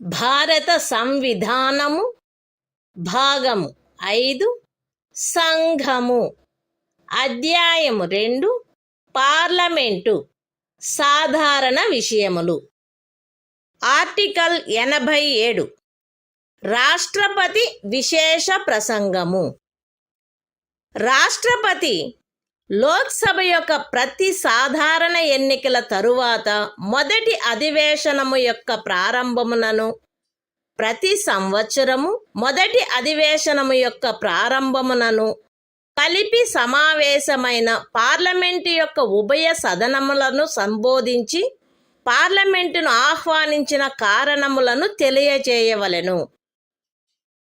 ఉభయ సదనముల ప్రక్రియలను క్రమబద్ధము చేయు నియమావళి ద్వారా రాష్ట్రపతి ప్రసంగంలో నిర్దేశించబడిన విషయములను చర్చించుటకై కాలమును కేటాయించుట చేయబడవలెను. The Constitution of India, Part 5, The Union. Chapter 2, Parliament, General. Article 87. Special Address by the President. 1. At the commencement of the first session after each general election, to the House of the People, and, at the commencement of the first session of each year, the President shall address both Houses of Parliament assembled together, and inform Parliament of the causes of its summons. 2. Provision shall be made by the rules regulating the procedure of either House for the allotment of time for discussion of the matters referred to in such address.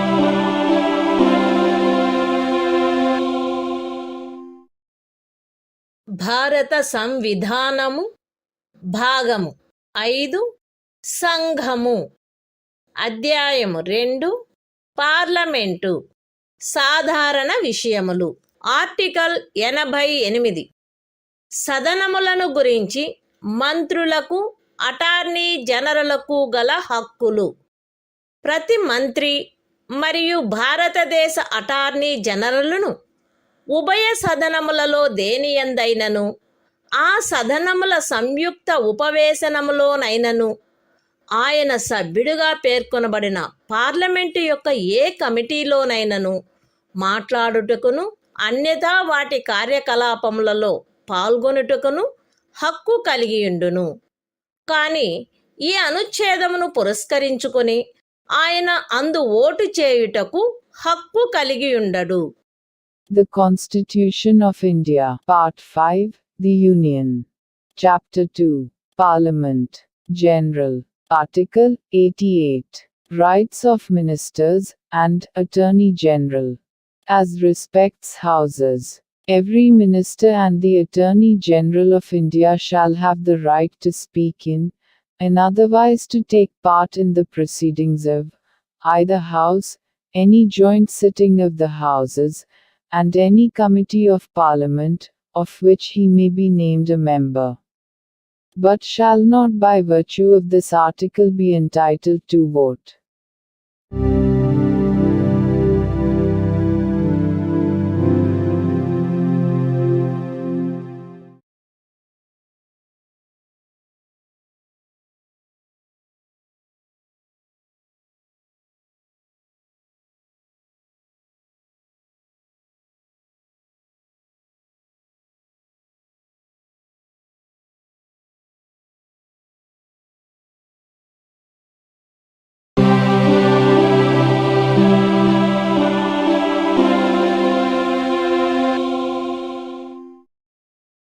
భారత సంవిధానము భాగము 5 సంఘము అధ్యాయము 2 parliament అధికారులు article 89 Rajya Sabha యొక్క సభాపతి మరియు ఉపసభాపతి భారతదేశ ఉపరాష్ట్రపతి పదవీ రీత్యా రాజ్యసభ యొక్క సభాపతి అయి ఉండును. రాజ్యసభ వీలైనంత త్వరగా ఆ సభ యొక్క సభ్యులలో ఒకరిని ఉపసభాపతిగా ఎంపిక చేసుకొనవలెను మరియు ఉపసభాపతి పదవి ఖాళీ అయినప్పుడెల్లను సభ మరొక సభ్యుని ఉపసభాపతిగా ఎంపిక చేసుకొనవలెను. The Constitution of India, Part 5, The Union. Chapter 2, Parliament. Officers of Parliament. Article 89. The Chairman and Deputy Chairman of the Council of States. 1. The Vice President of India shall be ex officio Chairman of the Council of States. 2. The Council of States shall, as soon as may be, choose a member of the Council to be Deputy Chairman thereof, and, so often as the office of Deputy Chairman becomes vacant, the Council shall choose another member to be Deputy Chairman thereof.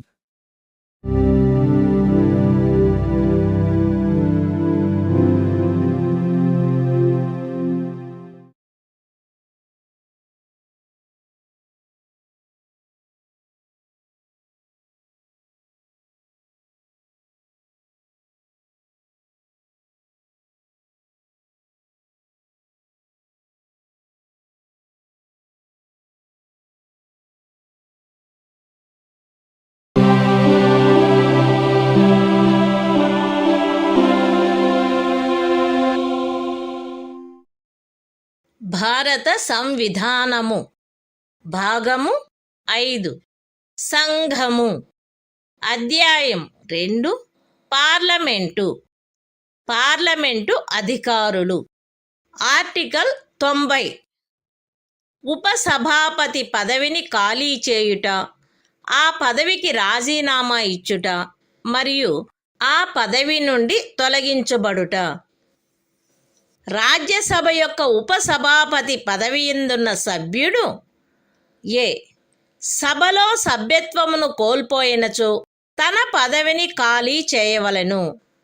B తన చేవ్రాలుతో సభాపతికి లేఖ వ్రాయుట ద్వారా ఎప్పుడైనను తన పదవికి రాజీనామా ఇవ్వవచ్చును. మరియు C సభలో అప్పుడున్న సభ్యులందరిలో అధిక సంఖ్యాకులచే పాస్ చేయబడిన ఆ సభ యొక్క తీర్మానము ద్వారా పదవి నుండి తొలగించబడవచ్చును. అయితే ఖండము సి నిమిత్తమగు తీర్మానమేదియు దానిని ప్రస్తావించవలెనను ఉద్దేశము కలదని నోటీసు ఇచ్చి కనీసం 14 దినములు గడిచిననే తప్ప ప్రస్తావించబడరాదు. The Constitution of India, Part 5, The Union. Chapter 2, Parliament. Officers of Parliament. Article 90. Vacation and resignation of, and removal from, the office of Deputy Chairman. A member holding office, as Deputy Chairman of the Council of States, shall vacate his office if he ceases to be a member of the Council. B. May at any time, by writing under his hand addressed to the Chairman, resign his office. And C. May be removed from his office, by a resolution of the Council, passed by a majority of all the then members of the Council. Provided that, no resolution for the purpose of Clause C, shall be moved, unless at least 14 days' notice has been given of the intention to move the resolution.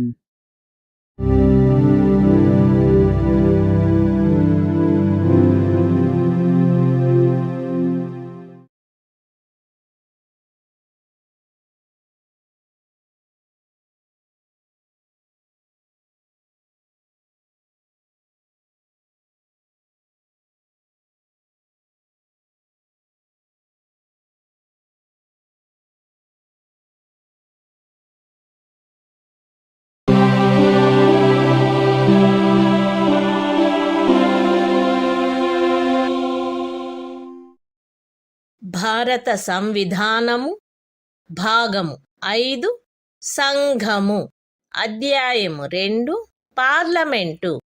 Parliament అధికారులు article 91 సభాపతి పదవికి చెందిన కర్తవ్యములను నిర్వహించుటకు గాని సభాపతిగా వ్యవహరించుటకు గాని ఉపసభాపతి లేక ఇతర వ్యక్తికి గల అధికారము.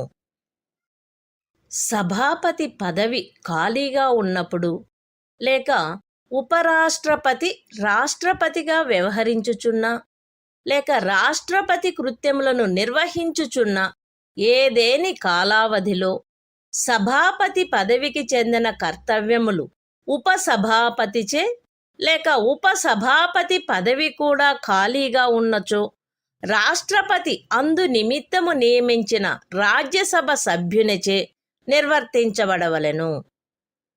రాజ్యసభ యొక్క ఏదేని ఉపవేశనమునందు సభాపతి హాజరులో లేనప్పుడు ఉపసభాపతి లేక ఉపసభాపతి కూడా హాజరులో లేనప్పుడు సభ యొక్క ప్రక్రియ నియమావళిచే నిర్ధారణ చేయబడు వ్యక్తి లేక అట్టి ఏ వ్యక్తియూ హాజరులో లేనప్పుడు సభచే నిర్ధారణ చేయబడు ఎవరేని ఇతర వ్యక్తి సభాపతిగా వ్యవహరించవలెను. The Constitution of India, Part 5, The Union. Chapter 2, Parliament. Officers of Parliament. Article 91. Power of the Deputy Chairman, or other person, to perform the duties of the office of, or to act as, Chairman. 1. While the office of Chairman is vacant, or during any period when the Vice President is acting as, or discharging the functions of, President, the duties of the office shall be performed by the Deputy Chairman. Or, if the office of Deputy Chairman is also vacant, by such member of the Council of States as, the President may appoint for the purpose. 2. During the absence of the Chairman from any sitting of the Council of States, the Deputy Chairman, or, if he is also absent, such person as may be determined by the rules of procedure of the Council, or, if no such person is present, such other person as may be determined by the Council, shall act as Chairman.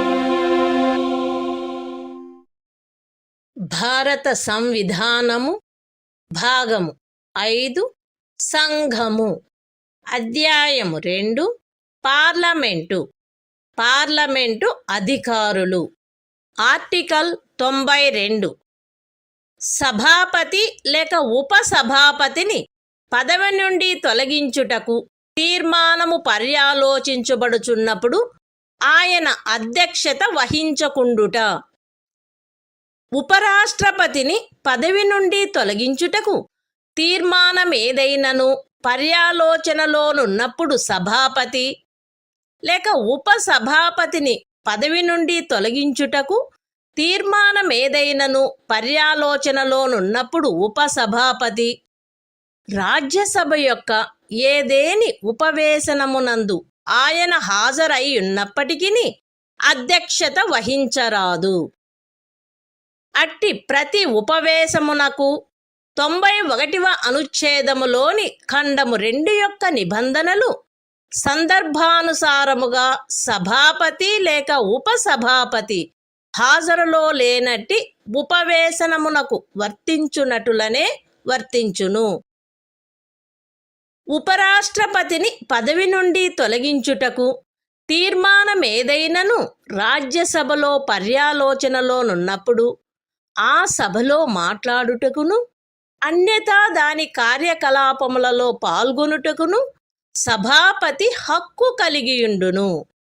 కాని 100వ అనుచ్ఛేదములో ఏమి ఉన్నప్పటికీ అట్టి తీర్మానముపై గాని ఆ కార్యకలాపములలో ఏదేని ఇతర విషయముపై గాని vote చేయుటకు ఆయనకు బొత్తిగా హక్కు ఉండదు. The Constitution of India, Part 5, The Union. Chapter 2, Parliament. Officers of Parliament. Article 92. The chairman or the deputy chairman, not to preside, while a resolution for his removal from office is under consideration. 1. At any sitting of the Council of States, while any resolution for the removal of the Vice President from his office is under consideration, the Chairman, or while any resolution for the removal of the Deputy Chairman from his office is under consideration, the Deputy Chairman shall not, though he is present, preside. And, the provisions of Clause 2 of Article 91 shall apply in relation to every such sitting, as they apply in relation to a sitting from which the chairman, or, as the case may be, the deputy chairman, is absent. 2. The chairman shall have the right to speak in, and, otherwise to take part in the proceedings of, the Council of States, while any resolution for the removal of the Vice President from his office is under consideration in the Council, but, notwithstanding anything in Article 100, shall not be entitled to vote at all on such resolution, or on any other matter during such proceedings.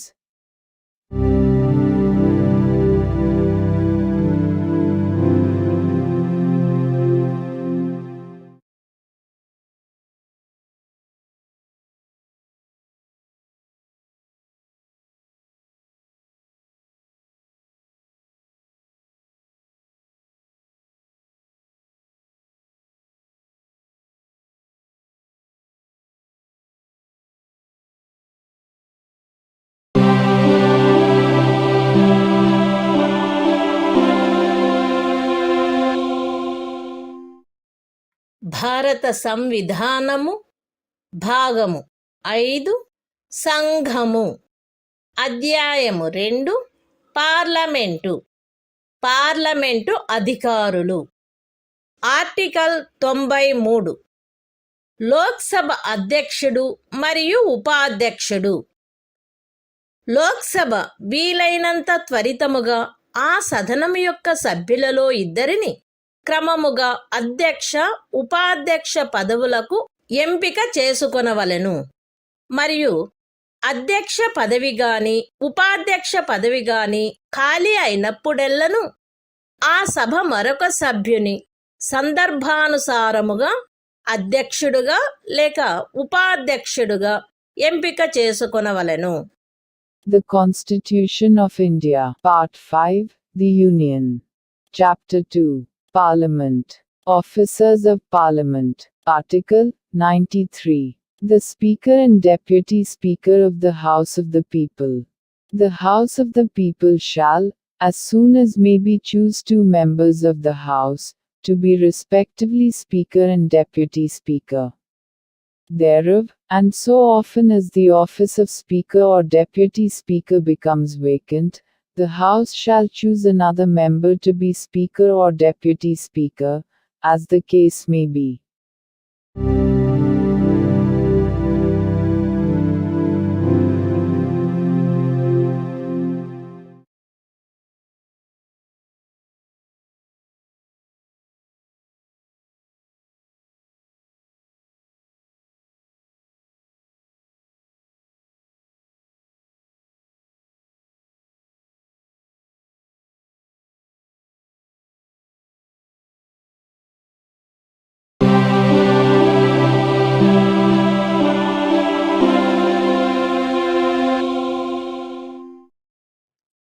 భారత సంవిధానము భాగము 5 సంఘము.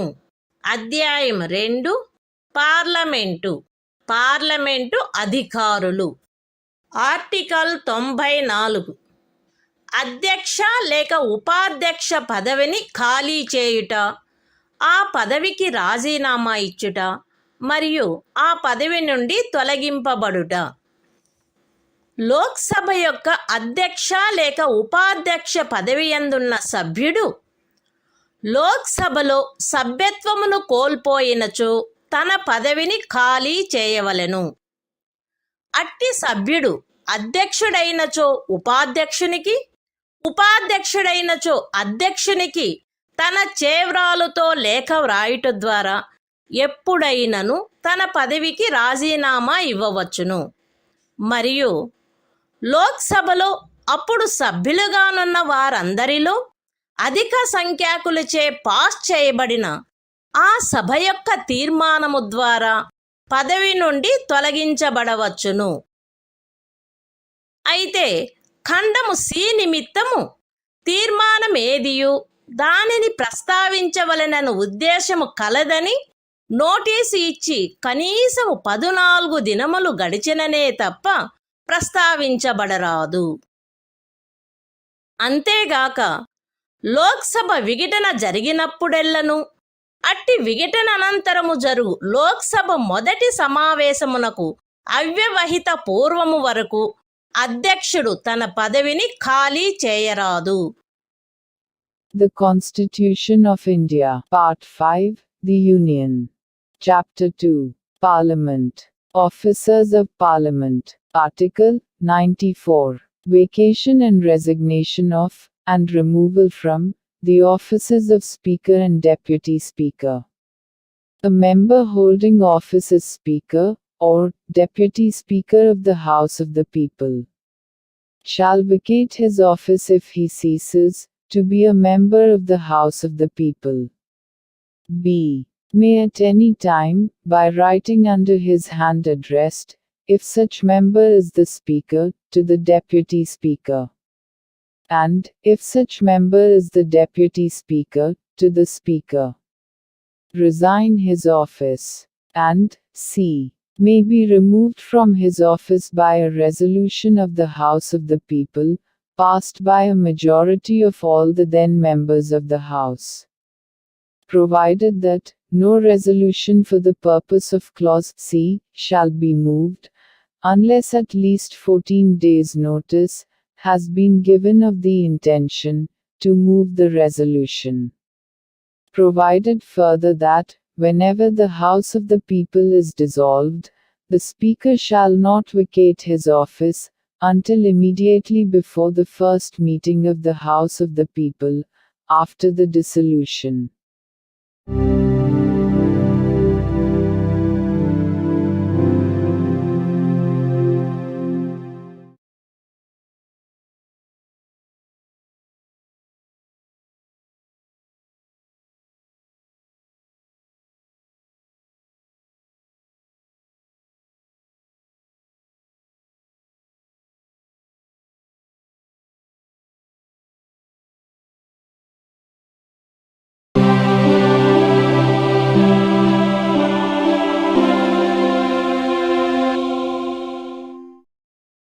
భారత సంవిధానము భాగము 5 సంఘము అధ్యాయం 2 parliament అధికారులు. Article 95. అధ్యక్ష పదవికి చెందిన కర్తవ్యములను నిర్వహించుటకు గాని అధ్యక్షుడుగా వ్యవహరించుటకు గాని ఉపాధ్యక్షునికి లేక ఇతర వ్యక్తికి గల అధికారము. అధ్యక్ష పదవి ఖాళీగానున్నప్పుడు ఆ పదవికి చెందిన కర్తవ్యములు ఉపాధ్యక్షునిచే లేక ఉపాధ్యక్ష పదవి కూడా ఖాళీగానున్నచో రాష్ట్రపతి అందు నిమిత్తము నియమించు లోక్సభ సభ్యునిచే నిర్వర్తించబడవలెను. లోక్సభ యొక్క ఏదేని ఉపవేశమునందు అధ్యక్షుడు హాజరులో లేనప్పుడు ఉపాధ్యక్షుడు లేక ఉపాధ్యక్షుడు కూడా హాజరులో లేనప్పుడు లోక్సభ యొక్క ప్రక్రియా నియమావళిచే నిర్ధారణ చేయబడు వ్యక్తి లేక అట్టి ఏ వ్యక్తియు హాజరులో లేనప్పుడు లోక్సభచే నిర్ధారణ చేయబడు ఎవరేని ఇతర వ్యక్తి అధ్యక్షుడుగా వ్యవహరించవలెను. The Constitution of India, Part 5, The Union. Chapter 2, Parliament. Officers of Parliament. Article 95. Power of the Deputy Speaker, or other person, to perform the duties of the office of, or to act as, Speaker. 1. While the office of Speaker is vacant, the duties of the office shall be performed by the Deputy Speaker. Or, if the office of Deputy Speaker is also vacant, by such member of the House of the People as the President may appoint for the purpose. 2. During the absence of the Speaker from any sitting of the House of the People, the Deputy Speaker, or, if he is also absent, such person as may be determined by the rules of procedure of the House, or, if no such person is present, such other person as may be determined by the House, shall act as Speaker.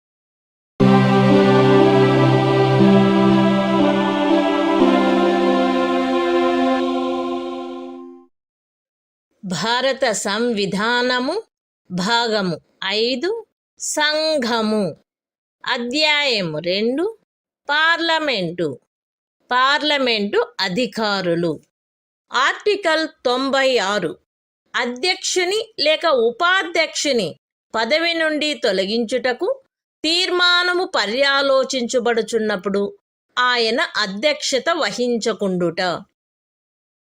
అధ్యక్షుని పదవి నుండి తొలగించుటకు తీర్మానమేదైనను పర్యాలోచనలోనున్నప్పుడు అధ్యక్షుడు, లేక ఉపాధ్యక్షుని పదవి నుండి తొలగించుటకు తీర్మానమేదైనను పర్యాలోచనలో ఉన్నప్పుడు ఉపాధ్యక్షుడు, లోక్సభ యొక్క ఏదేని ఉపవేశనమునందు ఆయన హాజరయ్యున్నప్పటికీ అధ్యక్షత వహించరాదు.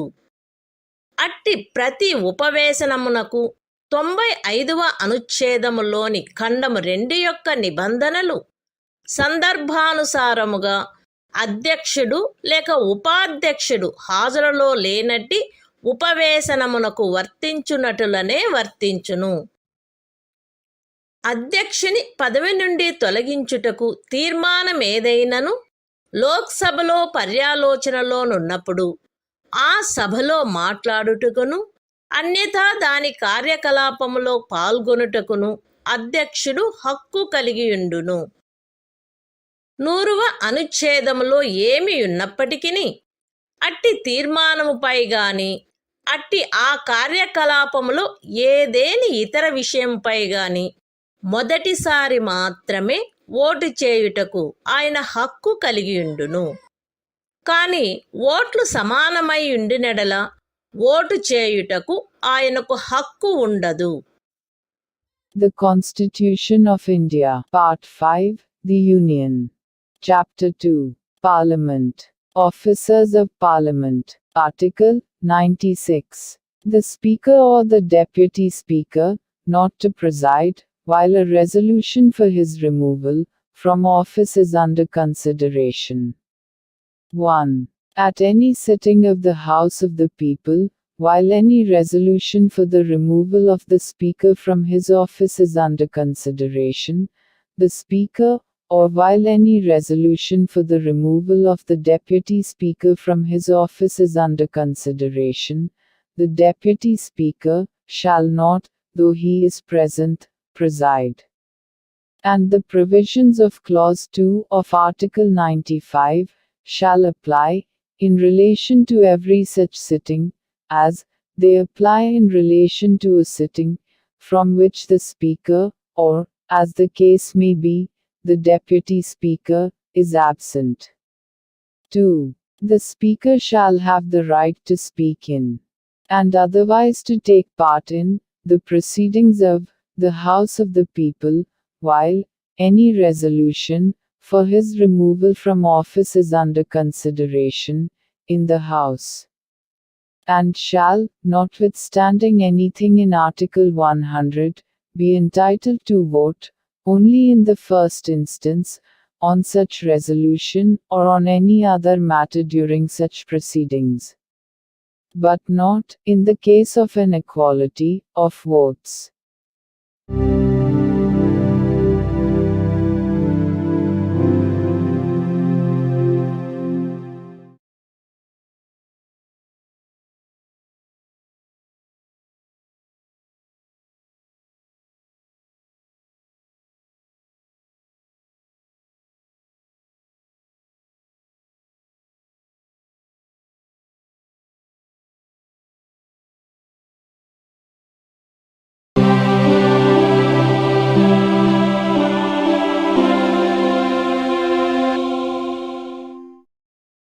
భారత సంవిధానము భాగము 5 సంఘము. అధ్యాయం 2 పార్లమెంటు. పార్లమెంటు అధికారులు. ఆర్టికల్ 97 సభాపతి, ఉపసభాపతి మరియు అధ్యక్షుని, ఉపాధ్యక్షుని యొక్క జీతములు మరియు భత్యములు. రాజ్యసభ యొక్క సభాపతికిని, ఉపసభాపతికిని మరియు లోక్సభ యొక్క అధ్యక్షునకును, ఉపాధ్యక్షునకును క్రమముగా వారికి పార్లమెంటు శాసనము ద్వారా నియతము చేయు జీతములు భత్యములు చెల్లించబడవలెను మరియు తద్విషయమున నిబంధన చేయబడు వరకు 2వ అనుసూచిలో నిర్దిష్టపరచవలసిన జీతములు మరియు భత్యములు చెల్లించబడవలెను. The Constitution of India, Part 5, The Union. Chapter 2, Parliament. Officers of Parliament. Article 97. Salaries and allowances of the Chairman, and Deputy Chairman, and the Speaker, and Deputy Speaker.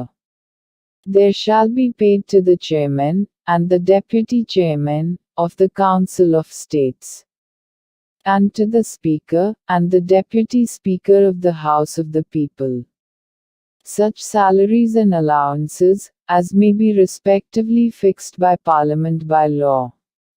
And, until provision in that behalf is so made, such salaries and allowances as is specified in the second schedule.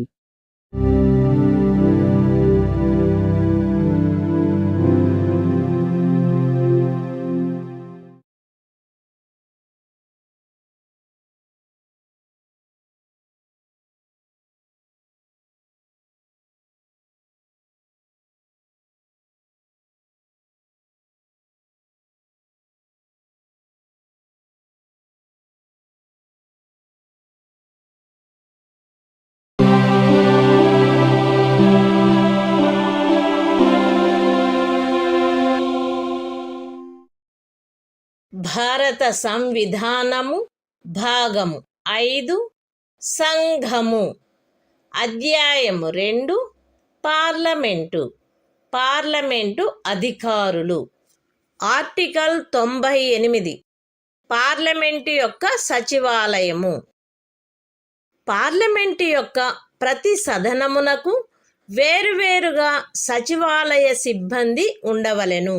అయితే ఈ ఖండములోనున్నదేదియు parliament యొక్క ఉభయ సదనములకు చెందు ఉమ్మడి పదవులు సృష్టించుటను నివారించునదిగా అన్వయించబడరాదు.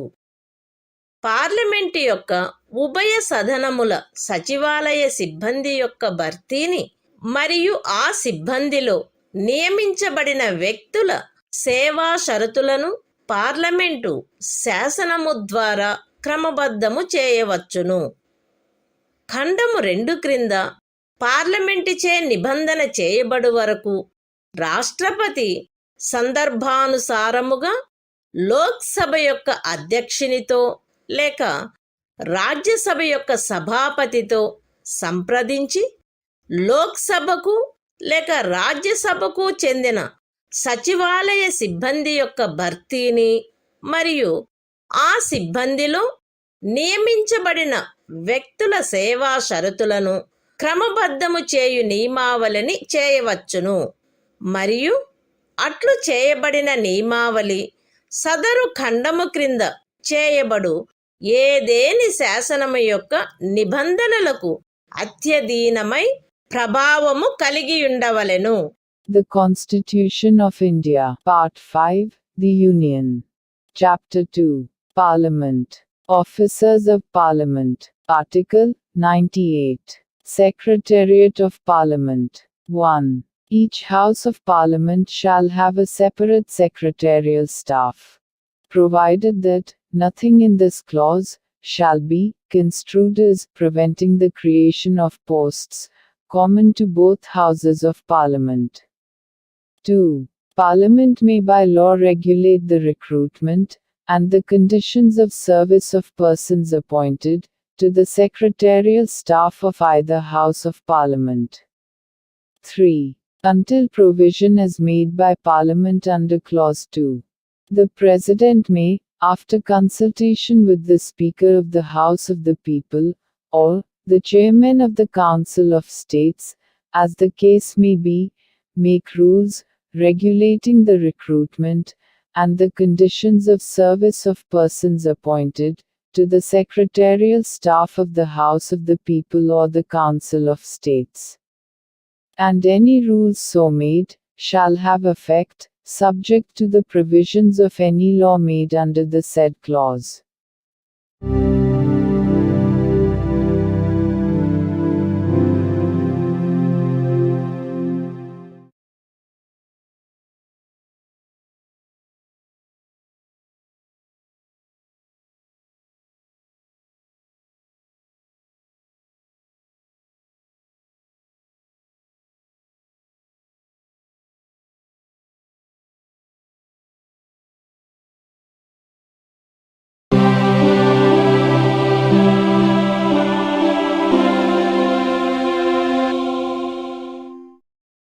భారత సంవిధానము భాగము 5 సంఘము అధ్యాయము 2 పార్లమెంటు కార్యకలాప నిర్వహణము ఆర్టికల్ 99 సభ్యులచే ప్రమాణము లేక ప్రతిజ్ఞ. పార్లమెంటు ఉభయ సదనములలోని ప్రతి సభ్యుడు తన స్థానమును స్వీకరించుటకు పూర్వము రాష్ట్రపతి సమక్షమున గాని తద్విషయమున ఆయనచే నియమించబడిన వ్యక్తి సమక్షమున గాని 3వ అనుసూచిలో అందు నిమిత్తము పొందుపరచబడిన ప్రరూపమును అనుసరించి ప్రమాణము లేక ప్రతిజ్ఞ చేసి దానిపై చేవ్రాలు చేయవలెను. The Constitution of India, Part 5, The Union. Chapter 2, Parliament. Conduct of Business. Article 99. Oath or affirmation by members. Every member of either House of Parliament shall, before taking his seat, make and subscribe before the President, or some person appointed in that behalf by him, an oath or affirmation according to the form set out for the purpose in the 3rd schedule.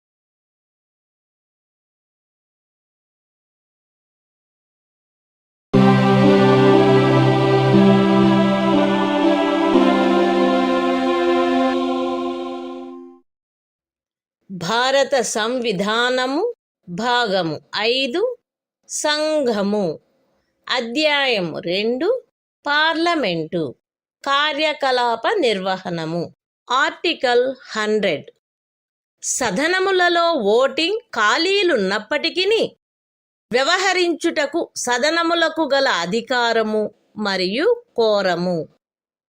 ఈ సంవిధానములో అన్యదా నిబంధించబడినట్లు తప్ప ఉభయ సదనములలో దేని ఉపవేశనములో గాని సదనముల సంయుక్త ఉపవేశనములో గాని అన్ని ప్రశ్నలు అధ్యక్షుడు లేక సభాపతి మినహా లేక సభాపతిగా గాని అధ్యక్షుడుగా గాని వ్యవహరించుచున్న వ్యక్తి మినహా హాజరయ్యుండి ఓటు చేయు సభ్యులలో అధిక సంఖ్యాకుల ఓట్లచే నిర్ధారణ చేయబడవలెను.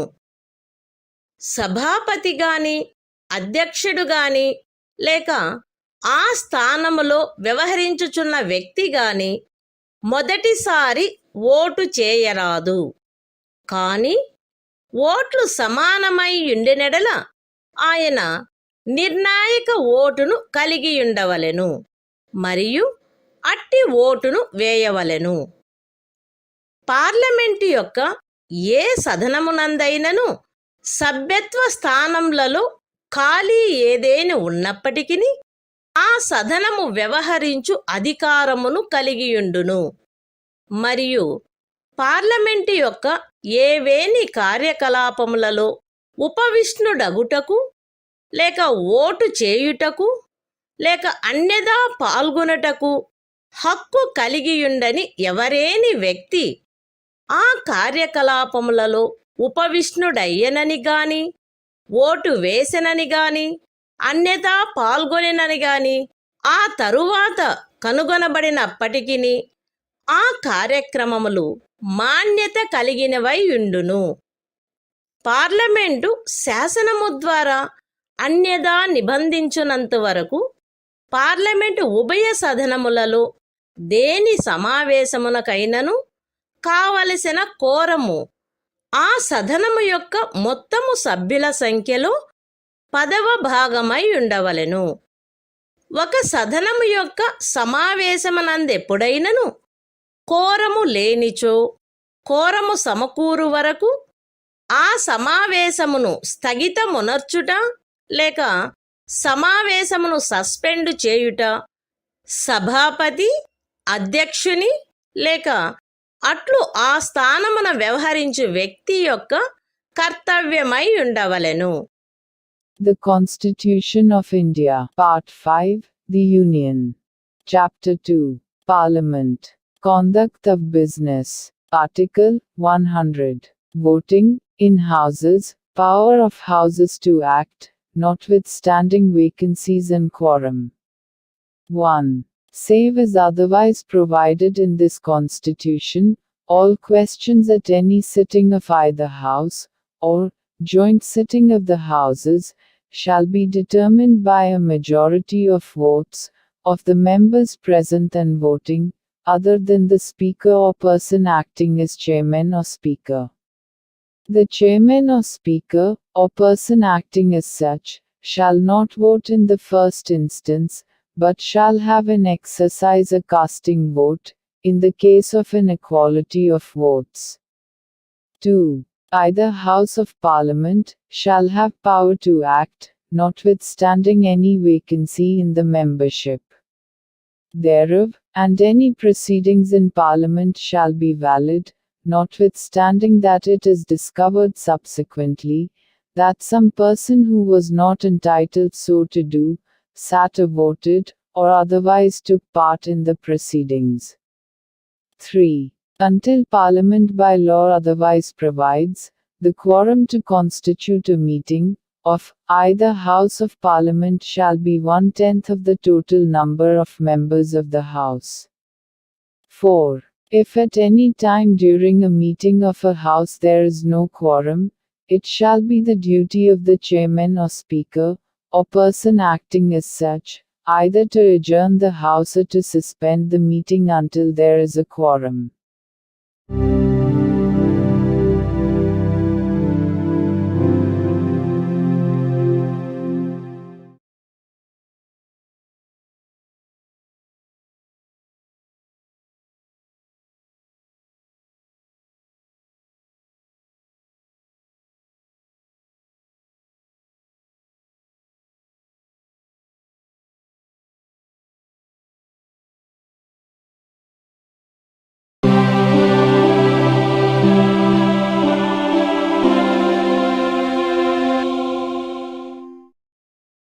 భారత సంవిధానము భాగము 5 సంఘము. అధ్యాయం 2 పార్లమెంటు సభ్యుల నిరర్హతలు. ఆర్టికల్ 101 స్థానములను ఖాళీ చేయుట. ఒకే వ్యక్తి పార్లమెంటు యొక్క ఉభయ సదనములలోనూ సభ్యుడై ఉండరాదు.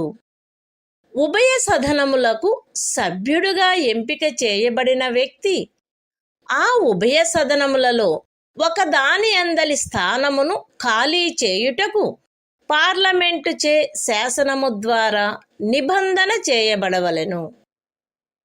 ఒకే వ్యక్తి పార్లమెంటులోనూ ఏదేని రాజ్య శాసన మండలి యొక్క ఒక సదనములోనూ సభ్యుడై ఉండరాదు. మరియు ఏ వ్యక్తి అయినను పార్లమెంటుకును రాజ్య శాసన మండలి యొక్క ఒక సదనమునకును సభ్యుడిగా ఎంపిక చేయబడినచో ఆ రాజ్య శాసన మండలిలోని తన స్థానమునకు అంతకు ముందు రాజీనామా ఇచ్చి ఉండిననే తప్ప పార్లమెంటులో ఆ వ్యక్తి యొక్క స్థానము రాష్ట్రపతిచే చేయబడిన నియమావళి యందు నిర్దిష్టపరచబడు కాలావధి ముగియగనే ఖాళీ అగును. పార్లమెంటు యొక్క ఉభయ సదనములలో దేని సభ్యుడైనను 102వ అనుచ్ఛేదము యొక్క ఖండము 1 లేక ఖండము 2లో పేర్కొనబడిన నిరర్హతలలో దేనికైనను లోనైనచో లేక సందర్భానుసారముగా సభాపతికి లేక అధ్యక్షునికి తన చేవ్రాలుతో లేఖ వ్రాయుట ద్వారా తన స్థానమునకు రాజీనామా ఇచ్చుటయు, అట్టి రాజీనామాను సందర్భానుసారముగా సభాపతి లేక అధ్యక్షుడు స్వీకరించుటయు జరిగినచో అటుపై అతని స్థానము ఖాళీ అగును. అయితే ఉపఖండము బిలో నిర్దేశించబడిన ఏదేని రాజీనామా విషయంలో సందర్భానుసారముగా సభాపతి లేక అధ్యక్షుడు తనకు అందిన సమాచారమును బట్టి గాని అన్యదా కాని మరియు తాను సబబని తలచు పరిశీలన జరిపిన పిమ్మట ఆ రాజీనామా స్వచ్ఛందముగా చేసినది కాదని లేక నిజమైనది కాదని అభిప్రాయపడినచో ఆయన ఆ రాజీనామాను స్వీకరించరాదు. పార్లమెంటు యొక్క ఉభయ సదనములలో దేని సభ్యుడైనను ఆ సదనము యొక్క అనుజ్ఞ లేకుండా దాని సమావేశములన్నిటికీ 60 దినముల కాలావధి వరకు హాజరు కానిచో ఆయన స్థానము ఖాళీ అయినట్లు ఆ సదనము ప్రఖ్యానించవచ్చును. అయితే సదరు 60 దినముల కాలావధిని పరిగణ చేయుటలో ఆ సదనము అధివేశనావసానము చేయబడియున్నా లేక వరుసగా 4 దినములకు మించి స్థగితమునర్చబడియున్న ఏదేని కాలావధిని లెక్కింపరాదు. The Constitution of India, Part 5, The Union. Chapter 2, Parliament. Disqualifications of members. Article 101. Vacation of seats. 1.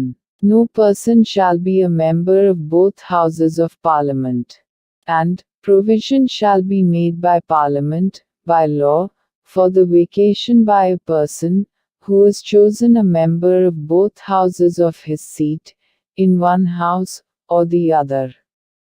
2. No person shall be a member both of Parliament and of a house of the legislature of a state. And, if a person is chosen a member both of Parliament and of a house of the legislature of a state, then, at the expiration of such period as may be specified in rules made by the President, that person's seat in Parliament shall become vacant, unless he has previously resigned his seat in the legislature of the state. 3. If a member of either House of Parliament becomes subject to any of the disqualifications mentioned in Clause 1 or Clause 2 of Article 102, or resigns his seat, by writing under his hand addressed to the chairman or the speaker, as the case may be, and his resignation is accepted by the chairman or the speaker, as the case may be, his seat shall thereupon become vacant. Provided that, in the case of any resignation referred to in subclause B, if, from information received or otherwise, and, after making such inquiry, as he thinks fit, the chairman or the speaker, as the case may be, is satisfied that such resignation is not voluntary or genuine, he shall not accept such resignation. 4. If for a period of 60 days, a member, of either House of Parliament, is, without permission of the House, absent from all meetings thereof, the House may declare his seat vacant. Provided that, in computing the said period of 60 days, no account shall be taken, of any period, during which, the House is prorogued, or is adjourned for more than 4 consecutive days.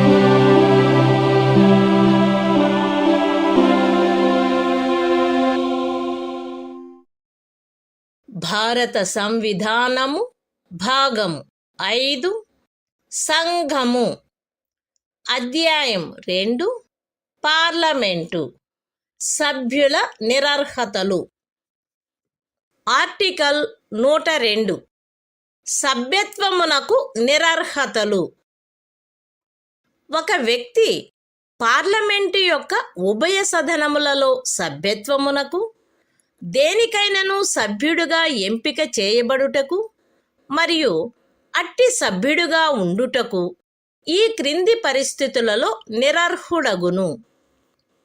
భారత ప్రభుత్వం క్రింద గాని ఏదేని రాజ్య ప్రభుత్వం క్రింద గాని లాభాయుతమైన ఏ పదవియందున్న వ్యక్తికి నిరర్హత కలుగదని పార్లమెంటుచే శాసనము ద్వారా ప్రఖ్యానించబడినచో ఆ పదవి మినహా అన్యమైన ఏదేని లాభాయుత పదవియందు అతడున్నచో అతడు అస్వస్థ చిత్తుడయ్యుండి అట్లని సమర్థ న్యాయస్థానముచే ప్రఖ్యానించబడినచో అతడు విముక్తి కాని దివాలాదారైనచో అతడు భారతదేశ పౌరుడు కానిచో లేక విదేశీ రాజ్యం యొక్క పౌరసత్వమును తనంత తాను ఆర్జించి ఉన్నచో లేక ఏదేని విదేశీ రాజ్యము పట్ల నిష్టను లేక అనుశక్తిని కలిగియుండుటకు ఒప్పుకొని ఉన్నచో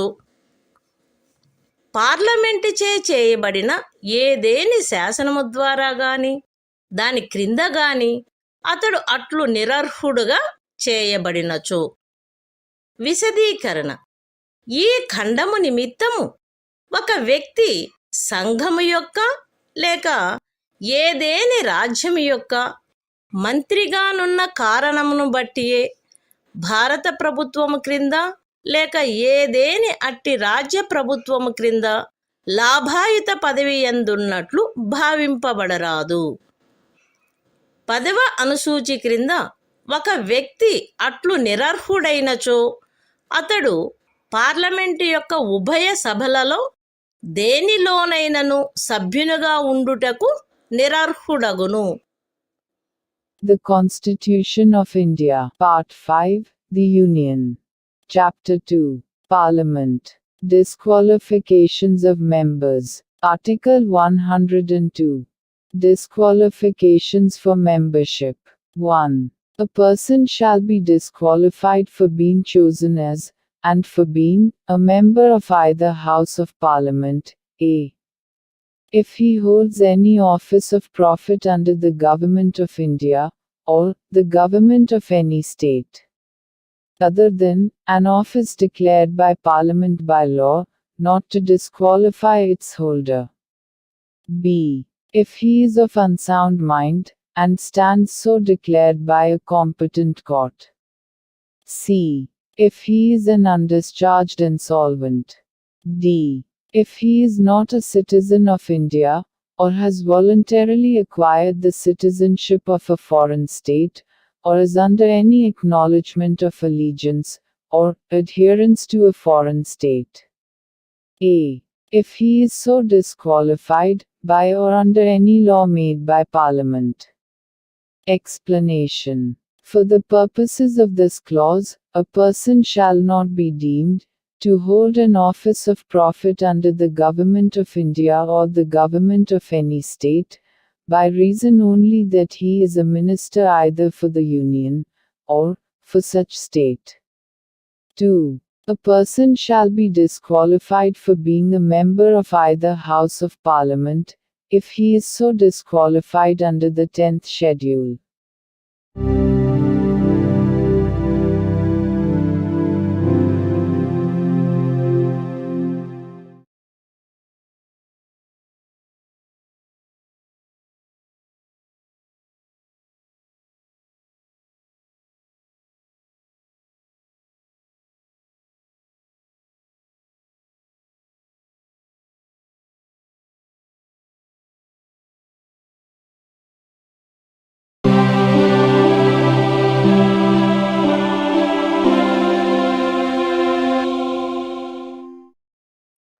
భారత సంవిధానము భాగము 5 సంఘము అధ్యాయము 2 పార్లమెంటు సభ్యుల నిరర్హతలు ఆర్టికల్ 103 సభ్యుల నిరర్హతలకు సంబంధించిన ప్రశ్నలపై నిర్ణయము. పార్లమెంటు యొక్క ఉభయ సదనములలో దేని సభ్యుడైనను 102వ అనుచ్ఛేదపు ఖండము 1లో పేర్కొనబడిన నిరర్హతలలో దేనికైనను లోనైనాడా అను ప్రశ్న ఏదైనా ఉత్పన్నమైనచో ఆ ప్రశ్న రాష్ట్రపతి నిర్ణయమునకై నిర్దేశింపబడవలెను మరియు రాష్ట్రపతి యొక్క నిర్ణయము అంతిమమైనదై ఉండును. అట్టి ఏదేని ప్రశ్నపై ఏదేని నిర్ణయమును చేయుటకు పూర్వము రాష్ట్రపతి ఎన్నికల కమిషన్ యొక్క అభిప్రాయమును గైకొని అట్టి అభిప్రాయానుసారము వ్యవహరించవలెను. The Constitution of India, Part 5, The Union. Chapter 2, Parliament. Disqualifications of members. Article 103. Decision on questions as to disqualifications of members. 1. If any question arises as to whether a member of either House of Parliament has become subject to any of the disqualifications mentioned in Clause 1 of Article 102, the question shall be referred for the decision of the President and his decision shall be final. 2. Before giving any decision on any such question, the President shall obtain the opinion of the Election Commission, and shall act according to such opinion.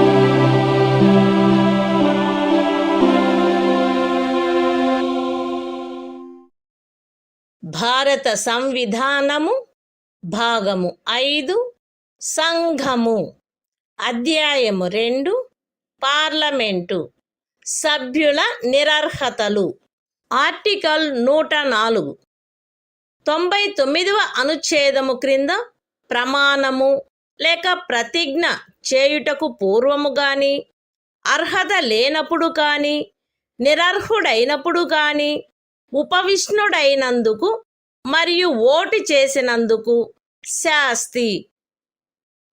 ఏ వ్యక్తి అయినను తాను 99వ అనుచ్ఛేదములోని అవసరమును పాటించుటకు పూర్వము లేక parliament యొక్క ఉభయ సదనములలో దేని సభ్యత్వమునకైనను తాను అర్హుడు కాడని కాని నిరర్హుడైనాడని కాని పార్లమెంటుచే చేయబడిన ఏదేని శాసనము యొక్క నిబంధనల ద్వారా తాను పార్లమెంటు యొక్క ఏ సదనమునందును సభ్యుడుగా ఉపవిష్ణుడగుట నుండి లేక ఓటు చేయుట నుండి నిషేధింపబడినాడని కాని తెలిసియుండియు అట్లు ఉపవిష్ణుడైనచో లేక ఓటు వేసినచో ఆయన ఆ విధముగా ఉపవిష్ణుడైన లేక ఓటు వేసిన ప్రతి దినమునకు 500 రూపాయల చొప్పున శాస్తికి పాత్రుడగును.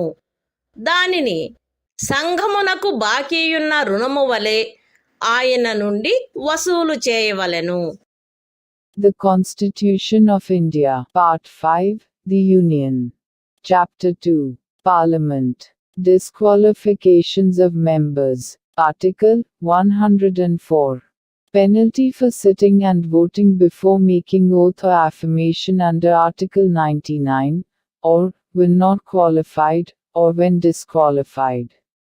If a person sits or votes as a member of either House of Parliament, before he has complied with the requirements of Article 99, or, when he knows that he is not qualified, or that he is disqualified for membership thereof, or, that he is prohibited from so doing by the provisions of any law made by Parliament, he shall be liable in respect of each day on which he so sits or votes, to a penalty of 500 rupees, to be recovered as a debt due to the Union.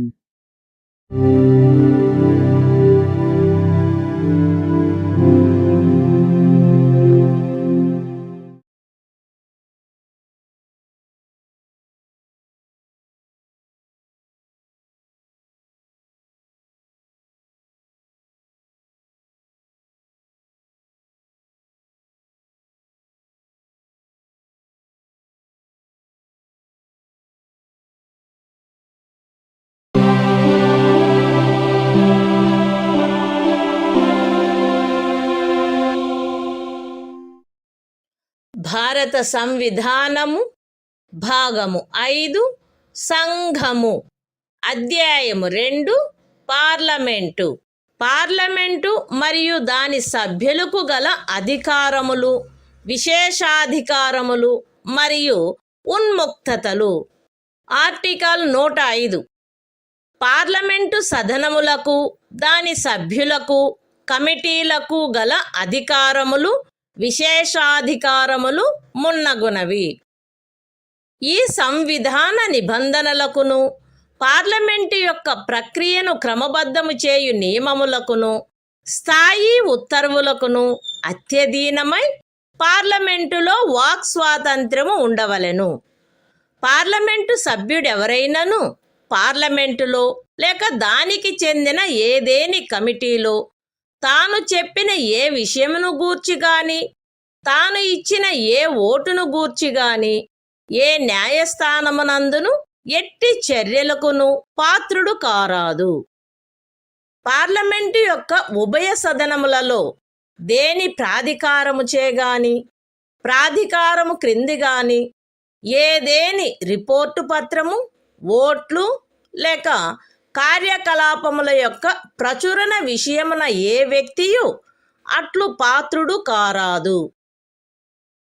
ఇతర విషయములలో పార్లమెంటులోని ప్రతి సదనము యొక్కయు, ప్రతి కమిటీల యొక్కయు, సదనమునందలి సభ్యుల యొక్కయు అధికారములు, విశేషాధికారములు మరియు ఉన్ముక్తతలు ఆయా సమయములందు పార్లమెంటు చే శాసనము ద్వారా నిర్వచింపబడునట్లు ఉండవలెను. మరియు అట్లు నిర్వచింపబడు వరకు అవి సంవిధాన చట్టము 1978 యొక్క 15వ పరిచ్ఛేదము అమలులోకి వచ్చుటకు అవ్యవహిత పూర్వము ఆ సదనమునకును దాని సభ్యులకును మరియు కమిటీలకును ఏవియుండునో అవే అయి ఉండవలెను. ఖండములు 1, 2 మరియు 3లలోని నిబంధనలు పార్లమెంటు యొక్క సభ్యులకు వర్తించునట్లనే ఈ సంవిధానమును పురస్కరించుకొని పార్లమెంటు యొక్క ఏదేని సదనములో గాని దానికి చెందిన ఏదేని కమిటీలో గాని మాట్లాడుటకును అన్యదా దాని కార్యకలాపములలో పాల్గొనుటకు హక్కు గల వ్యక్తుల విషయమున కూడా వర్తించవలెను. The Constitution of India, Part 5, The Union. Chapter 2, Parliament.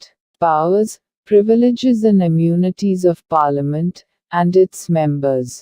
Article 105. Powers, Privileges, etc., of the Houses of Parliament, and of the members and committees thereof. 1. Subject to the provisions of this Constitution, and to the rules and standing orders regulating the procedure of Parliament, there shall be freedom of speech in Parliament. 2. No member of Parliament shall be liable to any proceedings in any court, in respect of anything said, or any vote given by him in Parliament, or any committee thereof, and no person shall be so liable in respect of the publication, by or under, the authority of either House of Parliament of any report, paper, votes, or proceedings. 3. In other respects, the powers, privileges and immunities of each House of Parliament, and of the members and the committees of each House, shall be such as may from time to time be defined by Parliament by law. And, until so defined, shall be those of that House and, of its members, and committees, immediately before the coming into force of Section 15 of the Constitution, 44th Amendment, Act, 1978.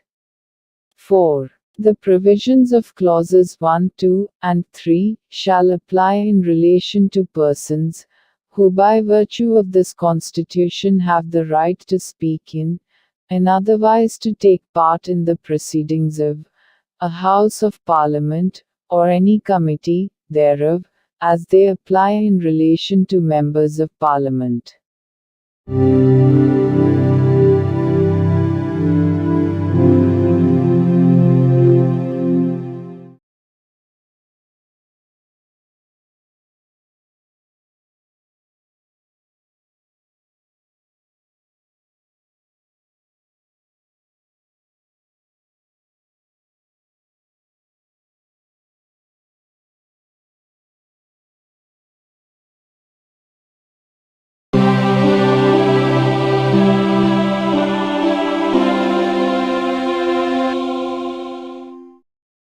భారత సంవిధానము భాగము 5 సంఘము అధ్యాయము 2 parliament article 106 సభ్యుల జీతములు భత్యములు.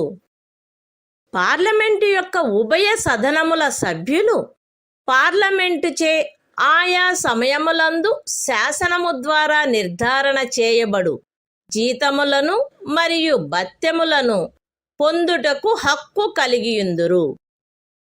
తద్విషయమున అట్లు నిబంధన చేయబడు వరకు ఈ సంవిధాన ప్రారంభమునకు అవ్యవహిత పూర్వము భారత అధినివేశము యొక్క సంవిధాన సభకు చెందిన సభ్యులకు వర్తించునట్టి రేట్లు చొప్పున మరియు అట్టి షరతులపైన భత్యములను పొందుటకు వారు హక్కు కలిగియుందురు.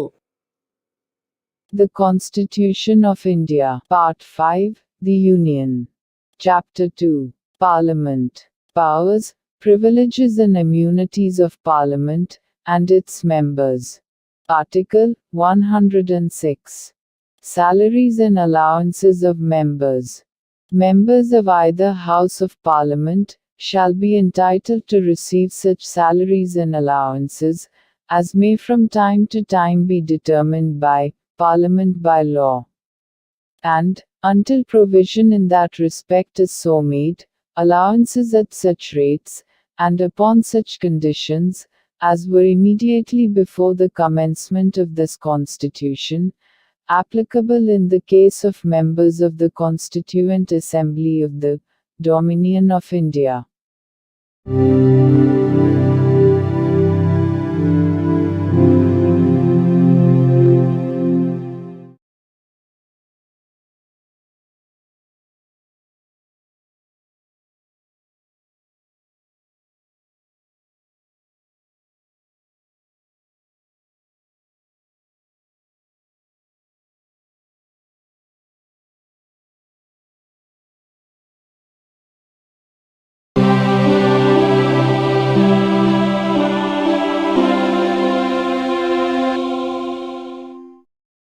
భారత సంవిధానము భాగము 5 సంఘము అధ్యాయం 2 పార్లమెంటు శాసన నిర్మాణ ప్రక్రియ ఆర్టికల్ 107 బిల్లులను ప్రవేశపెట్టుటకును పాస్ చేయుటకును నిబంధనలు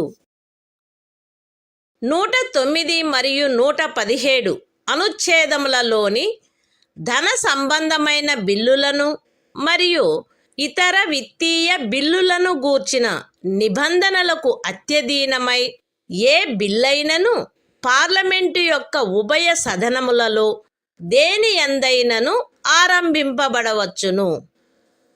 108 మరియు 109 అనుచ్ఛేదములలోని నిబంధనలకు అత్యధీనమై ఏ బిల్లైనను సవరణ లేకుండా గాని పార్లమెంటు యొక్క ఉభయ సదనములచే అంగీకరించబడిన సవరణలతో మాత్రమే గాని ఆ ఉభయ సదనములచే అంగీకరించబడిననే తప్ప పార్లమెంటు యొక్క ఉభయ సదనములచే పాస్ చేయబడినట్లు భావింపబడరాదు. పార్లమెంటులో పెండింగులోనున్న బిల్లు పార్లమెంటు సదనముల అధివేశనావసాన కారణమును బట్టి వ్యపగతము కారాదు. లోక్సభచే పాస్ చేయబడక రాజ్యసభలో పెండింగులోనున్న బిల్లు లోక్సభ విఘటన చేయబడినను వ్యపగతము కారాదు. లోక్సభలో పెండింగులోనున్న లేక లోక్సభచే పాస్ చేయబడి రాజ్యసభలో పెండింగులోనున్న బిల్లు 108వ అనుచ్ఛేదము యొక్క నిబంధనలకు అత్యధీనమై లోక్సభ విఘటన చేయబడినప్పుడు వ్యపగతము కావలెను. The Constitution of India, Part 5, The Union.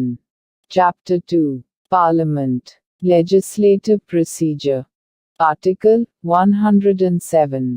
Provisions as to Introduction and passing of bills.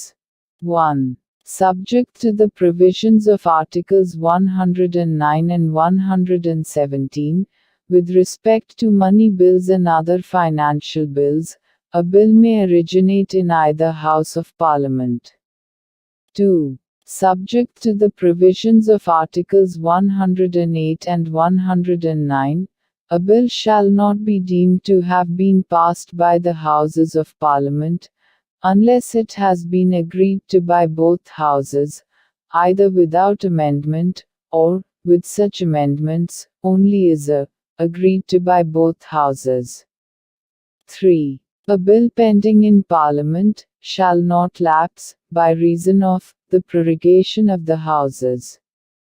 4. A bill pending in the Council of States, which has not been passed by the House of the People, shall not lapse on a dissolution of the House of the People. 5. A bill which is pending in the House of the People, or which having been passed by the House of the People is pending in the Council of States, shall, subject to the provisions of Article 108, lapse on a dissolution of the House of the People.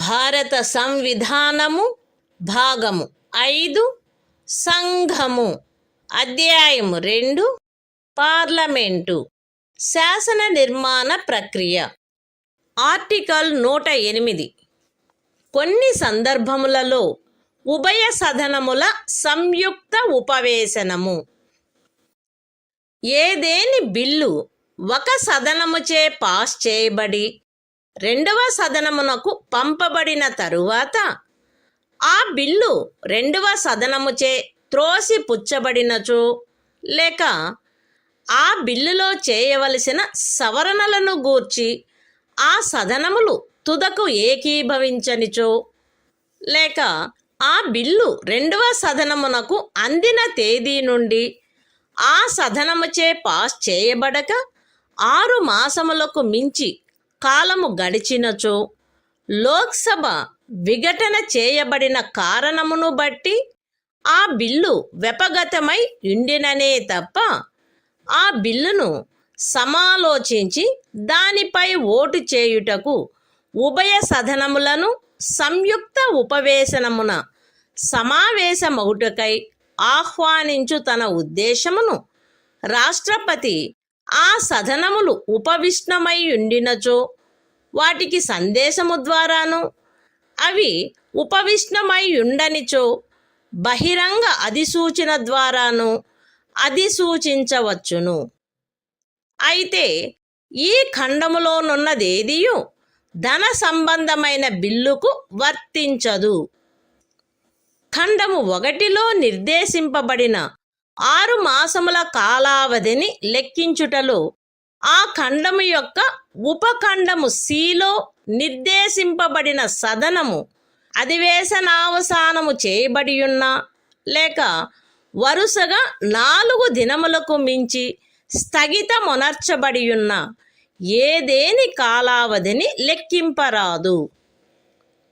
రాష్ట్రపతి ఖండము 1 క్రింద సదనములను సంయుక్త ఉపవేశనమున సమావేశమగుటకు ఆహ్వానించు తన ఉద్దేశమును అధిసూచించిన ఎడల ఆ bill విషయమున ఏ సదనము కాని ముందుకు సాగరాదు. కానీ రాష్ట్రపతి తాను అధిసూచన చేసిన తేదీ తరువాత ఎప్పుడైనను ఆ అధిసూచనలో నిర్దిష్టపరచబడిన ప్రయోజనము కొరకు సంయుక్త ఉపవేశనమున సమావేశమగుటకు ఉభయ సదనములను ఆహ్వానింపవచ్చును. ఆయన అట్లు చేసినచో ఆ సదనములు తదనుసారము సమావేశము కావలెను. ఉభయ సదనములకు చెందిన సభ్యులను ఆ సదనముల సంయుక్త ఉపవేశనములో హాజరయ్యుండి ఓటు చేయు మొత్తము సభ్యులలో అధిక సంఖ్యాకులచే ఆ బిల్లు ఆ సంయుక్త ఉపవేశనములో అంగీకరింపబడిన సవరణలు ఏవైనా ఉన్నచో వాటితో సహా పాస్ చేయబడినచో అది ఈ సంవిధాన నిమిత్తము ఉభయ సదనములచే పాస్ చేయబడినట్లు భావింపబడవలెను.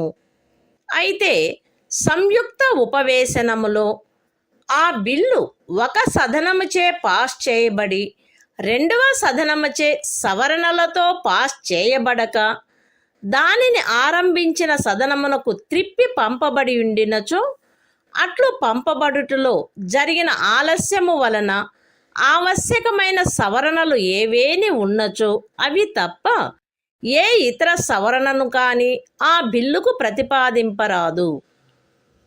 ఆ బిల్లు సవరణలతో అట్లు పాస్ చేయబడి త్రిప్పి పంపబడి ఉండినచో పూర్వోక్తమైన సవరణలు మాత్రమే ఆ బిల్లుకు ప్రతిపాదించబడవలెను. మరియు ఏ విషయములను గూర్చి సదనములు ఏకీభవించలేదో వాటి సుసంగతమగు ఇతర సవరణలు ప్రతిపాదించబడవచ్చును. ఈ ఖండము క్రింద ఏ సవరణలు అనుమతించబడునను విషయమును గూర్చి అధ్యక్షత వహించు వ్యక్తి యొక్క నిర్ణయము అంతిమమైయుండును. సంయుక్త ఉపవేశనమున సమావేశమగుటకు సదనములను ఆహ్వానించు ఉద్దేశమును రాష్ట్రపతి అధిసూచించిన తరువాత లోక్సభ యొక్క విఘటన జరిగినప్పటికీ ఈ అనుచ్ఛేదము క్రింద సంయుక్త ఉపవేశనము జరపబడవచ్చును. అందులో ఆ బిల్ పాస్ చేయబడవచ్చును. The Constitution of India, Part 5, The Union. Chapter 2, Parliament. Legislative Procedure. Article 108. Joint sitting of both houses in certain cases. 1. If after a bill has been passed by one house, and transmitted to the other house, the bill is rejected by the other house. Or b. The houses have finally disagreed as to the amendments to be made in the bill. Or c. More than 6 months elapse from the date of the reception of the bill by the other house, without the bill being passed by it, the President may, unless the bill has elapsed by reason of a dissolution of the House of the People, notify to the Houses by message, if they are sitting, or by public notification, if they are not sitting, his intention to summon them to meet in a joint sitting, for the purpose of deliberating and voting on the bill, provided that nothing in this clause shall apply to a money bill. 2.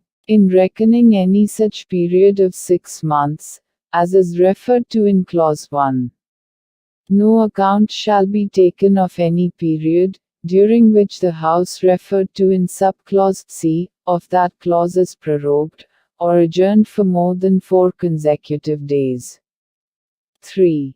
Where the President has under Clause 1 notified his intention of summoning the Houses to meet in a joint sitting, neither House shall proceed further with the bill, but the President may at any time after the date of his notification, summon the Houses to meet in a joint sitting, for the purpose specified in the notification, and, if he does so, the Houses shall meet accordingly.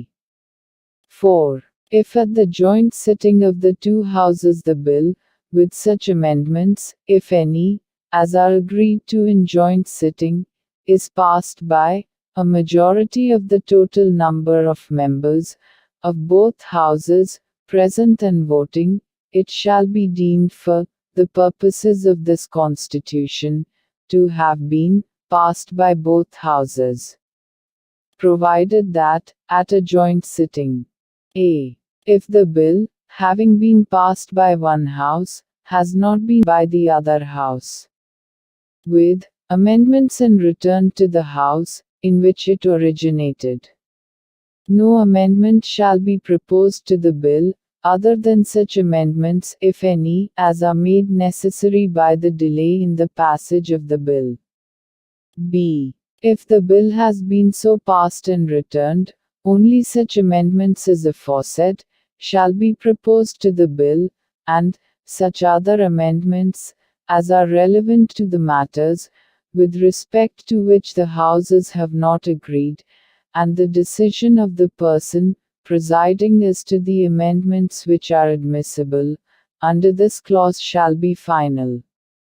5. A joint sitting may be held under this article and a bill passed thereat, notwithstanding that a dissolution of the House of the People has intervened, since the President notified his intention to summon the Houses to meet therein.